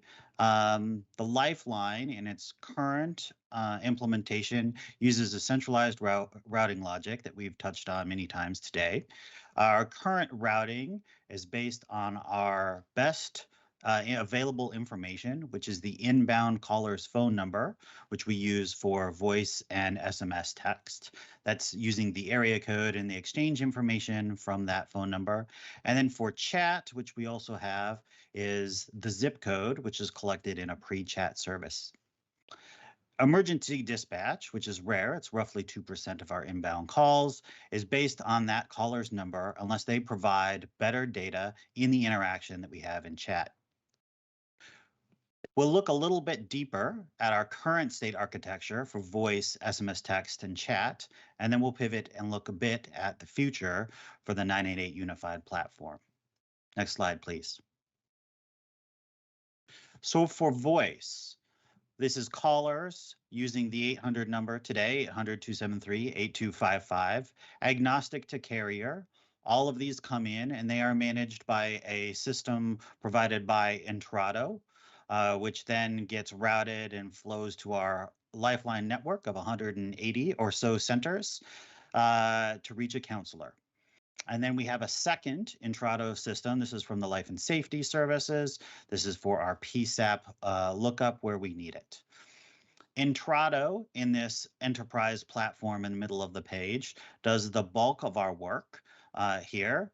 The caller number and called number are collected through ANI service and DNI service. We do some automated routing based on the inbound number called and the identified number of the caller. We will then follow with an IVR greeting and a menu, and the caller can make some additional manual routing decisions.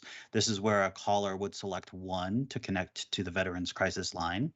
And then finally, we do routing based on caller information. This is the area code and the exchange, which is a geographic routing based on our best information.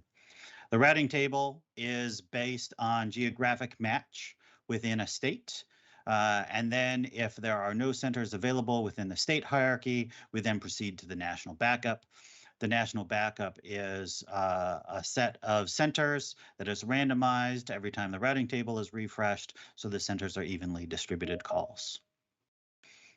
In an emergency scenario, which a crisis counselor would identify, they would consult with their supervisor to affirm that scenario, and then to route that call, a supervisor or another counselor within the center would collect the city-state information from that inbound call, manually do the PSAP lookup, and contact the PSAP directly and pass the relevant information over in that interaction, while the counselor who took the call initially maintains that interaction.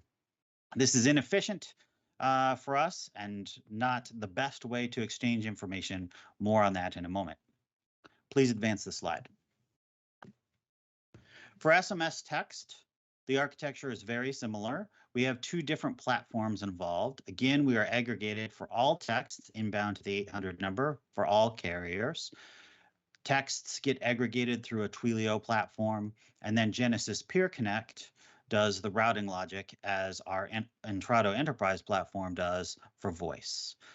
Same logic here. The help seeker is offered a pre-chat interaction where available, and will gather information at that point to assist in routing. We do the same sort of routing based on area code and exchange, which is our best guess geographic, and then we use the same routing table that we do for calls to route based on geographic match.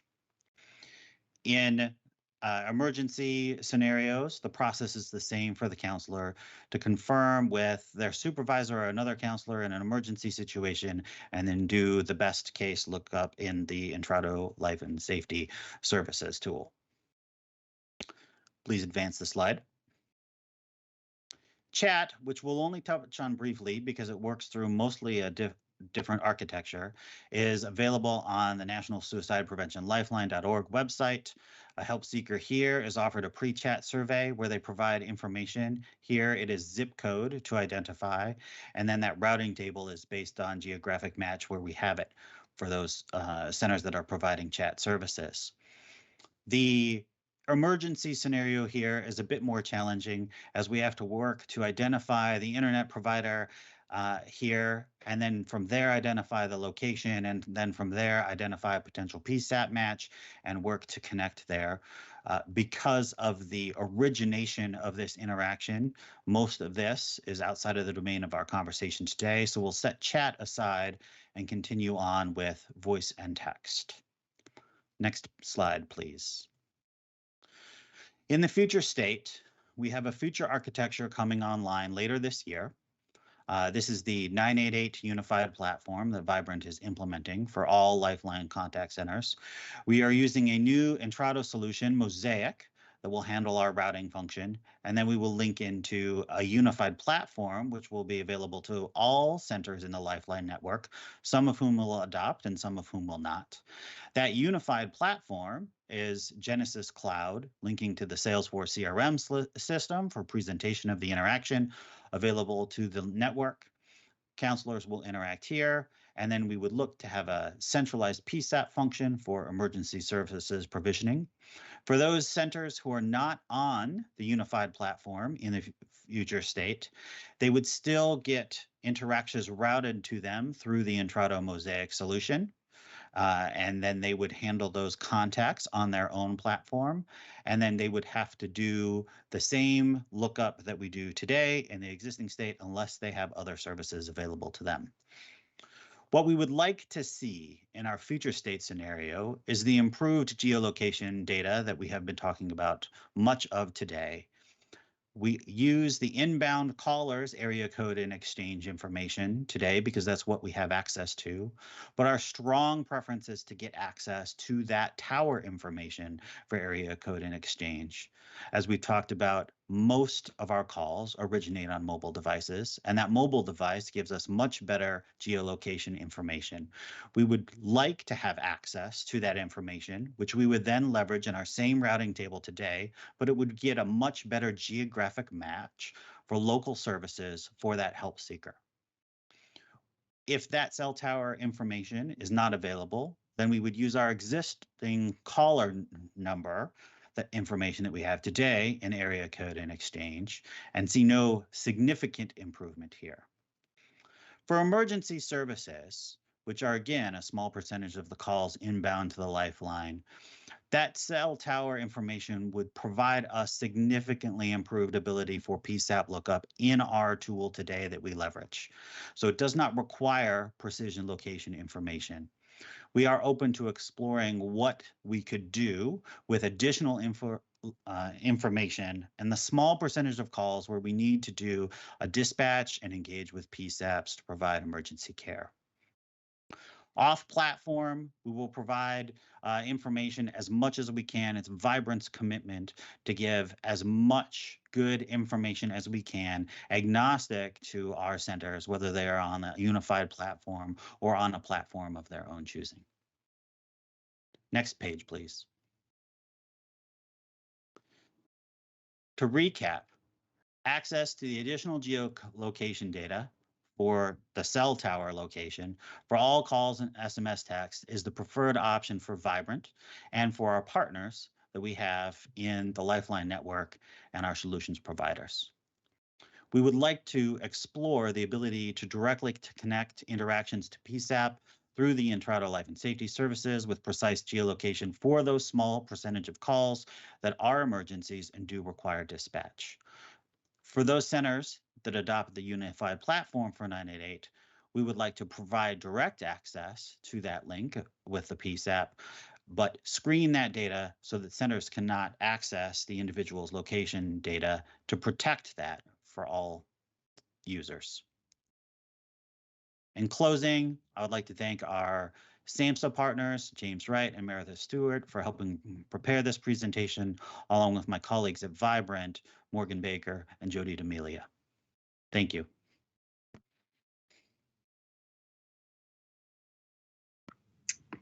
Thank you, Grant.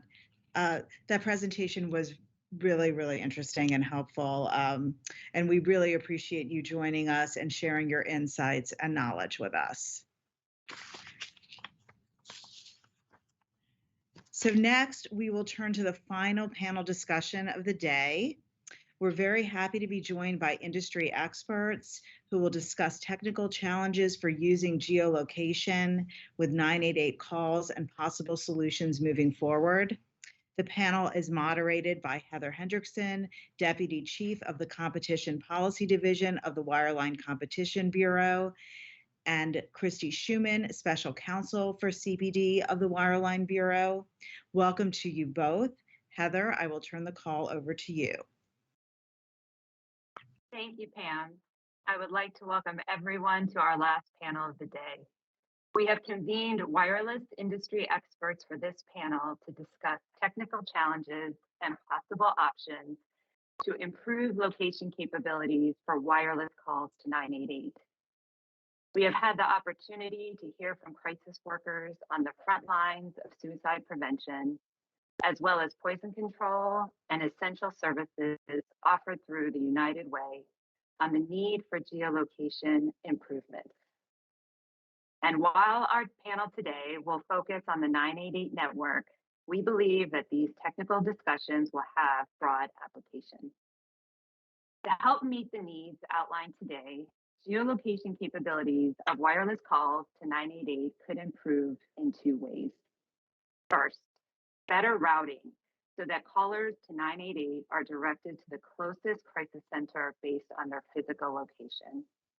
And two, better location information to dispatch crisis responses to a caller when needed. In evaluating these issues for 988, we have the benefit of our experience with 911. We heard from David Firth of the FCC's Public Safety and Homeland Security Bureau that 911 geolocation provides these routing and location information capabilities for wireless calls to 911 through a network infrastructure and legal framework that has evolved over the decades. And while the 911 regulations and network architecture are designed for the specific services provided by 911, it can help frame our discussions as we look at options to improve location capabilities for 988. Our goal for this panel is to take all the information we have learned today and dig into the technical issues involved with improving routing and location information for 988. We know that there are challenges. In the FCC's report to Congress on geolocation for 988, we acknowledge that there are privacy, legal, technical, and cost challenges in developing these capabilities for 988. With this panel, we're focusing on the technical challenges and potential solutions, and we have brought together a great panel to delve into these issues. We hope that this discussion will give us a strong foundation as the Commission and our federal partners continue to work to improve the effectiveness of 988 as a means to reach and serve all individuals who may be at risk of suicide. With that, I would like to introduce the panelists and allow them an opportunity to make opening remarks before we get into the discussion. I will then turn it over to my colleague, Christy Schumann, to begin the discussion questions. First, I would like to introduce Kelly Springer, Director of Technology Services for AT&T. Kelly has worked in the mobility industry for more than 35 years. He has served as the Director of Labs for the past 12 years, overseeing the development and management of the AT&T Mobility Regulatory Program. Kelly was a principal architect managing the E911 roadmap and was Senior Manager of Compliance for the network operations with oversight of E911 compliance. Kelly, I'll hand it over to you.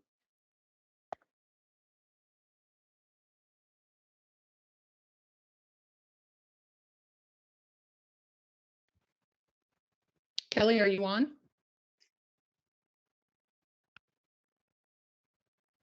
I think Kelly may be having some technical difficulties, so why don't you go on? Okay, sure. Then I would like to introduce John Snap, President of Technology for Intrado Life and Safety. John provides strategic direction and coordination of technical activities within Intrado.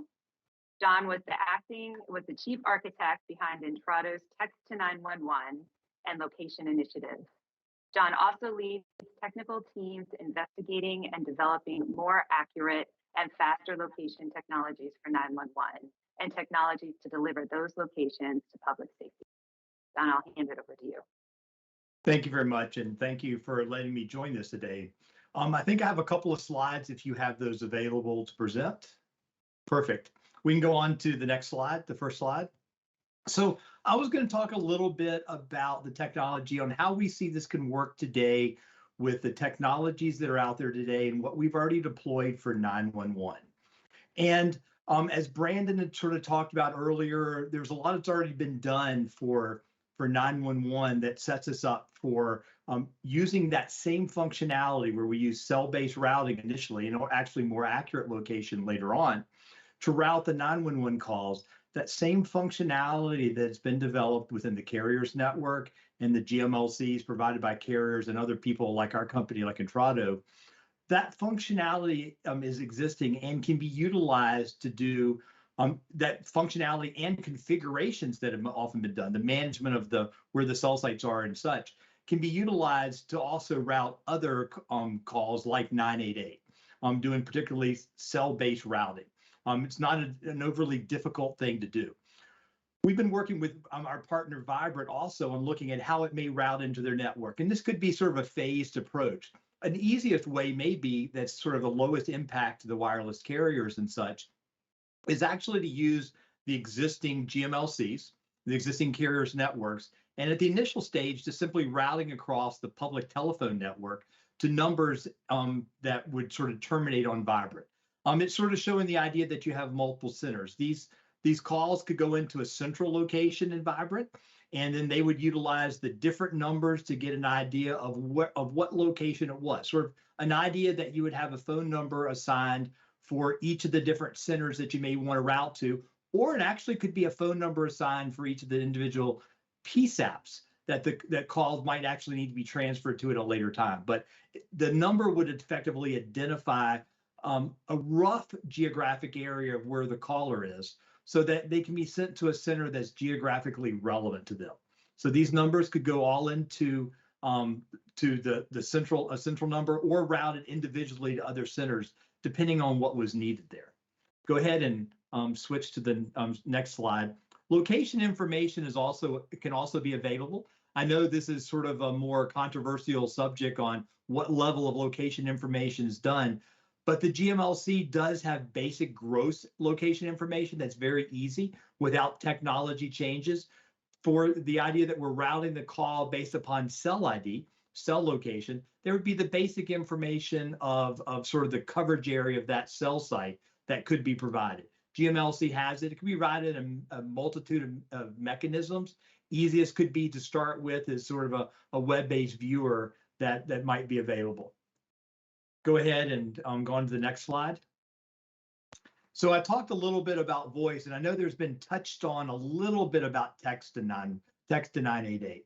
And this is where also we're looking at 911, text to 911, text to 988. The same mechanisms that were put in place for text to 911 very easily, and even easier than voice, could be utilized for texting for 988 to get it to a centralized location with basically location information along with it in a very similar manner that we were talking about with voice. Because today with text to 911, there's no special mechanisms of 911 being utilized there. We're using commercial location and commercial SMS. That same mechanism can simply be used by using the additional digits of 988 to route the call and get that to the proper center. Again, working with our partner Vibrant on that, it can easily route to their center. And then also, if we think about the return, this solves the problem also of making sure we get to the right carrier and such, utilizing a very secure and a very reliable network that was already put in place to 911 to be able to route to the right carrier and have it coming back from the digits 988, that's the same as the user is texting the digits 988. So these are sort of the ideas that we had on how this could be implemented as sort of a first step to get there to enable location-based routing. Thank you.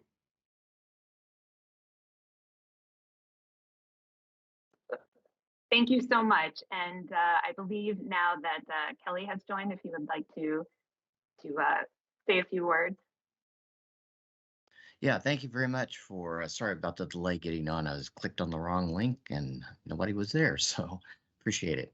Yeah, we've done a lot of work visiting with Intrado as well as discussing with some of our other vendor partners about the possibilities and what could be done. And we see that there's some different avenues that are possible there, but each one will have its different challenges and which one has the possibility of being able to implement quicker than the other. So we agree that there's some things that we can take advantage of that were utilized from the original 911 launch that we did for SMS that could be used for being able to get it directed to the appropriate crisis center in a given area, and that there's also some opportunities that we could look at to leverage 988 texting if possible down the road as we get a little bit further. We've already had those discussions with our TCC vendor, and that would be Intrado. So I think that this is a great discussion, and we're very supportive to the effort. Would like to understand, how much we want to try to tackle at once is going to be the important part of the technical challenges that we're all facing. But what I think what's really important is we all kind of address it in the same way, and that we're tackling it the same way. So it's a common theme across all the carriers whenever someone has a 988 experience. Thank you. Thank you, Kelly. Now I would like to introduce Rosemary Light, Senior Numbering Policy Manager for T-Mobile. Rosemary has extensive knowledge and expertise in numbering with 25 years on the North American Numbering Council. Rosemary began her telecommunications career as an engineer for MCI. She transitioned to the wireless world with Nextel Sprint with the Wireless Number Portability Project.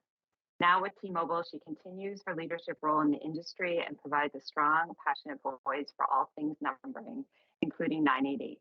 Thank you, Rosemary. Thank you. I'm looking forward to the questions today and more discussions on this. I'm fully in support of that Federal Advisory Committee so that we can do some more work in this space going forward. And I'd like to thank the FCC for hosting this fantastic event today. It's an honor to work on the 988 project for all of these years, and I love watching it morph into something bigger and bigger. It's remarkable. We can all feel so good about contributing in a positive way to society. So thank you. Looking forward to it. Thank you, Rosemary. Finally, I would like to introduce Christopher Cox, Distinguished Engineer, Systems Engineering for Verizon. Christopher has 22 years of voice network and call product experience. He has served in voice call translations, product design, application engineering, and network planning roles during his time at Verizon. Christopher is currently responsible for proactive engineering and voice product design for the Verizon wireless network. His roles include design and maintenance of jurisdiction-based call products in a national voice network context. Thank you, Christopher. Good afternoon. Thank you very much for the opportunity to participate in the efforts to improve 988 and some of these other vital services. Thank you. And I will now turn it over to my colleague, Christy Schumann, to begin the technical discussion section. Welcome, everyone. As we heard in discussion today, there's a need for improved call routing to the lifeline, particularly for wireless calls, where the area code of the handset does not correspond to the appropriate call center for the caller's location. This is a growing problem as more and more users rely on their wireless phones when they travel or keep their phone numbers when they relocate to a new area code. With that in mind, we'd like to explore some routing solutions that are out there today for other services and how they might be adapted to improve routing for 988 calls. Let's jump right into some questions and discussion with our panelists today. First, we understand that today 911 calls are mostly routed to the appropriate PSAP based on the cell sector serving the 911 call. Could that technology be used to better route 988 calls? What changes would be needed to equipment and networks to make the same call routing work for 988? Are there any obstacles to making this work for 988 that we should be aware of? Kelly, can you start us off with thoughts on that one? Sure, we've actually already started looking into this. It's we can leverage some of the same development that we did for the 911 routing we did for site and sector, and working closely with our hosted GMLC vendor, we could work with them to identify what's the best way to route to the appropriate crisis center. So I think we'd have to build that geo mapping in the hosted GMLC, and then what we'd have to do is then go into the calling digits, how we set up, and have that set up so that the internal network could take a look at the call, where it's routing from, as far as which cell site it's coming off of, and then leverage that. So there is opportunities to route and use some of the things we already have in place. Okay, does anyone else like to jump in on that question? Nope. Okay, we'll move on to the next one then. We understand that wireless calls to N11 numbers, such as 211, 311, and 811, are routed locally to the appropriate call centers, but in a way that's different than routing for 911. Can you please explain how N11 calls are routed from wireless handsets and how it's different than 911? Chris, could we get your thoughts on that first? Certainly. Generally speaking, emergency services 911 calls rely on an arrangement between a carrier originating service provider and a numbering authority, a numbering provider, right? So the folks from Intrado provide this service, as John illustrated. But we're generally sending a query outside of the carrier's network to learn routing information about where to send that call. In the 911 space, that query also carries the information that prompts and allows the delivery of location information. For a little more conventional or standard non-emergency 911 service, what is actually being performed in most cases is actually routing within the originating carrier's network. So we have mapping for each of the products that we maintain: 211, 311, 811. And when a request is received from a given agency for one of those products, we ask them for the coverage boundaries, and then we implement within our network, the carrier's network, the rules that actually translate that those calls in that area to the appropriate access number. And then that access number gets routed out over generally public telephony networks to reach the destination. So the primary difference is kind of where the decision is being made in those cases. In one case, we're actually asking another authority to give us that routing information, and in the more conventional cases, we're actually doing that ourselves. Okay, did anyone have anything to add on that?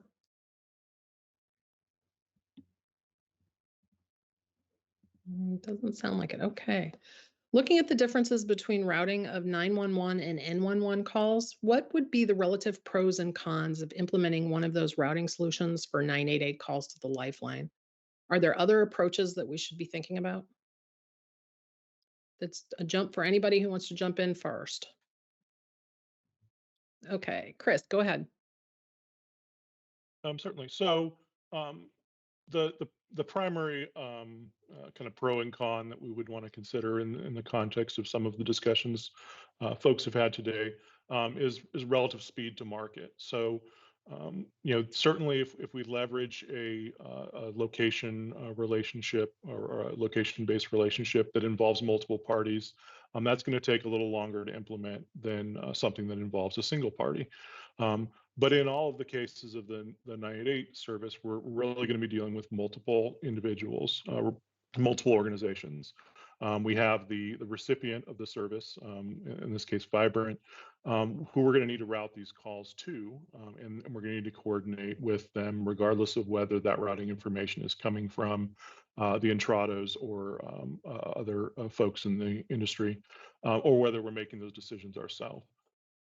So it really just becomes an issue of how quickly can these implementations happen, how much overhead is involved, and you know, the kind of experience that we have is that your standard N11 product can be deployed a little quicker and with a little less muss and fuss than a more location or numbering service provider implementation. Okay, John, did you have something to add on that? Yeah, I wanted to add a little bit on there. Yeah, see, there's two ways that it can be done. They both have sort of the pros and cons. You maintain the routing with inside the carrier network on a cell site basis, or you maintain the network outside in a sort of a geospatial database that allows you to do routing. What's going to really come down to is what's the most efficient way of doing it, and how often will the boundaries change?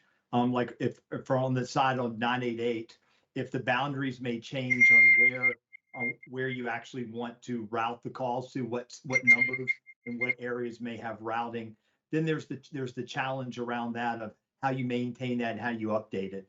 A geospatial database could be shared between all the carriers, so updates can be done very quickly, kind of like is done with 911. Versus maybe updating the cell site. So it really depends on how fluid the changes may become and how many of them how many boundaries there may be for 988. I think we're looking at 100 and some centers to start with of location. Maybe it goes further. I think that's going to have a lot to do in the sort of the path that may be taken. But either path could be, I mean, carriers could choose to go either way.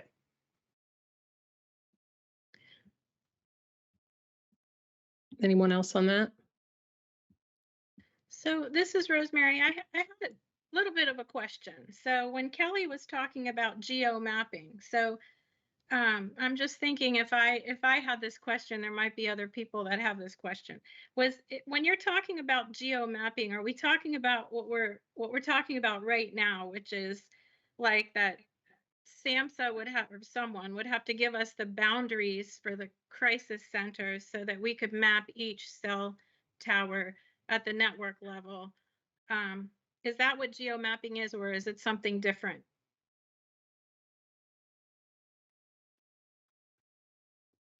Yeah, what I'm referring to is basically having the IMS network potentially direct a 988 to a database like the GMLC has for 911, and then routing instructions would have to be included in that cell ID to where the call should be, where the call was originated, and then you would have to map that cell ID or that cell coverage area for that ID to the appropriate crisis center, and that's another item we'd have to look at, which will add to that, to the complexities. The other thing is too is the Life Center going to need a CPE similar to PSAP's and able to query that database in the event they need that database location? That I don't know. I think that's one of the things that we still need to figure out. Good. Thank you for that clarification. Okay, anything else on that one? Okay, let's move on to the next question. As we heard earlier, wireless 988 calls today are translated to a single toll-free number and routed to a toll-free platform, which then directs the call to the appropriate crisis center. If a 988 or N11-based call routing system is used instead, would the relationship between wireless carriers and the local call centers have to change, or could calls still be routed to the toll-free platform as they are today? Anyone want to talk about that? So I guess I can mention it a little bit. I mean, I would view that the solution that can be done to route to 988, it can definitely be routed to the centralized center using the PSTN network to get there, or even dedicated trunks if it was necessary to get there. Okay, well, Chris, looks like you had your hand up. Oh, I think you're on mute. Chris, I think you're on mute. Sorry about that. Yeah. So the existing toll-free implementation just adds kind of another layer of complexity to the challenges that we face in providing kind of better routing. The primary gap there is that the toll-free service and the kind of legacy toll-free implementation on networks doesn't really support the kind of information that we're trying to transmit. So we're going to need to come up with a mechanism if we want to keep the toll-free platform in play to communicate that information. This is similar to the challenge that's being faced by the poison control product in other contexts. Certainly the path that involves removing the toll-free routing and moving to a more direct routing solution may be a little more straightforward and maybe a little quicker to implement. But I don't know that the toll-free platform is necessarily completely inviable from an implementation perspective. Okay. Anybody else on that? No, looks like we covered that one. I'll just add, I guess, a little bit, if you don't mind, Yeah. bringing it again, thinking about it. Go ahead. So, I mean, I think, a lot of it is we may choose different routing mechanisms to get to the 988 centers, and those could change over time. We can look at what are the most effective ones now. It could be using, if it made sense, it could be using the existing 800 infrastructure, or to regular the PSTN to regular phone numbers that may go out there, or dedicated trunks. And that could really be independent of the solution that the carriers may choose to do, and sort of independent of what may be done on the sort of the national center side to receive them. And those could change and migrate over time. That becomes sort of the most efficient and easiest way to do it. Yeah, I agree. There is some flexibility there. Kelly, did you have your hand up? It looked like your hand was up and then down. Did you have any? I did.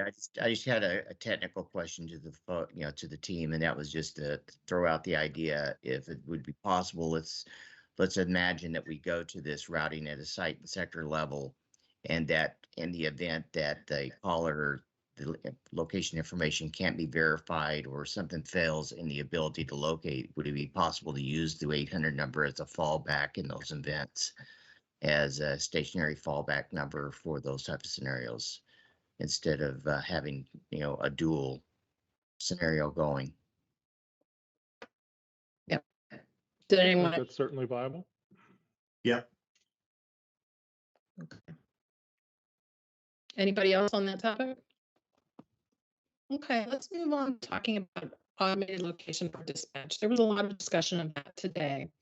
In addition to better routing, we've heard today that there's also an interest in automated location information for a wireless caller to reach the lifeline centers to facilitate dispatch of emergency services or other mental health support resources. What location information do PSAPs get today with 911 calls? How is that information routed along with the call to the PSAP? And what specialized services and equipment are necessary for the PSAP to receive and safeguard the location information for the caller? John, could you please address this one for us first? Sure, thanks. The systems that are in place today are wide and complicated. Brandon from NENA was earlier talking about the next generation systems, which is a great thing that we're going towards, but we're not completely there yet. So we have a mix of a lot of old legacy systems and a lot of newer next generation systems. And that mix makes it sort of the most complicated part. So we have, pretty much the 911 network today for voice and the data getting to it is a dedicated private network going over sort of multiple paths. Going to the legacy networks is very sort of dated equipment that's out there with dated protocols that most likely the technologies that like Vibrant today is using would not necessarily be compatible with their systems. But we're passing along with that, we're passing on the call information. We're having the callback number of the mobile number of the caller that's coming in, and of location information that's available. They're passing the cell information that's there, and they're also passing the more precise XY location and updated XY location that they can go back to.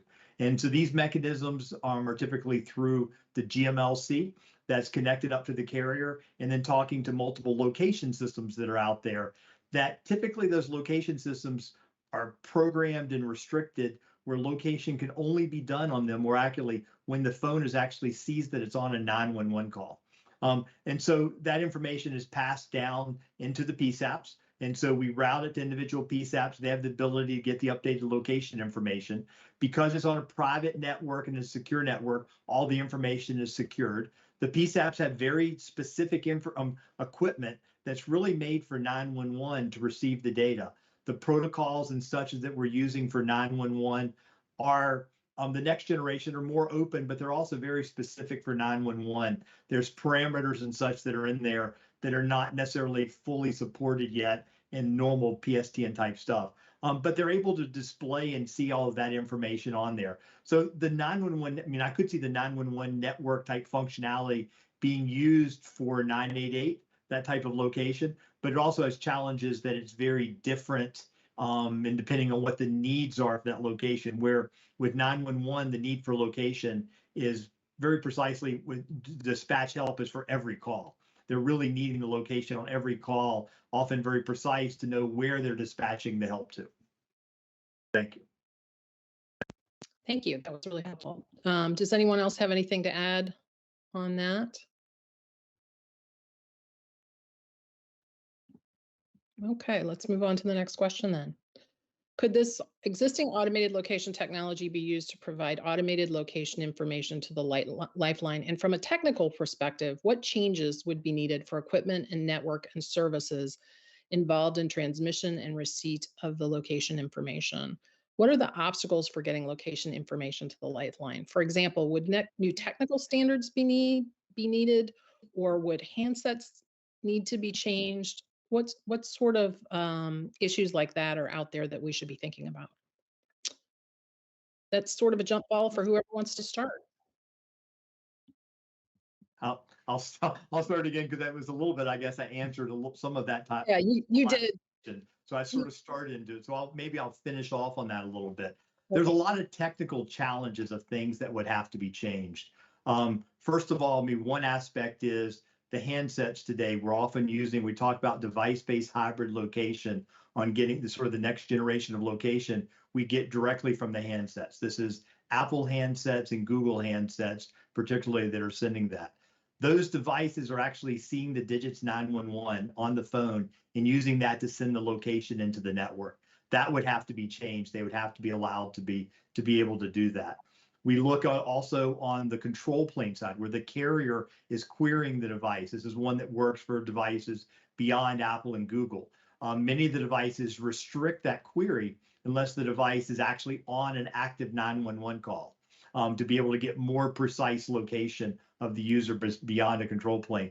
That would have to be changed on the handsets to allow that to be done and to be queried.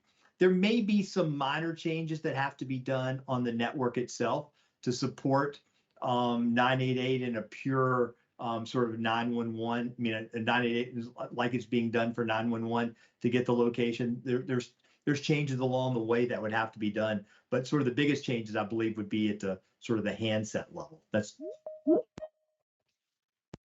okay.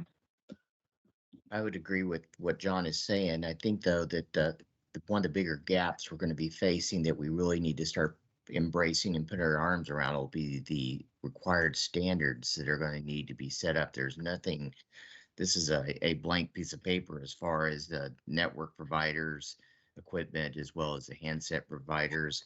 And I think if for us to really get our arms around this and try to set the stage to be successful going forward, we're going to have to figure out how to start setting some standards down as far as how we want the devices to act, what kind of protocols and signalings we're expecting the vendors to support, as well as the handsets. So I think that in itself will help kind of drive some of these changes that we're talking about. But I just want to make sure that we all understand that's going to be a very critical point going forward as we start down this path. Yeah, I would agree. The 911 implementation as it currently stands is kind of a one of one, right? There isn't really, it's the biggest exception we have.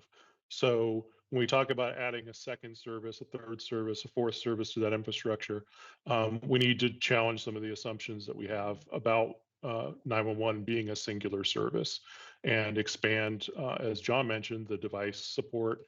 We need to expand the network support. We also need, as Kelly mentioned, standards to govern what services get this kind of treatment and what services are outside of this scope. Another kind of technical piece that I wanted to bring up in terms of how you transmit location in our legacy environment is you generally have to transmit the voice portion of the call, the actual caller media, via a separate path than the call data, the actual location information is transmitted with. And in a legacy environment, the mechanism that is almost always used to connect those two kind of pieces of information at the recipient is a special telephone number or a special routing number that's assigned specifically to that session to distinguish it from other sessions that are involved. So if we talk about using a location kind of aware solution for 988 and other services, we would almost certainly have to move to something that involved a numbering service provider, such as the folks with John and Entrado, where they assign those routing numbers and do that correspondence on the back end. John, your hand's up. Did you have something else to add on that? But just hadn't lowered it from before. Okay. These are the adventures of online meetings. So we have a couple of questions that have come in during the course of the meeting that I wanted to add in quickly. Would callers need to do anything on their end, such as configure their phones in order for routing solutions to work? Or would this all be done by the carriers and other providers? Or would users actually need to do something? So I'll take a shot at that. So from a technical capacity, if the device is set up to provide location, that would happen kind of independent of the user. But one of the important pieces of context that's been discussed in other panels and discussions earlier today was the possibility of having user selectability for that data to perhaps provide a toggle that says for non-911 calls, can a device restrict the transmission of location for those services on a per user basis? And those are capabilities that don't exist today and would need to be added, but may potentially address some of the concerns that folks have about signaling geolocation on every call. Anyone else on that? Yeah, Okay. I'll add just a little bit that I really like sort of the Chris's idea around that, because with 911 today, you inherently give any settings you have on the phone relating to location privacy are overridden. And that's just part of how 911 is, and you're right to give up privacy during a call. We don't have that with 988 at this point. And so the fact of that some people may not, there's been a lot of discussions that some people may not want to call 988 if they feel their location is going to be shared, where other people may be willing to call it. The fact of if we were to go down that path of providing more accurate location, giving it a user choice potentially on what they may do is an option that's it's kind of consistent with what handsets are doing today on when you can block your location from certain apps or where others. And it's a capability that could make a lot of sense. So another question that came in is, would any of these solutions introduce delay for callers attempting to reach the lifeline or a call center, either for the routing solutions we talked about or the location? Would that impact the time it takes to actually connect the calls to the appropriate centers? John, did you want to take that from Sure. the numbering provider perspective? From the standpoint of the routing of the call, typically we would get the cell ID location would come in as we're giving routing instructions back. So there would be effectively no noticeable delay as it would be as if it was routing to the 800 number today. It would hit the network and route through the network directly. So there won't be any noticeable delay versus dialing a phone call. Delays can be reduced even further if dedicated trunks were put in or some aspects like that potentially for doing it. But the call would be close to what it would just be on today's going to the 800 number. Okay, anybody else want to add anything on that one? Yeah, I would just say that's consistent with what we've seen on 911 calls, for example, right? We don't see a lot of delay being added, even with some of the encumbrances that we're applying to that call flow, retrieving location information, doing complex routing, in some cases in very small areas. The network performs pretty well in those situations, and we'd have confidence that that would apply here as well. Okay.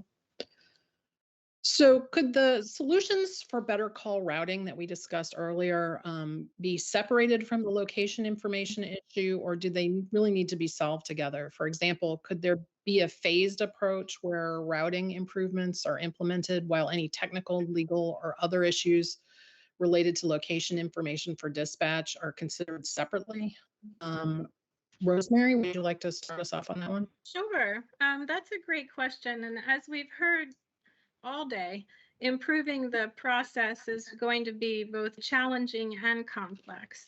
But before offering suggestions for the location phased approach, I'd like to talk for a second about, after listening to everybody on the forum today, especially Shelby Rowe and Hannah Wazalowski's comments, on making sure we're prepared and having enough local centers in place. My wish list as a place to start a phased approach might be building out the crisis centers, potentially building more of them, mitigating the issue that the caller might or could be hundreds of miles away from who they were talking to. So it seems to me if we could first focus on any kind of location, whether tower location or the more granular approach of location-based routing, looking more like 911, that we would want the crisis center to at least be potentially local to the caller. Otherwise, sending any kind of location information might not be as meaningful, even if dispatch isn't put into place at some point. So also to build out the staff at those crisis centers so that if there's a misbalance of call traffic, this is something we've been talking about internally, versus counselors. So at the closest crisis center location, if the call ends up going into a round robin situation where Vibrant might transfer the call to a different crisis center, it could even be further away. So perhaps phase one would be a build out of more crisis centers and more counselors in each location.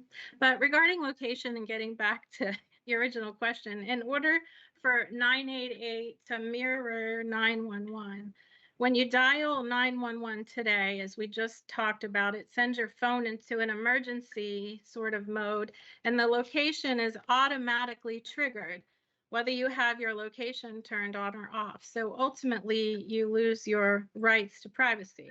So from a regulatory perspective, mirroring 988 to 911 is kind of a mega heavy lift in terms of privacy, as mentioned many times today, and changes would have to be made to the actual device itself, which we talked about.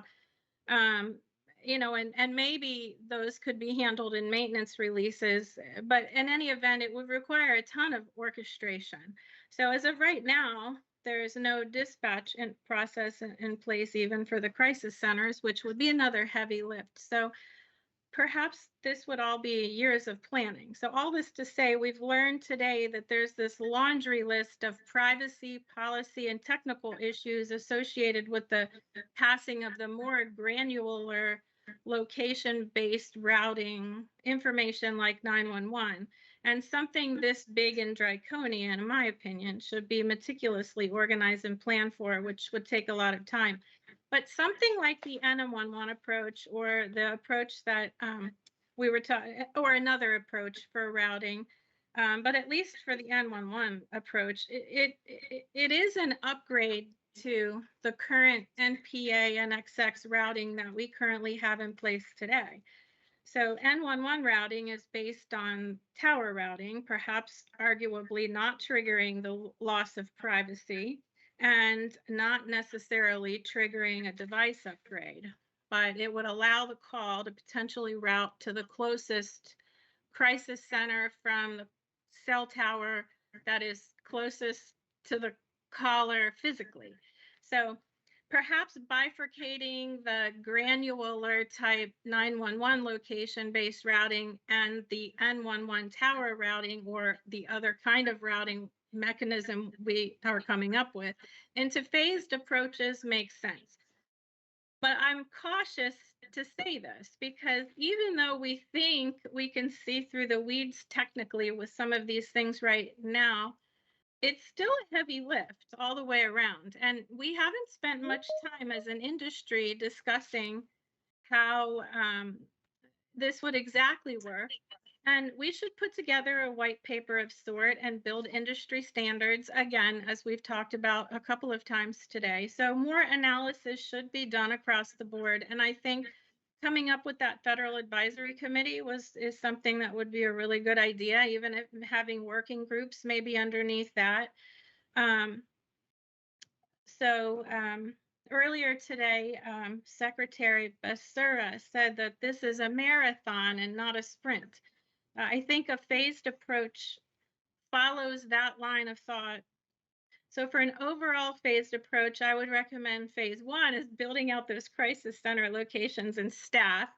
And phase 2, perhaps working on an actual plan for that routing, whether it's 911 tower location routing or something else that we define.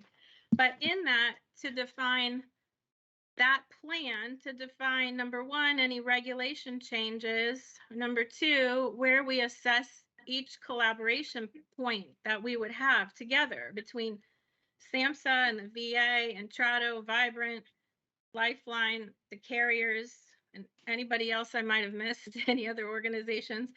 Number 3, develop a plan for all of the changes that we would need to make in the networks, and then defining those routing tables and the geo mapping, or whatever word we want to use for that situation. So I think once we would have a solid plan for that approach and everyone agrees that it would work, then I think that phase 3 would be the actual rollout.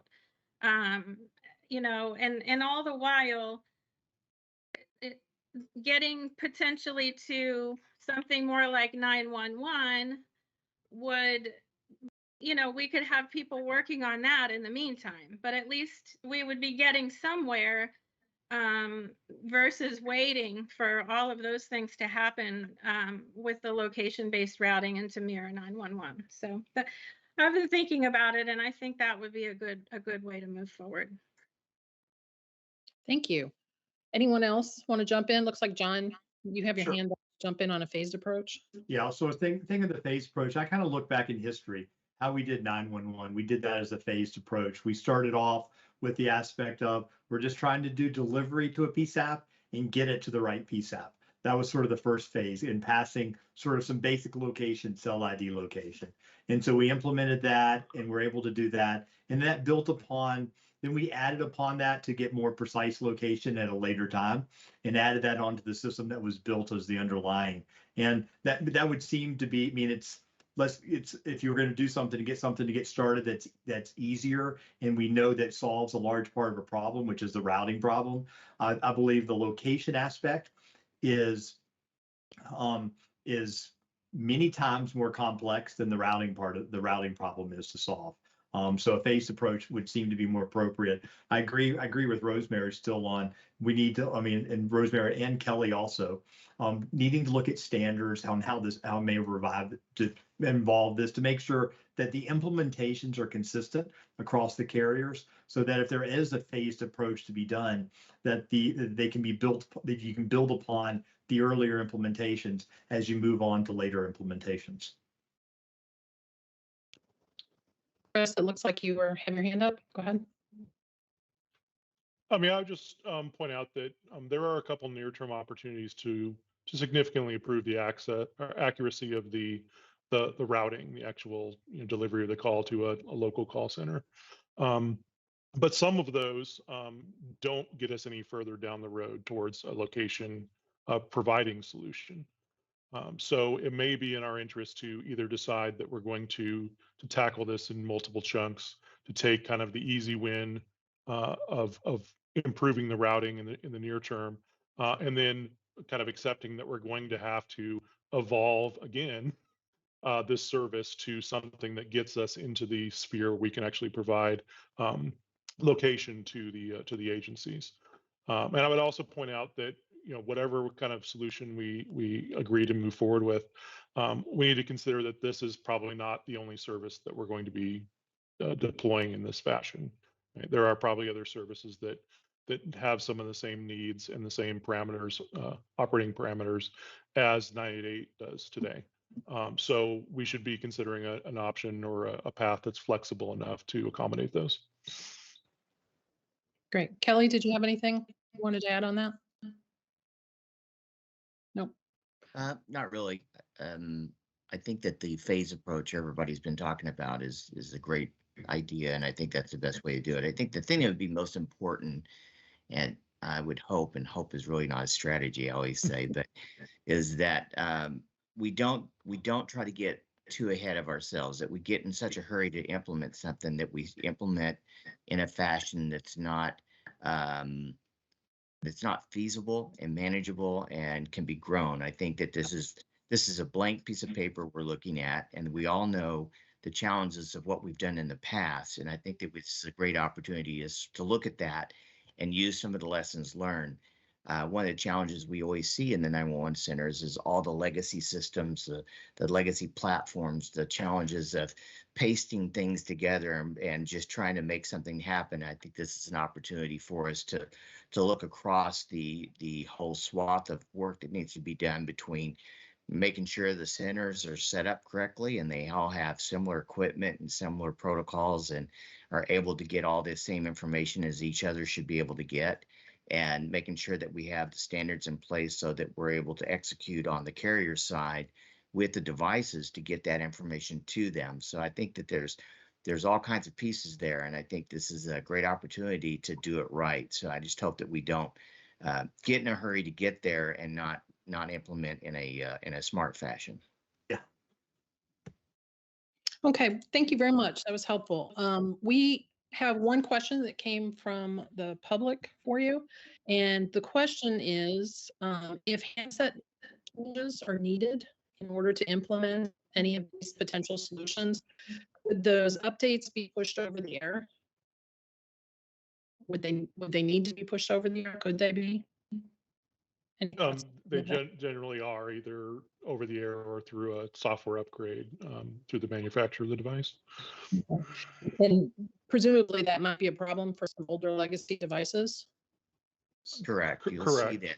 Yeah, that would be correct. There's a cutoff date on how far they can push the updates to devices. So usually if the device is only within, I would say, 3 years old, it's the pushing is software updates and corrections and enhancements is pretty easy.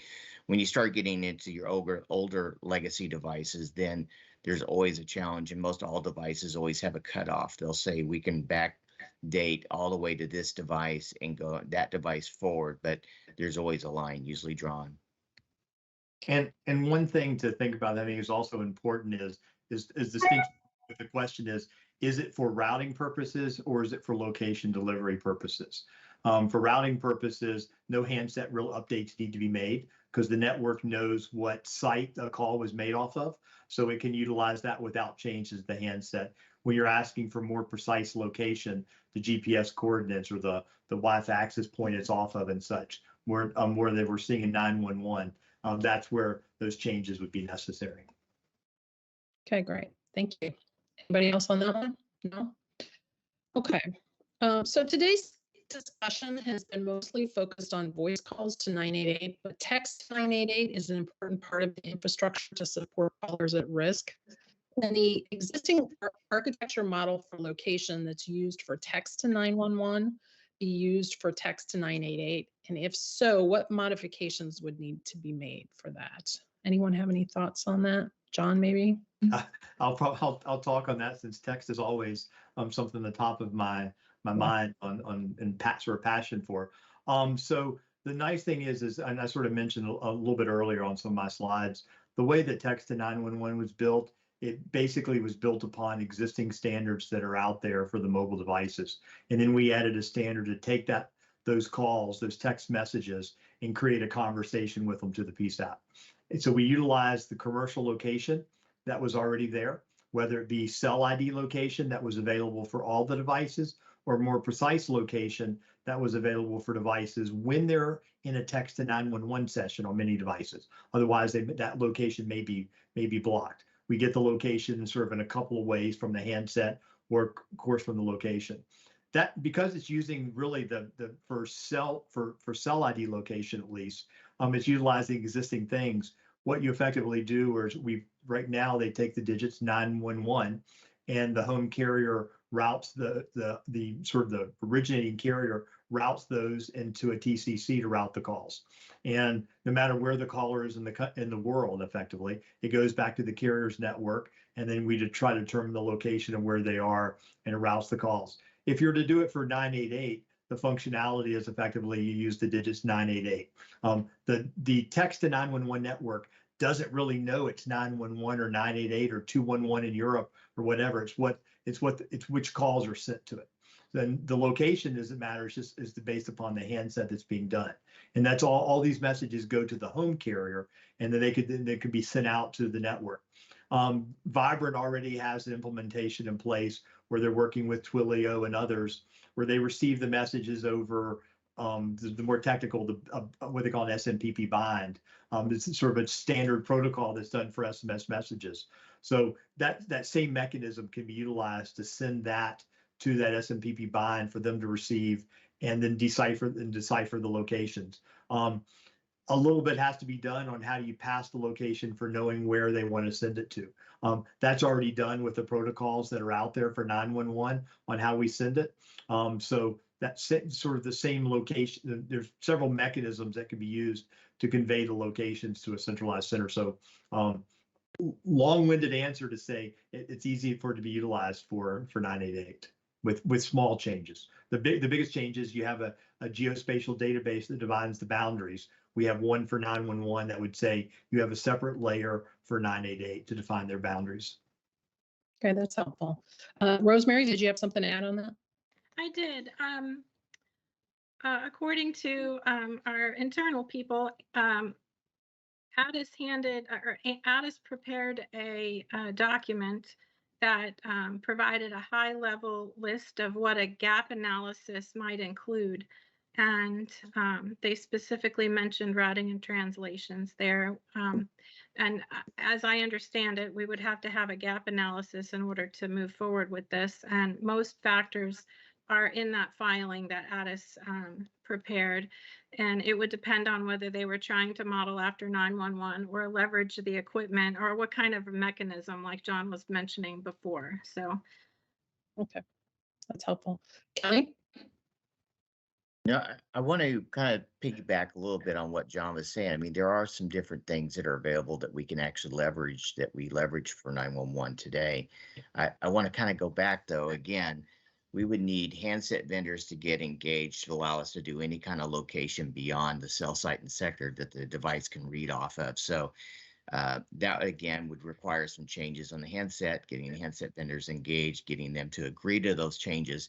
And then at the same time, we still need to take a look at the standards, right? We want to make sure if we're going to piggyback on the signaling, the protocol that we're using for 911 today for texting, then we need to make sure that we're all in agreement with that. There's some standards in place that that's the way everybody's going to do it.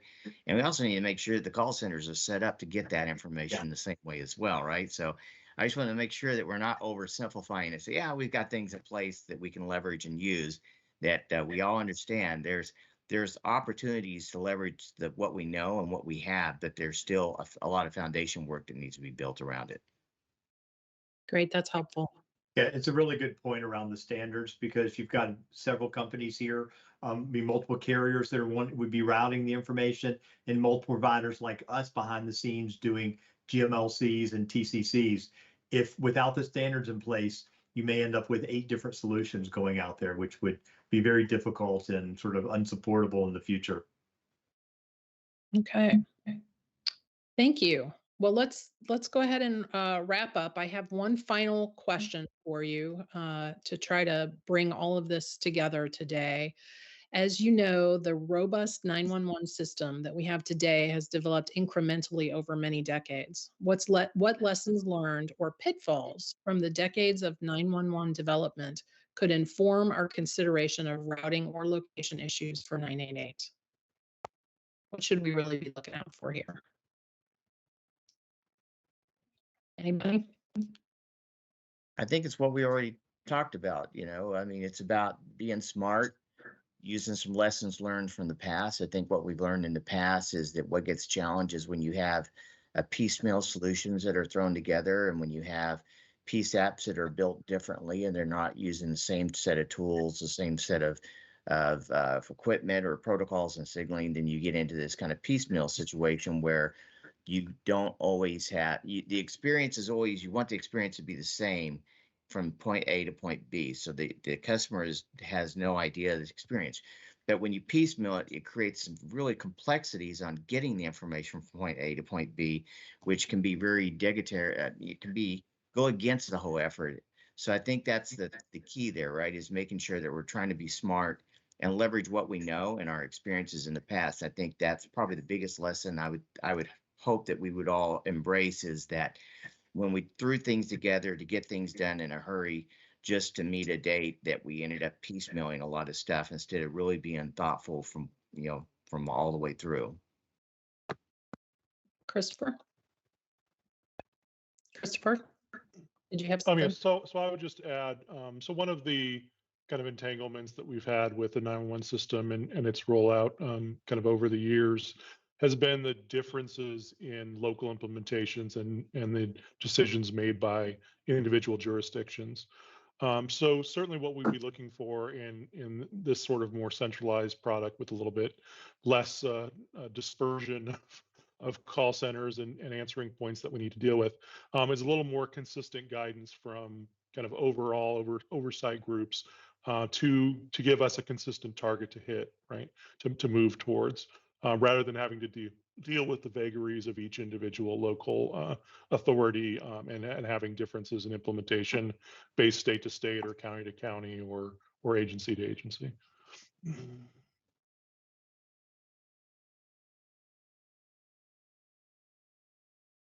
Oh, you may be on mute there. I am on mute. Apologies. It was bound to happen today, right? So it looks like we're near the end of our time. So I just wanted to thank you all for participating, and I will hand this back over to Heather to close. Thank you. I'd just like to echo Christy. Thank you so much for joining us today on this forum. You brought your expertise from your companies and really gave us the challenges and options and helped us really dig into these technical issues. And we really appreciate your time today. Thank you so much. We look forward to further discussion, many further discussions. Thank you very much. Thank you very much. Thanks for having us today.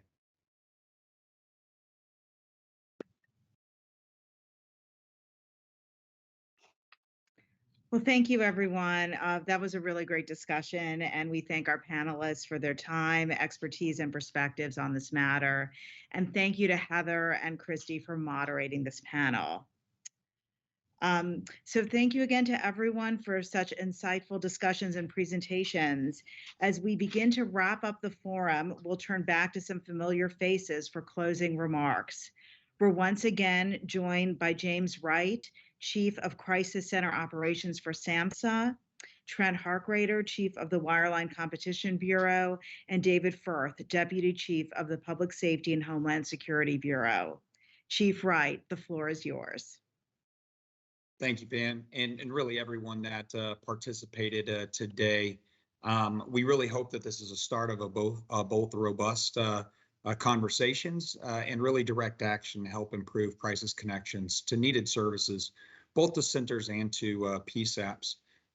There is a lot to evaluate from today and to balance for 988, including the consumer considerations and technical challenges and opportunities highlighted throughout the day.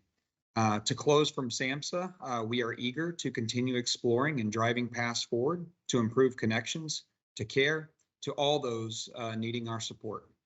We look forward to working with each of you on moving 988 geolocation forward. And again, we just want to say thank you to all those that tuned in virtually and all those that participated. Pam, turn it back over to you.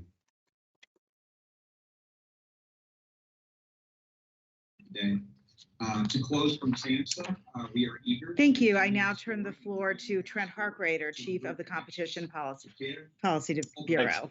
Wireline Competition Bureau, sorry. Yeah, that'll come out in your review, I'm sure. Thanks so much, Pam, and thanks everybody for all the participation today. I join my colleagues, Chief Wright of the Crisis Center Operations for SAMHSA and Deputy Chief Firth of the Public Safety and Homeland Security Bureau here at the FCC, to thank all the speakers and panelists and presenters for participating today in this forum. Your insights and perspectives have been invaluable, and as we greatly appreciate how generous you've been in sharing your time and knowledge with us. I specifically want to thank our coordinating federal partners at SAMHSA and at the VA for all their guidance and support in planning and facilitating this event. I also thank the Public Safety and Homeland Security Bureau here at the FCC for sharing their incredible expertise and for presenting on the evolution of location information. While 988 is distinct, there are lessons that we can learn from the decades-long history of 911. And our continued coordination with 911 and the emergency service systems will be key as 988 moves forward. And finally, I want to thank my colleagues in the Wireline Competition Bureau for their work in organizing the forum. In particular, I'd like to thank the Bureau's Competition Policy Division Chief, Pam Arlick, Deputy Chief Heather Hendrickson, the Senior Numbering Counsel, Michelle Slater, Special Counsel Christy Schumann, Jesse Goodwin, Emily Kaditz, Jamie McCoy, and Jordan Rett. Today was an important step in discussing the use of geolocation with a 988 call, implementation of location information, and the continued refinement of call routing could support Lifeline crisis centers and provide more access to life-saving services. We've learned that there's much we can currently leverage and build upon, but the work continues. We know that cooperation and coordination is the path forward. And though there are many challenges and complex technical issues concerning geolocation in 988, we are ever mindful that our goal is to make the National Suicide Prevention Lifeline more accessible so that Americans in crisis receive the help that they need. Thank you all again, and now I'll turn things over to my colleague, David Firth. David? Thank you, Trent. And let me echo Chief Wright and Chief Harkrader in thanking the participants of this forum. In particular, thank you to SAMHSA, Vibrant, and the Department of Veterans Affairs for joining in the forum. In addition, thanks to our partners from mental health organizations, public safety organizations, other fields of crisis response, and our industry partners for pitching in to discuss geolocation opportunities for 988. And of course, I'd like to thank the organizers of this forum and especially the FCC staff. Trent has properly thanked many of the people in the Wireline Competition Bureau who helped with this, and I want to extend my thanks as well. In addition, I want to thank Rachel Weir, Brenda Boykin, and John Evanoff of the Public Safety and Homeland Security Bureau for the work they did to prepare us for today. Today, we've identified several opportunities to improve the delivery of 988 services. It is clear that, as with a call to 911, a call to 988 must reach the closest crisis center for an optimal response. Some of the routing and geolocation tools that have been developed for 911 may help to achieve this goal. But as we have seen from today's discussion, we still have many technology, policy, and legal issues to consider. I hope that today's discussion will help this group navigate the path toward a more robust and effective 988 system. We look forward to working with you to find ways to improve and support the delivery of 988 services for the benefit of all Americans. Thank you.